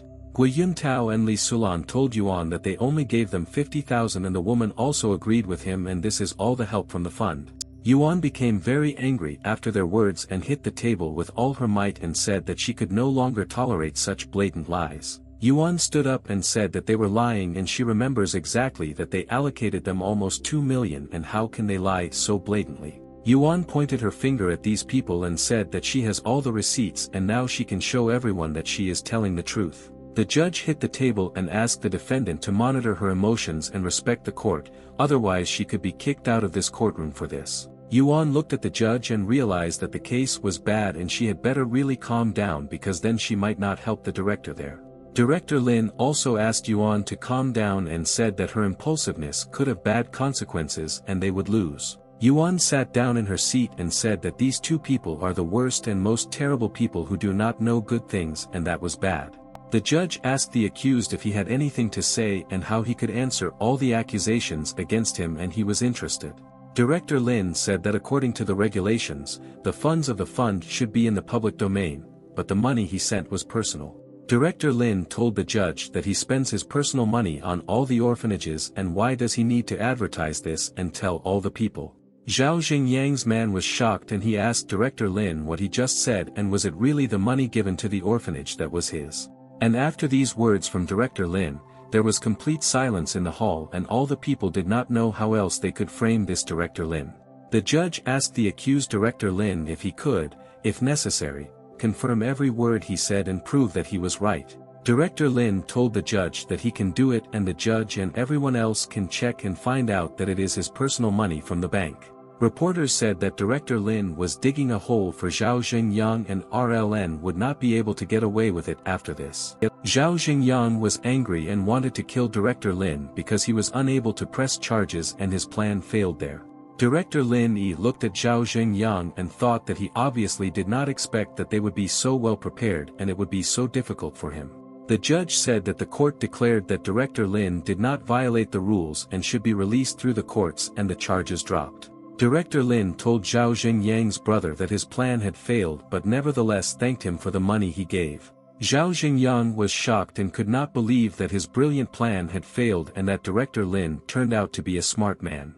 Director Lin told Zhao Xingyang that with his 50,000 they rented a presidential suite and had a candlelit dinner with the same. Finally, Director Lin told Zhao Xingyang that it was time for him to leave there and they would meet him someday and talk about everything. The man told Mr. Zhao Zhengyang that this scoundrel Director Lin needed to be taught a lesson because he was such an arrogant person. Zhao Zhengyang said that they would intercept the director in the parking lot and he would understand everything after Jack taught the scoundrel good manners. After the trial, Director Lin went out to the parking lot and began to walk to his car in order to quickly leave there and relax in the company office. But at that moment Zhao Zhengyang appeared behind him and he told him to stand and said that he wanted to talk to him and distract him for a while. Zhao Zhengyang asked his man named Jack to bring him this Director Lin because he wanted to talk to him alone. Zhao Zhengyang said that he will find a place where there is no one and talk to him where no one will hear his voice and his soul will be at peace. Jack approached Director Lin and said that Mr. Zhao Zhengyang wanted to talk to him and he hoped that he would not mind going with him.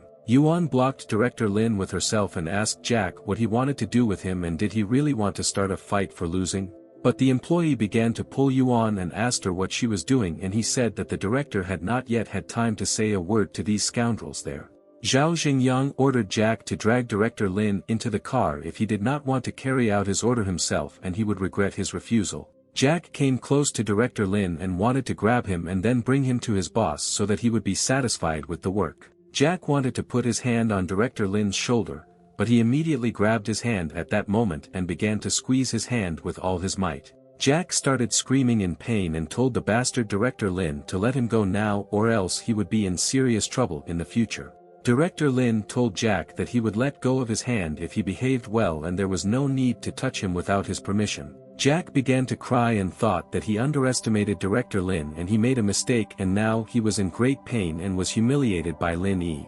But Director Lin did not hesitate and immediately hit Jack between the legs and said that now he will know that threatening people is very bad. After such a blow, Jack fell to the ground and began to writhe in pain because it was the hardest blow he had received in this life. Director Lin looked at him silently and thought that all these people thought that they were stronger than the others but immediately began to cry. Zhao Zhengyang looked at this and realized that poor Jack had suffered and was in great pain because he did not expect such a blow from Lin Yi. Jack continued to lie on the ground and he could not get up, and Zhao Zhengyang was in shock and hoped that Director Lin would not beat him up.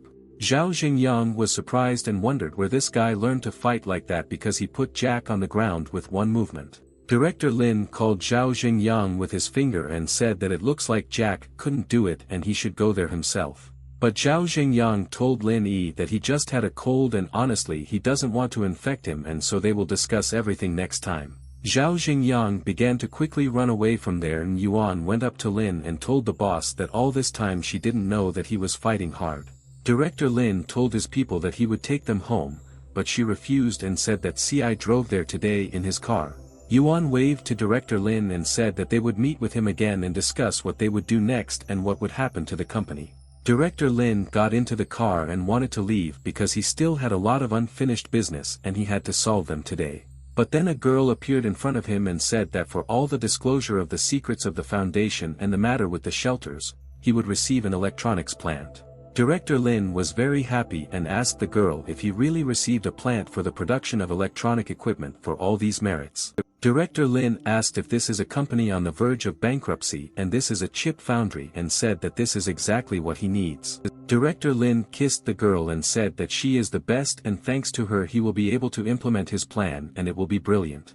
And at that moment, someone called Director Lin and he was surprised because he didn't know this number and what kind of person could call him now. The man said good afternoon to Director Lin and it was Zhe Guohua and he was the executive director of Kechuan Electronics Company. Zhe Guohua told Director Lin that he had just acquired this Kechuan Electronics Company of theirs and did he have time for the documents. Director Lin was very happy and asked Zhe Guohua to send him the address and he would send a person to them and they would draw up the documents. After that, Director Lin came to the Sunac Electronics Industrial Park and he met his best employee Yuan there. Yuan asked Director Lin why he needed her in this place and she was interested in what he was up to and she wanted to hear it from him. And then Director Lin told Yuan that he had bought out this company and he asked Yuan to fill out the documents and she said that the boss was cool. Director Lin began to look closely at Yuan and he asked her if it was true and he liked the girl's opinion. Yuan took the envelope from Director Lin and said that it was true and she was proud that she had such a smart and best director in the world.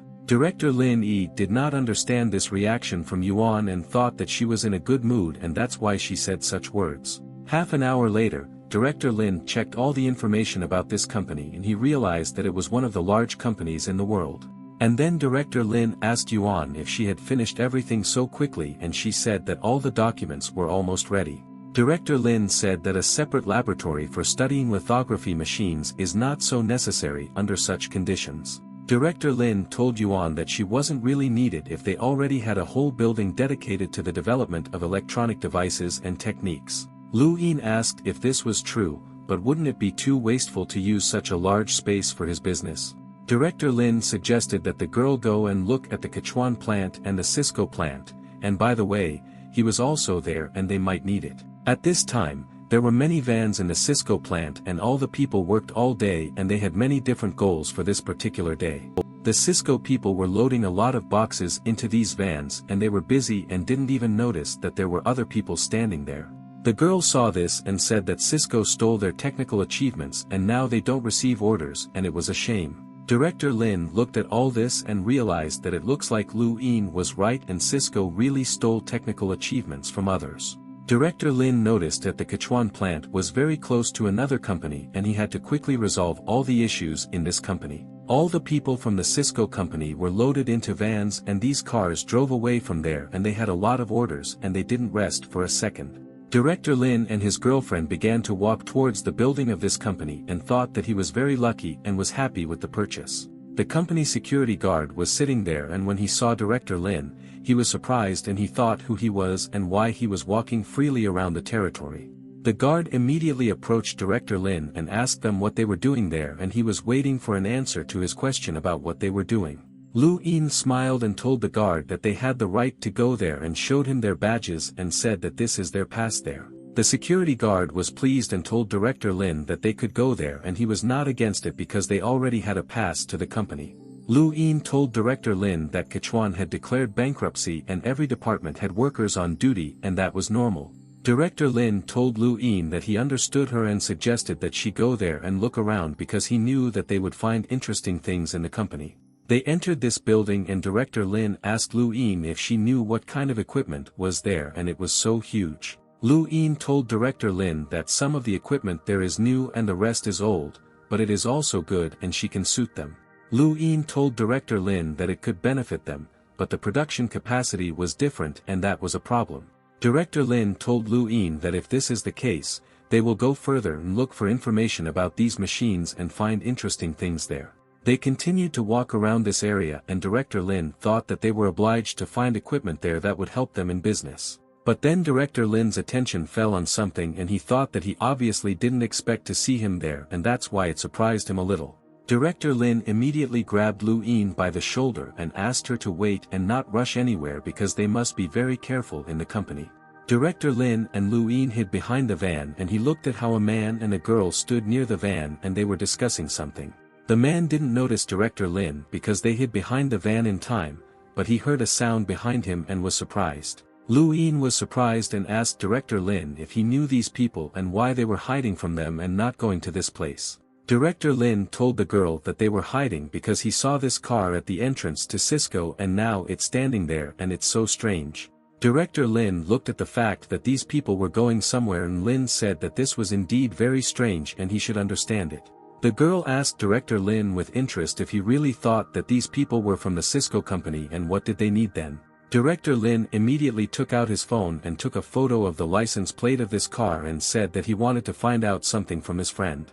Director Lin asked his friend to help him find out who owned the car with this number and the friend immediately agreed. Director Lin told the girl that the plan for the Sichuan office building was up to her and Sun Rui and they should quickly start working on it. Lu Yin told Director Lin that she understood him and she asked him what about Shin Tianzhua because she had not heard of him for a long time. Director Lin told Lu Yin that he would solve this problem and the genius would definitely work with them and she need not worry about all this. Director Lin began to leave there and he told Lu Yin that he himself would visit him soon and talk to him privately. After that, Director Lin came to his home in Jiazhouj and he thought that today he had decided a lot of plans and was happy with everyone. Director Lin noticed a familiar person in his house and asked her what she was doing there and he honestly didn't expect to see her in the house. Miss C was standing in his kitchen and she told Director Lin that she was preparing ginseng soup for him and she gave him a surprise.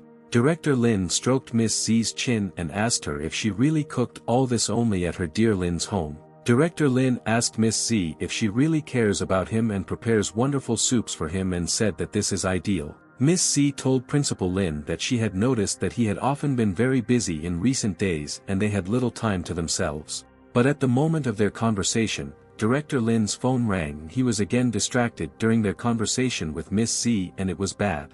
Director Lin told the man that he was listening to him and he said that this was the owner of the car, Chao Xiangyu, and he was surprised and did not know what was needed.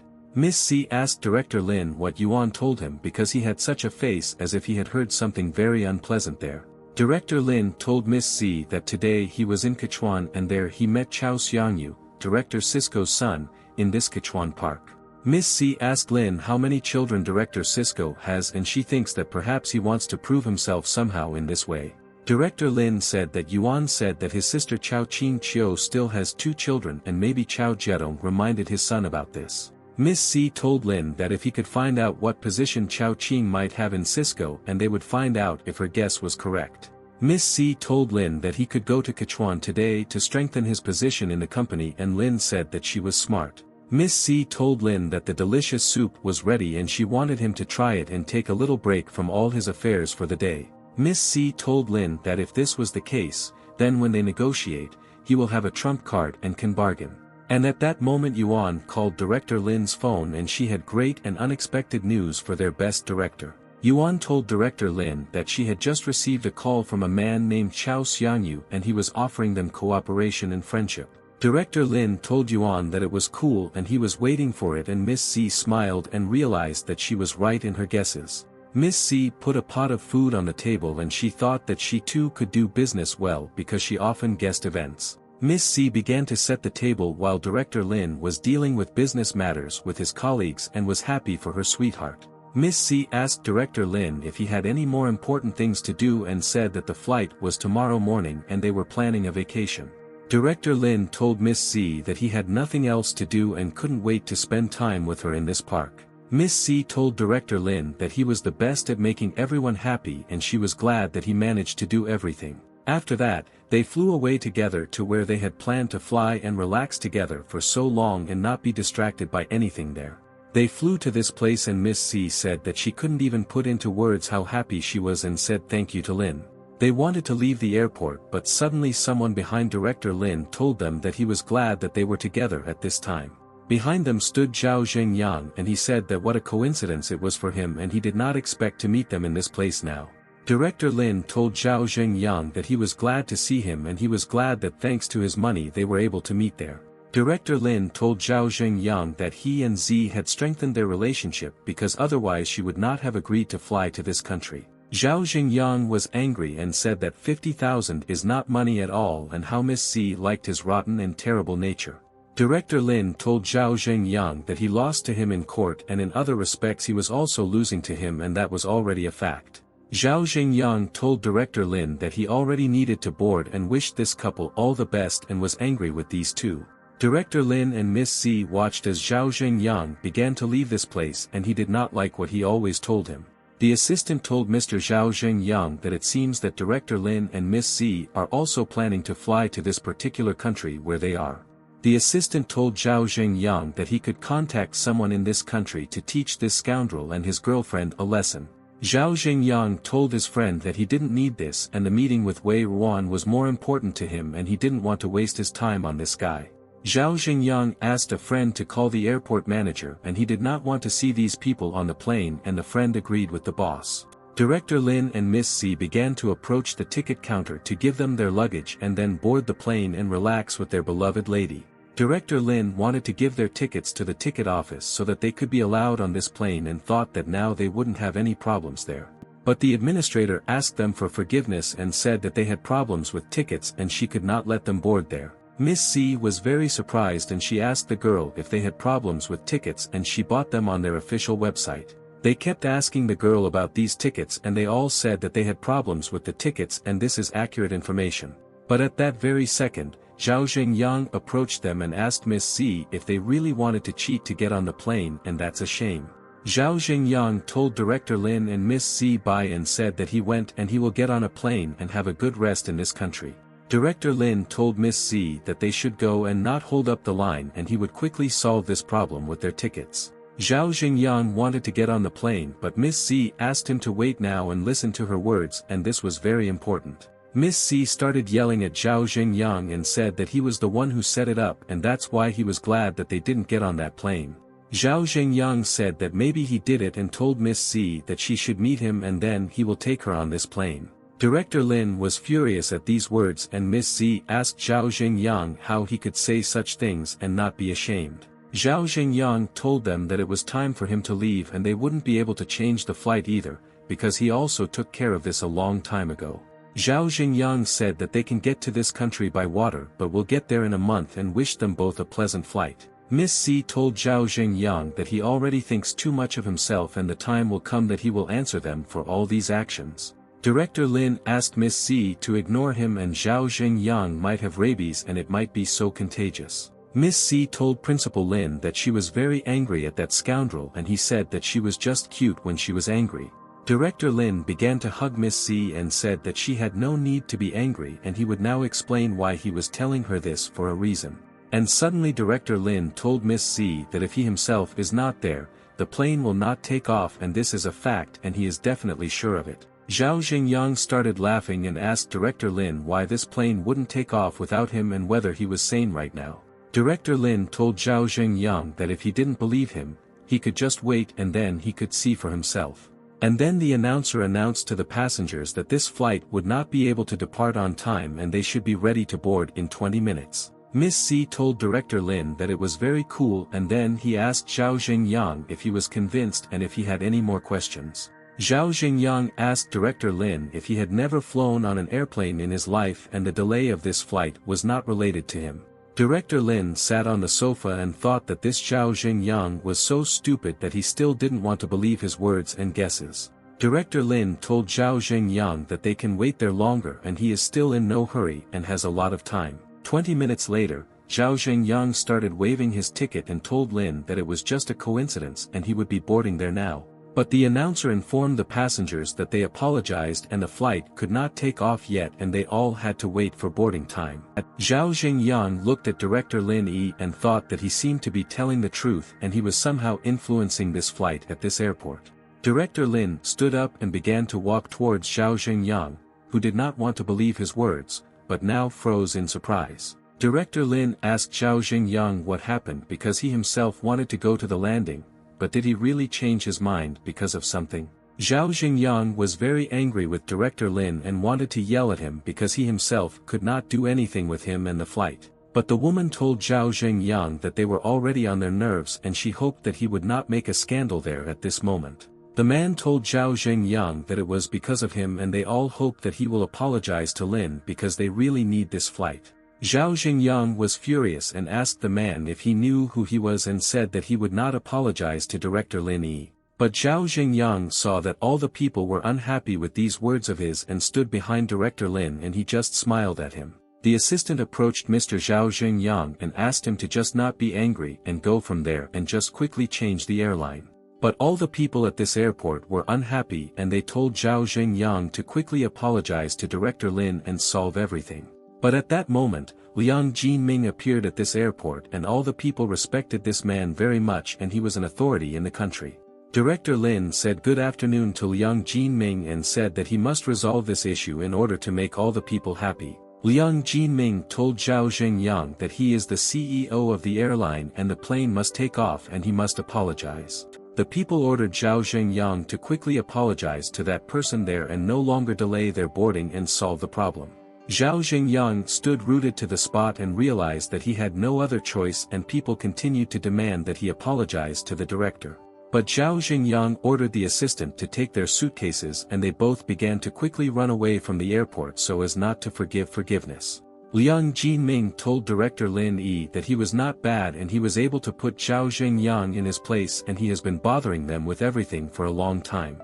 Director Lin told Liang Jinming that he should thank him and let his staff check the tickets for this flight. Liang Jinming told Director Lin that of course he would do it without any problems and he was happy to help his friend with these matters of his. After that, Director Lin extended his hand to his girlfriend and thought that she seemed tired while waiting for this flight and it was his fault. Director Lin bowed and asked his princess if she should be angry with him anymore, because he was sorry for this flight delay.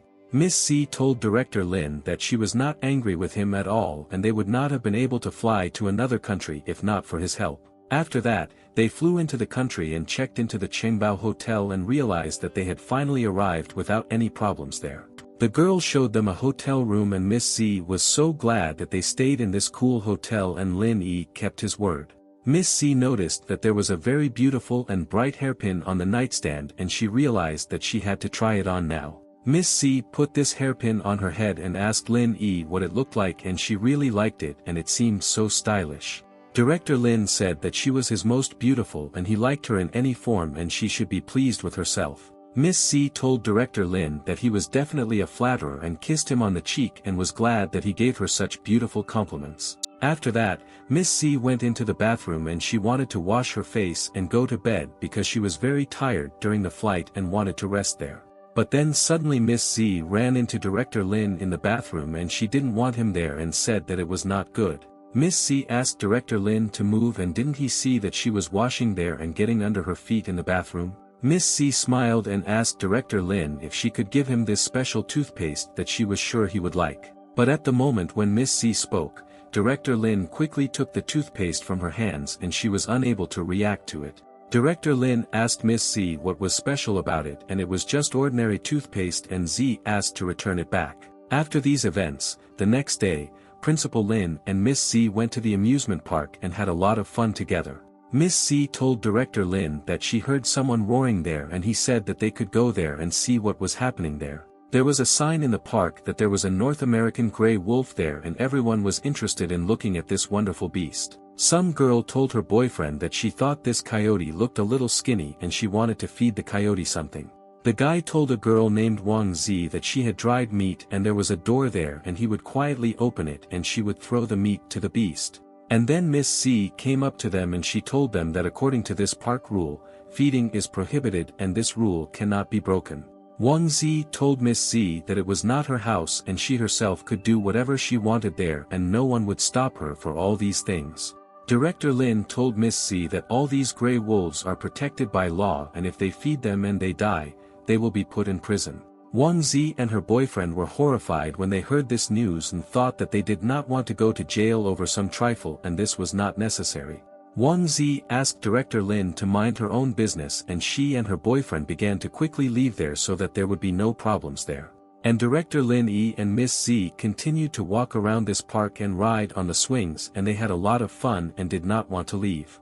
Miss C told Principal Lin that she wanted to go to the playground but didn't understand how she should get in line among everyone. Director Lin asked Miss C to rest for now and said that he would go and buy a couple of VIP tickets so as not to stand in line like everyone else. Director Lin went to the ticket office and asked the woman if he could buy VIP tickets and asked if they were unlimited for this site. The woman told Director Lin that one cost almost 2,000 and they also had a limit and could only be used once. People started laughing and asked Director Lin if he was joking and what kind of stupid questions he was asking this beautiful woman. And then suddenly Director Lin Yi asked the woman to give him everything she had and he was going to buy all the tickets for all the attractions there.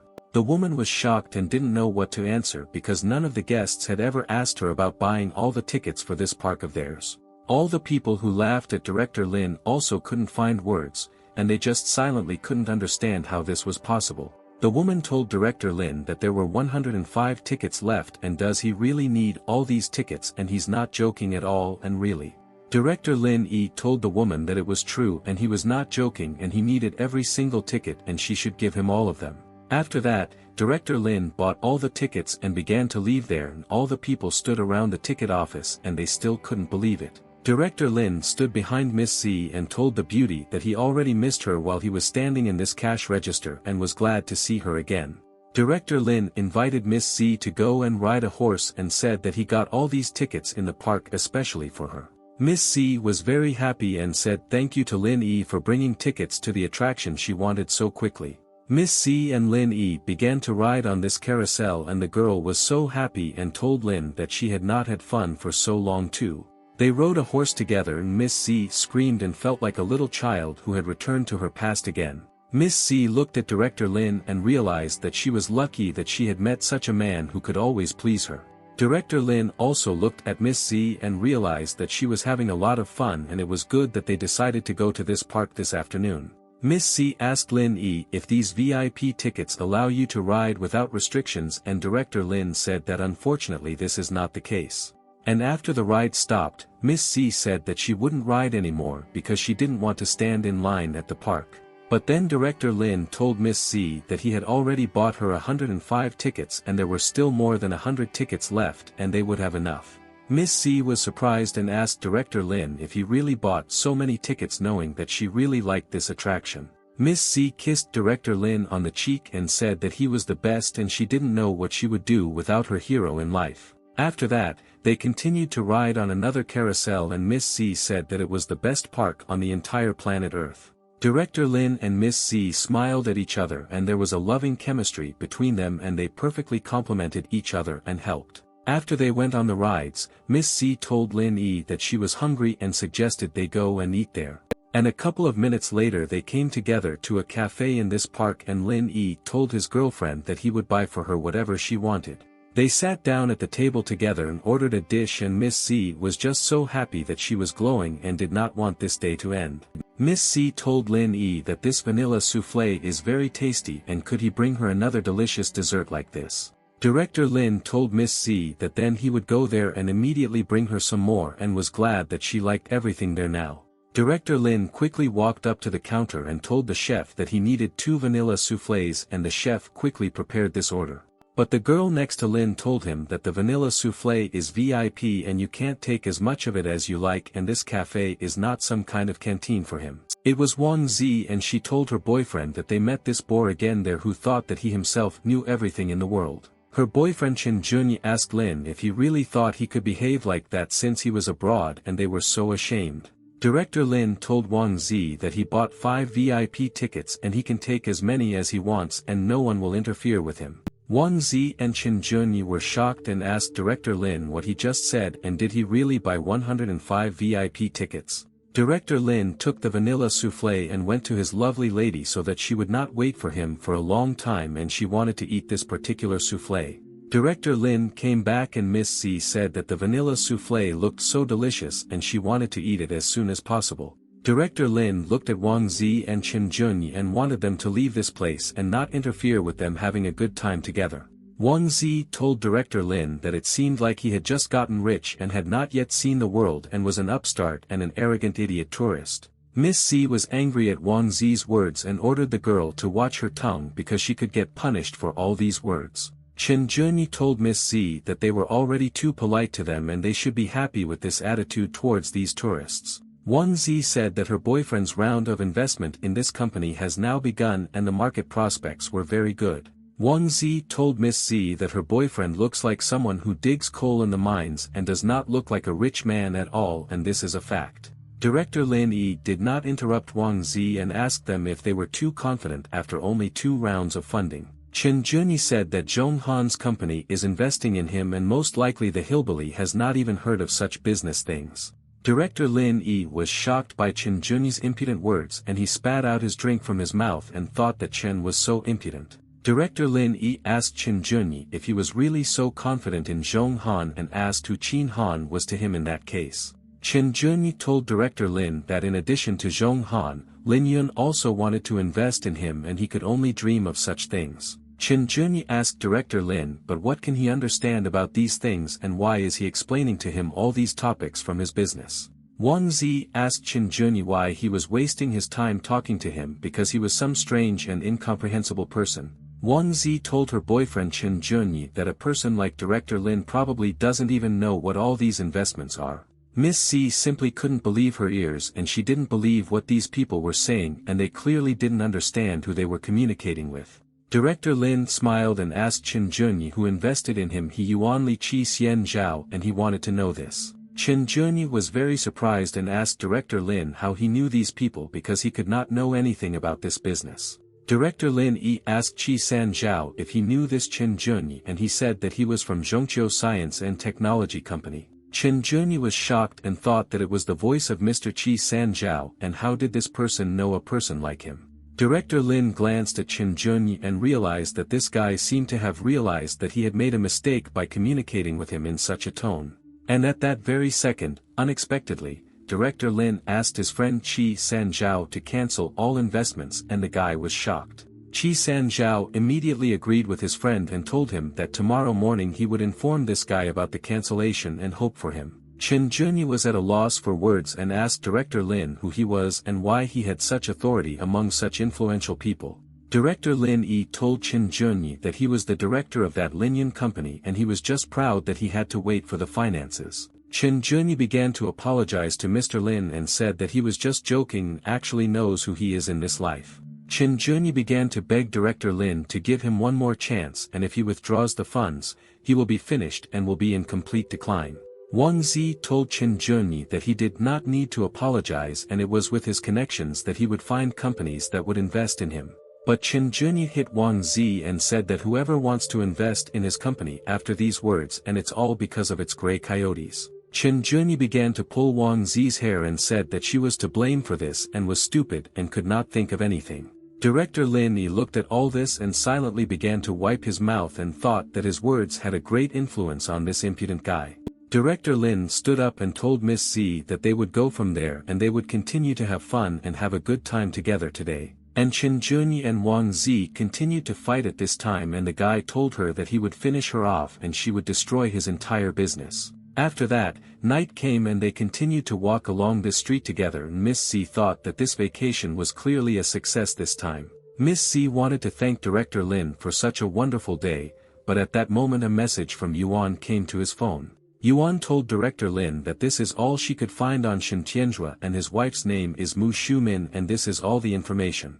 Director Lin told Miss Z that his employee He Yuan did a very good job and he was glad that he had professionals working for him. Director Lin thought that it was impossible for Miss Z Yang to find out that he was there during office hours because she was so happy without knowing this fact. Director Lin immediately took out his phone and dialed Guanya, and he wanted to discuss all the important matters about this important technical genius.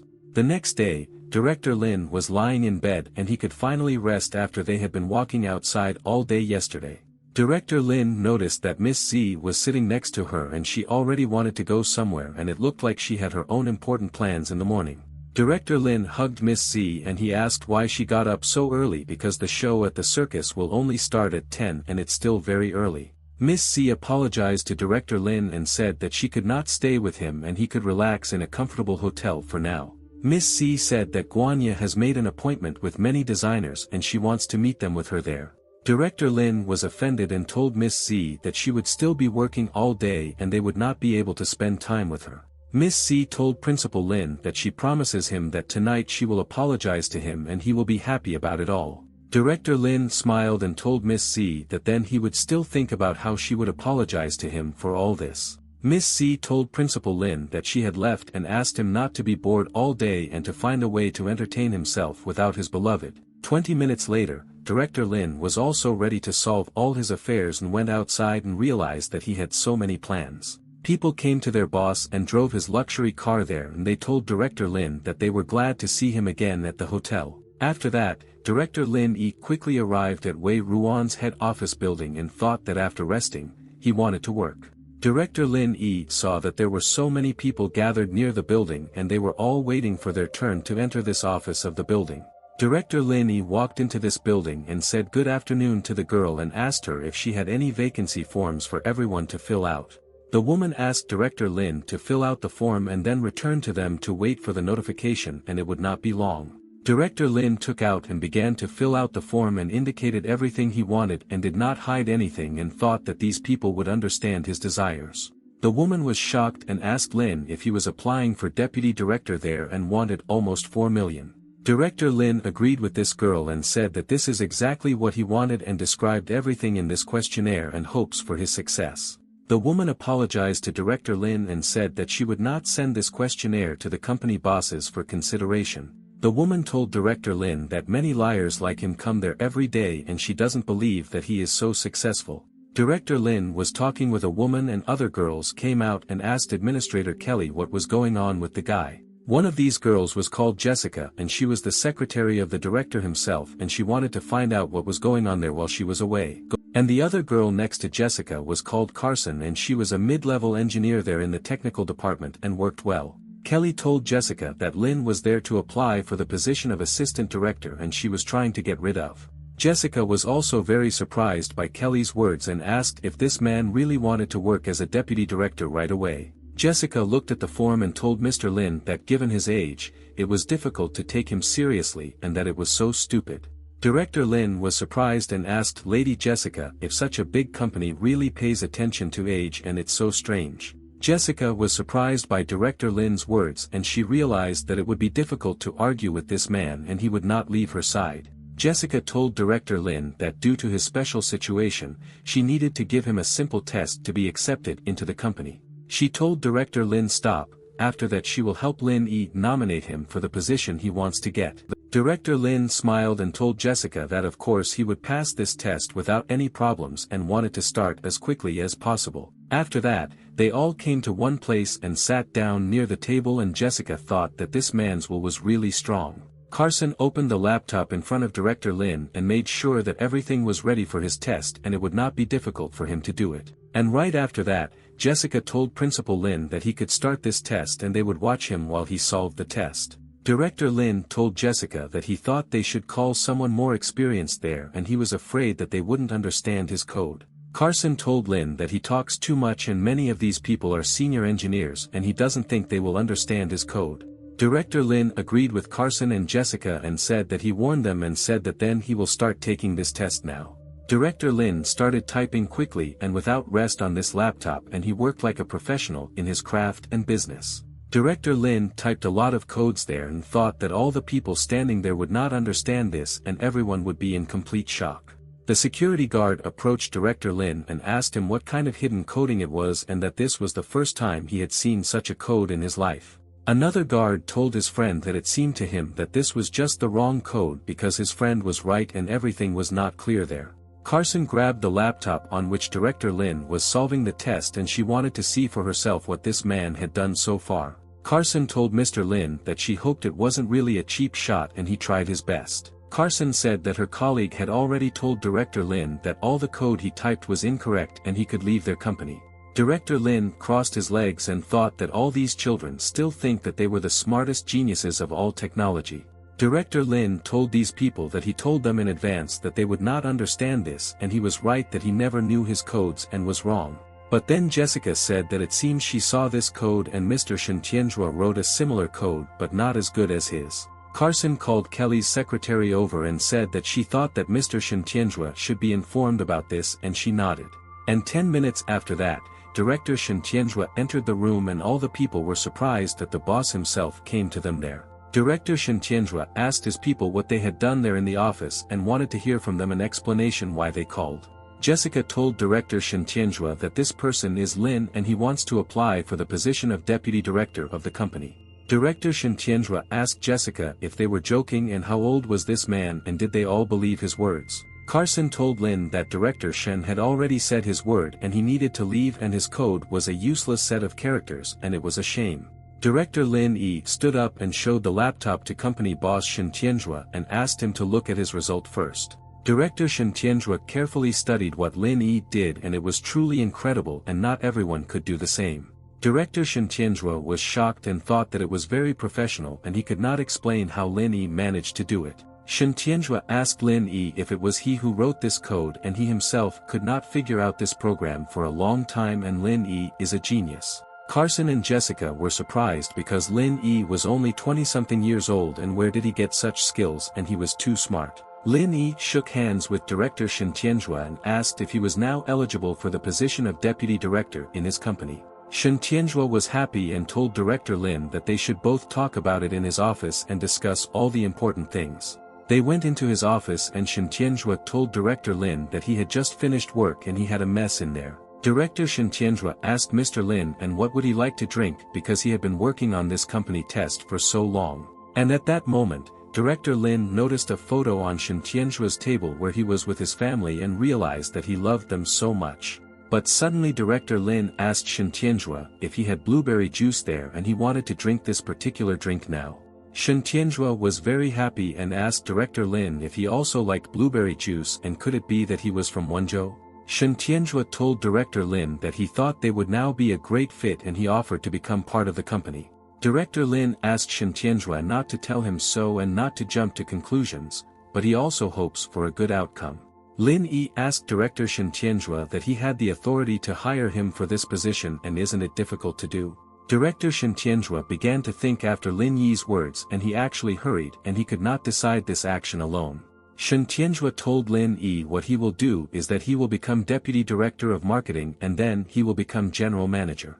Lin Yi told Shen Tianzhua that he had hot blood and was ready to work so hard, but there was no place for him and Shen did not understand his words. Shen Tianzhua told Lin Yi that he could understand and he was not a very sociable person and he spent a lot of time only thinking about business. Lin Yi said that if there was a place without financial restrictions and he was given enough freedom, he would like to return to China. Shen Tianzhua told Lin Yi that he was right and he agreed with him 100% and he was a very smart man and was his brother.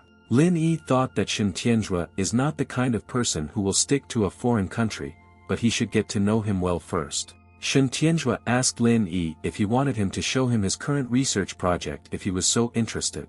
Shen Tianzhua showed Director Lin his computer and said that he stores all his works there and now he has a lot of projects. Shen Tianzhua told Director Lin that they were now working on a new security system and it was a big project of the company. Shen Tianzhua told Director Lin that the program he himself had recently written was exactly what they needed and he was looking for it. Director Lin told Shen Tianzhua that as he understood from his words, he has a project that they want to do and this is their main goal. Shen Tianzhua told Director Lin that his direction was related to computer perception and related to the steppers in the computer. They shook hands and Director Lin told Shen Tianzhua that they should work together to achieve the best result. Lin told Director Shen Tianzhua that he needed to prepare dinner for his wife and tomorrow he would return there and they would discuss this project. Director Shen Tianzhua thought that what a good guy this Lin Yi was and besides, he was an exemplary family man in the country. After that, Director Lin went outside and thought that what a good day it was today and he wanted to breathe in the air there. Director Lin quickly arrived at the hotel because he already really missed his beloved and they hadn't seen her all day and that's a problem. Miss C also arrived at the hotel by this time and she asked Director Lin if he was bored sitting in this hotel for so long. Director Lin told Miss C that he was not so bored but he needs compensation for this moral damage from his beloved. Miss C was in a good mood and she told Director Lin that she would do a good job and it was no problem. Miss C told Principal Lin that after meeting Guanya, she took him to buy a gift for him and she hoped he would like it. Director Lin was very surprised by this and he was very interested to know what his beloved bought for him and she did not forget about him then. Miss C started to take something out of the bag and thought that Director Lin must like it because she was proud too. Miss C closed her eyes and waited for a reaction from Director Lin and he told her that Guan has good taste and he really likes this gift. Miss C opened her eyes and saw that Director Lin was holding women's underwear in his hand and he was saying that it was a great surprise. Miss C told Principal Lin that he was a fool and slapped him in the face and said that she was confused and didn't want to give him underwear. After that, they calmed down and Director Lin told Miss C that it was unexpected and this prank was a success and he was very happy. Miss C told Principal Lin that she had to get up, but she would definitely try to finish all her work a little early today. Director Lin told Miss C that it was okay and he could wait for her if she compensated him for everything this evening like yesterday. Miss C told Director Lin that it was very arrogant and how was he not ashamed to mock her like that and she was so offended. An hour after that, Miss C told Director Lin that she was already leaving and if he was bored, he could go and walk outside. Director Lin told Miss C that he would be lonely without her and he didn't even know what he would do today without his beloved lady. Miss C asked Director Lin not to talk like that and she would worry about him if he said that he would miss him so much. And immediately after Miss C left the hotel, Director Lin quickly began to prepare to go outside, and he found his shirt and put it on himself. Director Lin polished his shoes and thought that he would have time to complete everything today and Miss C should not find out about all the affairs. Director Lin dressed like a real gentleman and thought that he was charged today and would solve all the problems and take care of business. Director Lin Yi left the hotel and started walking to the parking lot to his luxury car, and he must call all his people. But then someone behind him called Director Lin Yi, and this person immediately recognized him because they had met him before and were familiar. Director Lin turned around and saw that Zhao Xingyang was standing behind him, and he was offended by him and did not forget what he did to him at the airport. Director Lin told Zhao Xingyang that he was sorry that he was late because of him and wondered what this dumbass was doing there and what he needed there. But Zhao Xingyang was very offended by Director Lin and asked him to stay away from him, and he did not want to stand next to him. Director Lin told Zhao Xingyang that, by the way, he knows some people in this building, and if he wants, he can help him. Zhao Xingyang told Director Lin that he decided everything himself and he came there to sign the contract, so he no longer needed it. Director Lin told Zhao Xingyang that then he would not interfere with his business and he could do his business there without any problems. Director Lin turned around and went about his business, while Zhao Xingyang and his friend remained there and did not say anything to their enemy. Zhao Xingyang said that as soon as he finished with his affairs he would take revenge on him, and he was wondering what Lin forgot in this place. A friend told Zhao Xingyang that maybe Director Lin would accompany Zi Qinyan to a business meeting, because other than that, he had no thoughts. At this time, Director Lin entered this building and came to Director Shen Tianzhua's office and knocked on the door to ask him to let him in.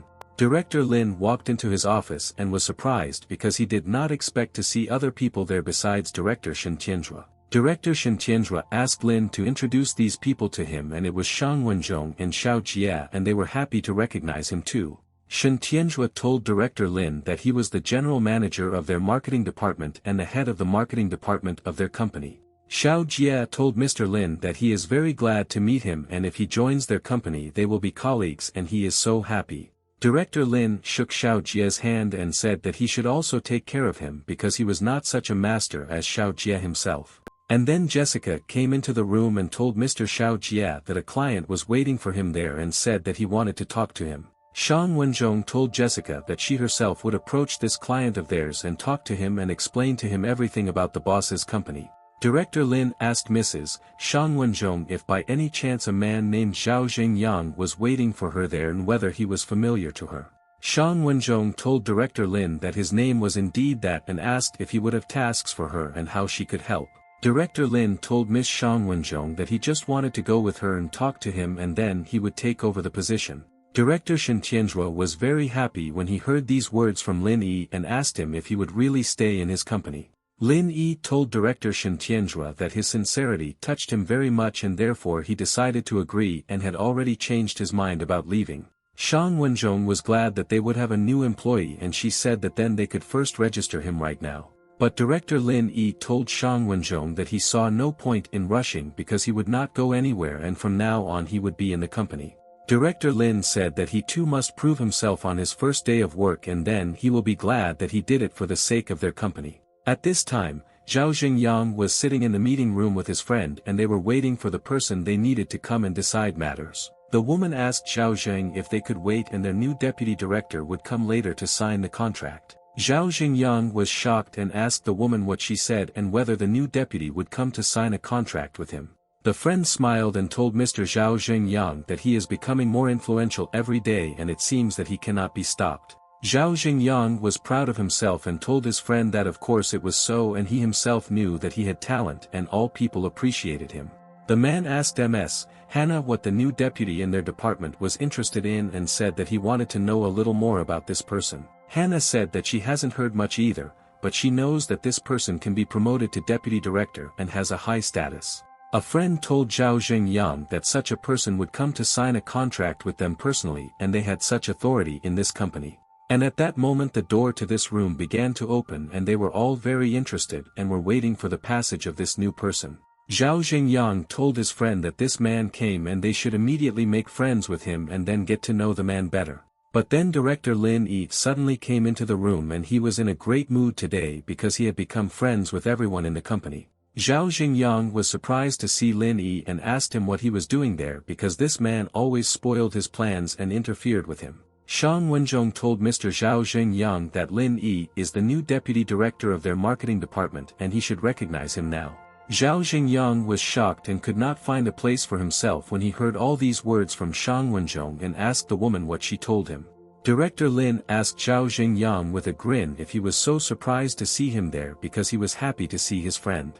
But Zhao Xingyang began to collapse and his friend asked him what was happening to him and maybe he needed help in the hospital. Zhao Xingyang was angry and pointed his finger at Director Lin and he asked him what the scoundrel did to become the deputy director of the department. Director Lin told Zhao Xingyang that this did not concern him and they wanted to sign the contract and asked him to bring him the contract. Director Lin said that he thought that there might be many questions for a person like Zhao Zheng and he should be prepared. Zhao Xingyang was terrified and wanted to attack Director Lin so that he would leave his life once and for all and not bother them anymore.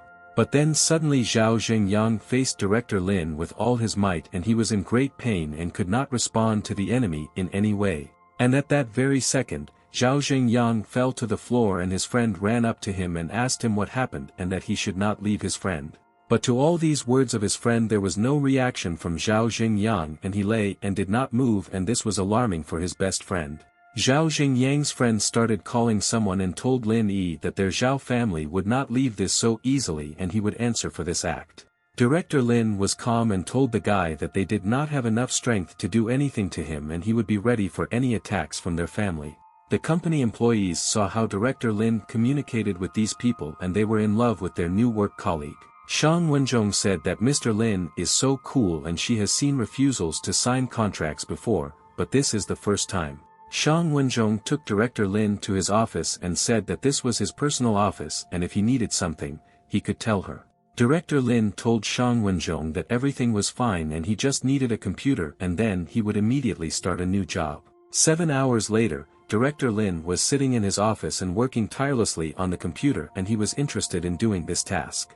Director Shen Tianzhua came into the room and told Lin that it was the first time he had seen a talent like him working so hard. Lin yawned and told Director Shen Tianzhua that he had finished this project for today and tomorrow he would continue his work and finish soon. Director Shen Tianzhua told Lin that it would have taken his team at least 3 months to do this, but he did it there in a few hours. Director Shen Tianzhua told Lin that he would immediately report on his progress so that they would promote him for such work. But Lin told Director Shen Tianzhua that there was no need to ask these people for a promotion and said that honestly he wanted to quit. Director Shen Tianzhua was shocked by these words from his best employee and asked what nonsense he just told him. Lin Yi told Director Shen Tianzhua that he had decided to return to China and therefore wanted to resign from this company and fly there. Director Shen Tianzhua was surprised by Lin's words and he asked him if he had received an offer and why he was doing it. Lin said to Director Shen Tianzhua, "What if someone is even willing to lose all their money to give him the funds and everything he needs?" Lin told Director Shen Tianzhua that in addition to this, give the scientist unlimited freedom in development and would he not return then? Director Shen Tianzhua asked Lin if he was really laughing at him and capitalists are not fools, but he would come back especially in this case. Lin and Director Shen Tianzhua shook hands and Lin said that he had something to tell him that might even interest him there.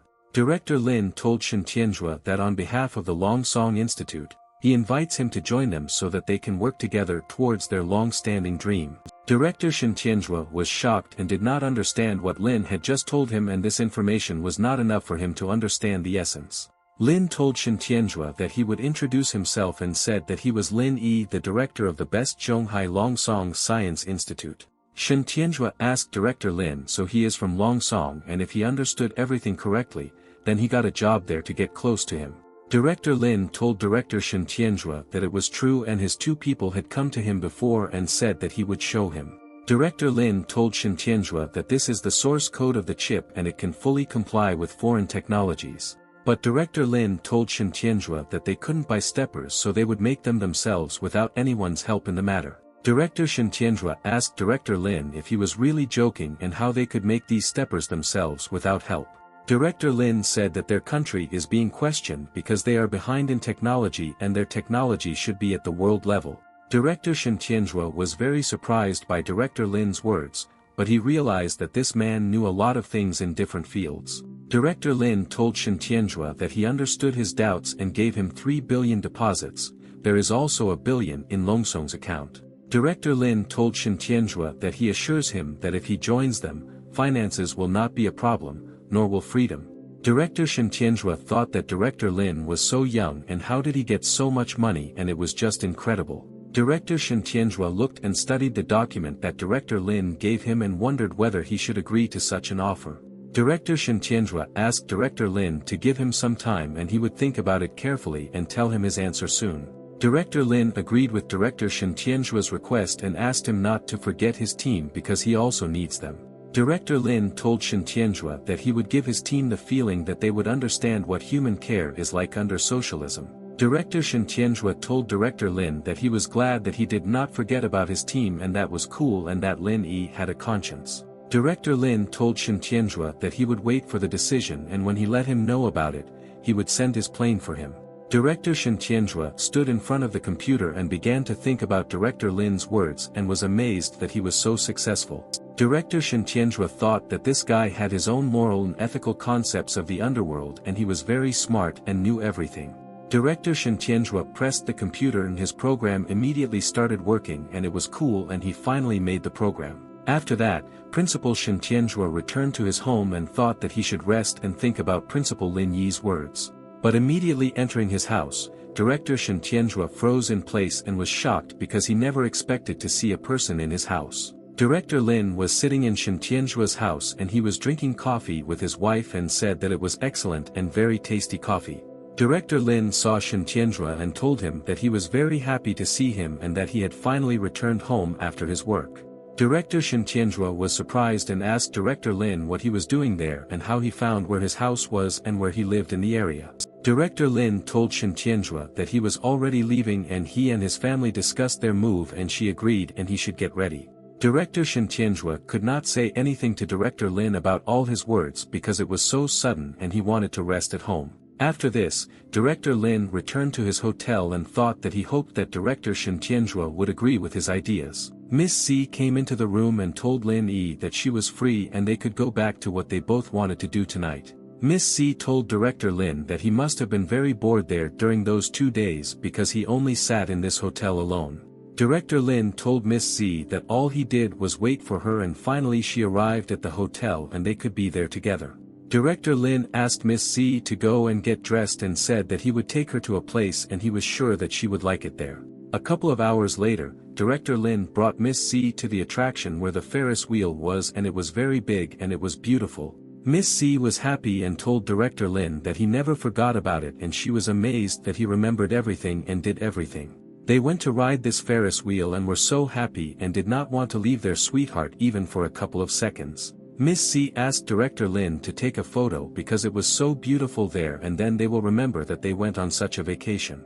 Director Lin took out his phone and told Miss C that she had to smile so that the photo would be perfect and she would be very beautiful. Director Lin took a photo as a souvenir with Miss C and both of them had a very good time and this photo will tell them about it in the future. Miss C said thank you to Director Lin for everything he did to her and this was her best vacation and she is glad that she met him. The next day, Director Lin returned to his country and immediately went to his company office to find out how his people were doing. Director Lin Yi came into the office and told his people that he personally brought them chocolate from this country where he flew with Miss recently. Lu Yin was very happy to see Director Lin again and told him that he was back and it was cool and they had news for their boss. Director Lin told Lu Yin that it was a lot of fun and by the way, he got Shen Tianzhua there because he told them earlier that he would do it himself. Lu Yin and the man were surprised and asked Director Lin but how did he manage to do this because it was very difficult to get him. Lu Yin told Director Lin that he is so cool and how did this work out for him and did he really bribe him because Shen is so decent. Director Lin asked not to underestimate him and said that he had saved many girls using this method and asked how they were doing in Sichuan. The man told Director Lin that almost everything was ready and some of the equipment had been brought in and asked if the old name Longson had changed. Director Lin said that he will not change the name until he personally deals with Cisco so as not to create unnecessary problems for himself there. And then Director Lin told them that in addition to Shen Tianzhua, his team would also come and they were shocked and said that the boss was incredible. Director Lin said that therefore Shen Tianzhua will be appointed director of the Scientific Institute because he is much more experienced than all of them. Director Lin asked his friends if they would agree to be deputy director and if this position suits them, then he will be very happy. Lu Yin told Director Lin that she didn't care and could even work as a secretary if she needed it to gain experience. The man told Director Lin that this suited him too, and he was very glad that they would work together with Shen Tianzhua himself. Director Lin told them that it was good, and then everything was decided and there would be no problems when they started their new business there. But at that moment when Director Lin was talking with his friends, someone called him and he thought that someone needed him again. The man told Director Lin that it was Chao Xiangyu, the director of the Cisco plant, and he heard that he was responsible for what happened at the factory. The man asked Director Lin if they could meet with him, but he said that what kind of Cisco were they talking about, and they had no reason to see each other there. Chao Xiangyu told Director Lin that he was in a grand hotel whose name Dynasty, and drinks were already waiting for him and there were a lot of them in the hotel. Director Lin was very happy about this and asked Chao Xiangyu if he really said about the Dynasty Hotel and said that he would come to the hotel now. After that, in 8 minutes, Director Lin reached this Dynasty Hotel and thought about what Xiangyu wanted to discuss with him. Director Lin entered the hotel and saw that Chao Xiangyu was sitting there near the table and they were waiting for his arrival and had not ordered anything yet. Chao Xiangyu told everyone that Director Lin had come and he was very glad that his friend accepted his request and came to this hotel. Director Lin told brother Chao Xiangyu that he was also glad to see him and they had not seen each other for a long time and he wanted to know how he was doing in his business. Chao Xiangyu asked Director Lin to sit with them and he could order anything and not be embarrassed by anyone there because everyone was there. Director Lin began to sit next to Chao Xiangyu at the table and he wanted to ask him why he called him there and what he wanted to say. Director Lin told the waitress that for starters he would order 4 Australian abalone lobsters and also bluefin tuna sashimi. Chao Xiangyu was shocked by Director Lin's appetite and told him that this was too much food for 3 people and he was not that hungry. Chao Xiangyu told Director Lin that he was afraid that they all wouldn't be able to cope with so many dishes and that everyone didn't need it. Director Lin agreed with Chao Xiangyu and said that then that's all and these dishes will be enough for the first time, but if they can add anything. But in the end, Director Lin said that they need the best wine and 1 bottle will not hurt them and hopes that Chao Xiangyu will understand. A couple of minutes later they were brought wine and Director Lin thought that these people were all hungry and that's why he ordered them so many dishes. The waiter brought them the best dishes in their restaurant and they all hoped that the guests would like everything and be satisfied in the end. Chao Xiangyu told Brother Lin that now he is in charge of the scientific and technical plant and in the future they will be neighbors and this is so cool. Director Lin ate all these delicious dishes and Chao Xiangyu told him that now he wants to bring him up to date so that he knows all this. Director Lin was surprised and asked Chao Xiangyu what case he wanted to tell him about and whether he could earn money after this case. Chao Xiangyu told Director Lin that the production line in his factory has stopped and there is so much work in his factory right now. Chao Xiangyu told Director Lin that he wanted to give 20% of his factory's production to the scientific and technical plant. Director Lin was pleased and told Chao Xiangyu that it was even great and asked him how much he would get from this good deal. Chao Xiangyu thought that looking at how Director Lin rushes to eat, it will be easy for him and he will be able to do what he wants to do. Chao Xiangyu grinned and told Director Lin that they give 80 yuan for the foundry fee per chip and Director Lin was angry. Director Lin asked Chao Xiangyu what should he do with such meager money, because 80 yuan is so funny. Chao Xiangyu told Brother Lin that the foundry fee for the chip was 80 yuan and he would give 100,000 for all this foundry work. Director Lin told Chao Xiangyu that 80 times his 100,000 and said that he would calculate it all on his calculator. Director Lin was shocked and asked Chao Xiangyu if it would end up being 8 million and that was very good. Chao Xiangyu told Director Lin that 8 million foundry fees is already a lot and he can agree to all these conditions. Director Lin told Chao Xiangyu that let them round up to this 100 yuan per unit so that it is exactly 10 million and beautiful. Chao Xiangyu began to think about the condition of Director Lin and 100 yuan apiece. This needs to be thought about because it was not easy and he thinks. Director Lin approached Chao Xiangyu and said that he could help his brother like that and then he would be so pleased and say thank you. Chao Xiangyu told Director Lin that 100 yuan was a decent price and then he would defer the collection fee for a couple of months and this is true. Director Lin was unhappy after Chao Xiangyu's words and said that he did not really like such conditions and put down his glass. Director Lin told Chao Xiangyu that they had nothing to talk about then, and at the beginning he was so interested, but he scared him off with this refusal. The girl next to Chao Xiangyu suddenly nodded her head and he immediately began to think that it seemed like she also had a plan and agreed. And at that moment Chao Xianyu took out a bag of money and said that he would give him this money, and he clearly had his own plan and he knew all this. Chao Xianyu told Director Lin that there were 500,000 and it should be more than his annual salary, and he did not see the money. Director Lin told brother Chao Xianyu that he needed to start with this and he could start using his equipment and factory warehouses. Chao Xianyu told Director Lin that they had agreed with him then and he was glad that he would have such a good and better partner like him. Director Lin told Chao Xianyu that then he agreed to all this and said that the contract was more expensive than money and he agreed to it. They both hit their glasses and Director Lin said that he didn't think that he would offer him such a good amount and he was glad to contact him there. Director Lin stood up and told Chao Xianyu that he had business today and was leaving and they would arrange a meeting another day. Chao Xianyu was excited and asked Director Lin not to leave and said that they had agreed with him verbally and the contract had not been signed.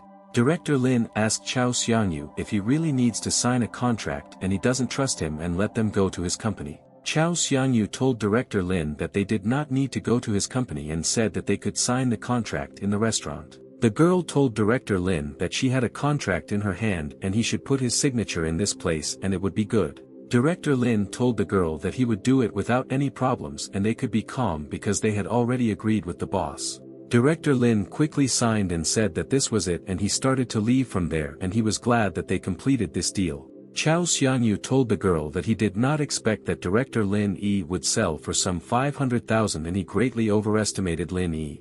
The girl began to massage Chao Xianyu's shoulders and told Mr. that he was simply magnificent and had the most successful business. The girl told Chao Xianyu that they had added a delay to the contract and even if there was a conflict, they could suffer from this action. Chao Xianyu said that they not only solve the capacity shortage, but also have enough storage warehouses and they become stronger than them. Chao Xianyu told the girl that he wants his dad to see that this little nit will never compare to him in all his business. But then a woman came to Chao Xianyu and told Mr. that his bill was 426,000 yuan and he was shocked. Chao Xianyu was shocked and asked the waitress what she just told him and how much all these dishes that Lin Yi ate cost. The waitress told Chao Xianyu that before leaving, that gentleman took 2 more bottles of red wine with him and that's why the bill came out like this. Chao Xianyu was angry at this and asked how such an idiot as Director Lin had so much impudence and deceived him in the restaurant. Chao Xianyu said that nothing happened and he will ask him for all this later and he will pay for his impudence and such an approach to him.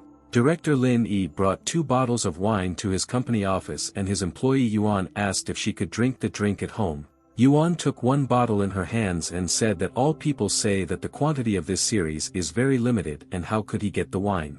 Director Lin told his people that thanks to this idiot, he did not spend a single cent for all the dishes and for this wonderful and expensive wine. Director Lin told his people that he had not been in the office for quite a long time and asked what had changed in the best company during this time. Yuan told Director Lin that she and Chi are interested in a couple of other projects and they are now thinking about how much money to invest in this business. Director Lin asked his people to better check who they invest money in so that it doesn't happen like this Qin Junyi. Director Lin asked Yuan if she really wants to invest in this Fenglan Culture and shouldn't the investment go to technical. A friend told Director Lin that if their company had a good PR company, they would be able to cope with all the problems in the future. Yuan started pouring herself some wine and she said that a couple of days after the opening of their company they were sued and that explained everything. Yuan told Director Lin that she believed that the PR company should be invested in and then they would eventually get results for everything. Director Lin asked his people didn't they see that this company's legal entity was Chao Qingqiu and that was a fact.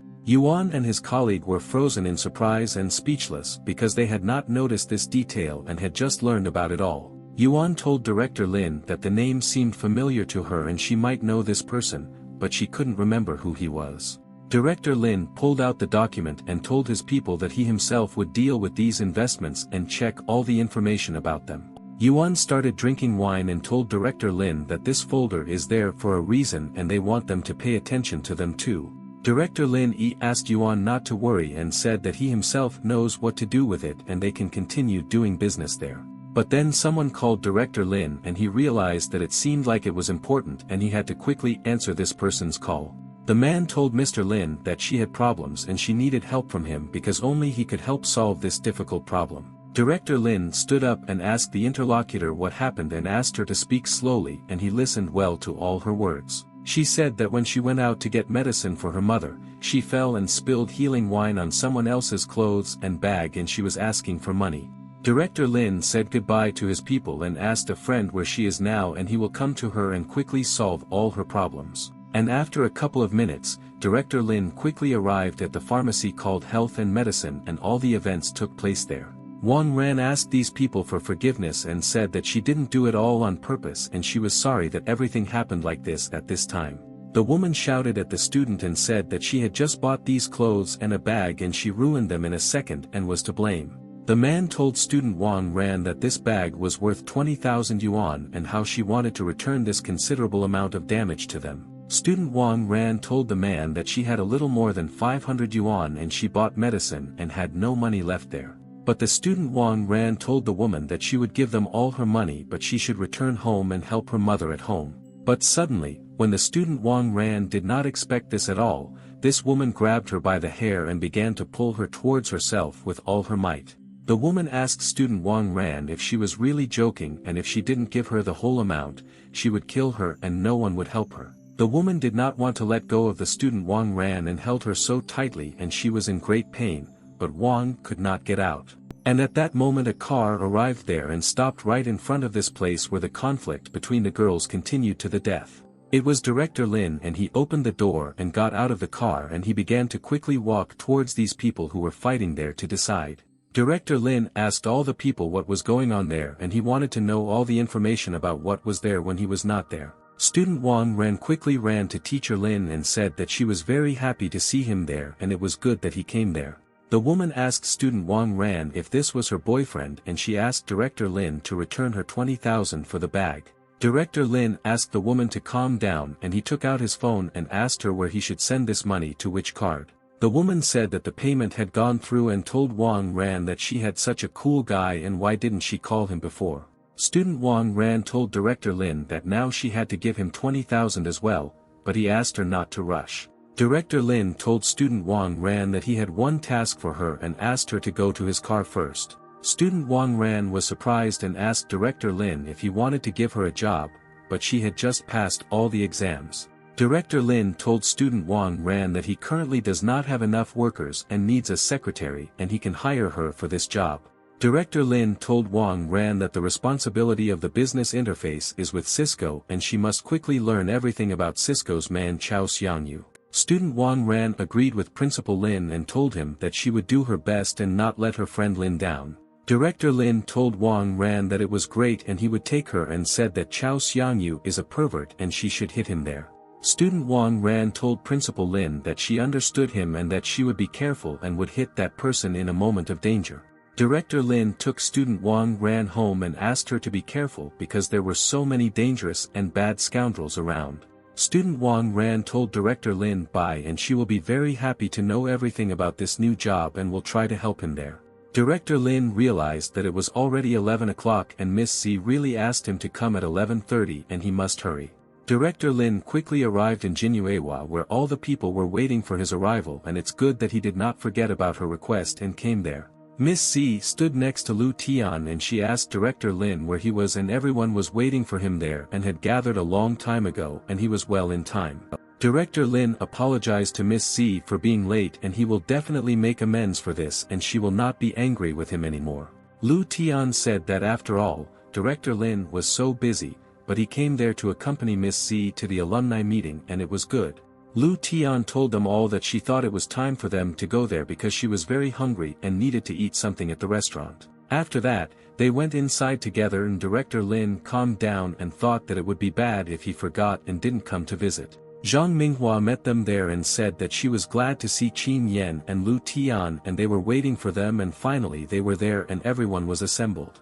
Miss C told Lin Yi that this was her mentor and life teacher Zhang Minghua and she was glad that all her students were together today and she was proud of them all. Miss C pointed her finger at the man and said that this was her husband Peng Xinghua and he was also glad that her wife was such an exemplary teacher and could always give good advice. Miss C told Principal Lin that these were all her classmates and one of them was called Lu Yida and the other was Jing Wenjia and the girl's name was Wang Zhihui.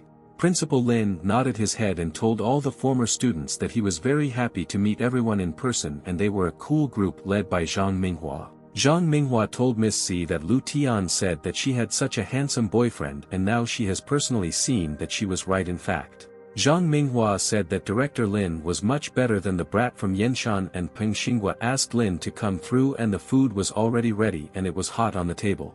There were already various fruits and sweets on the table and Director Lin realized that they had set the table well and had been waiting for the whole group to meet for a long time and it was a good event. Miss C told Mrs. Zhang Minghua that without her they would not have gathered there as a group today and she wants to drink with everyone to her health and, of course, to the health of her husband.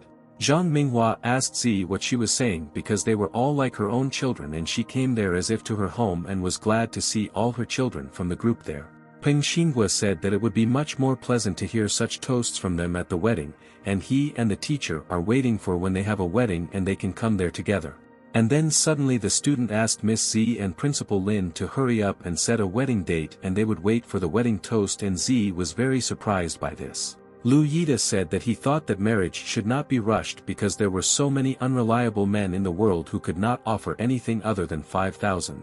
Miss C was angry at his words and asked him not to say such nonsense anymore, and Director Lin was still a very good person and they would never be able to understand this in their lives. Miss C whispered to Principal Lin that the student could only talk and play the accordion, and he was definitely already drunk, so he was saying such nonsense and did not want to agree with her. Lu Yida asked Miss C if she really said about the accordion and said that it was his passion and he could play them a piece if they wanted it and he was a master in this matter.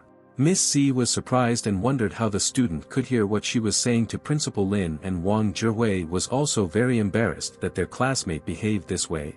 Teacher Zhang Minghua told student Lu Yida that she wanted him to play something for them because she heard that her student really had talent and it was just super. Teacher Zhang Minghua started clapping and told student Lu Yida that she had not heard him play the accordion for a long time, but he played all the time when he was younger and she remembered it all.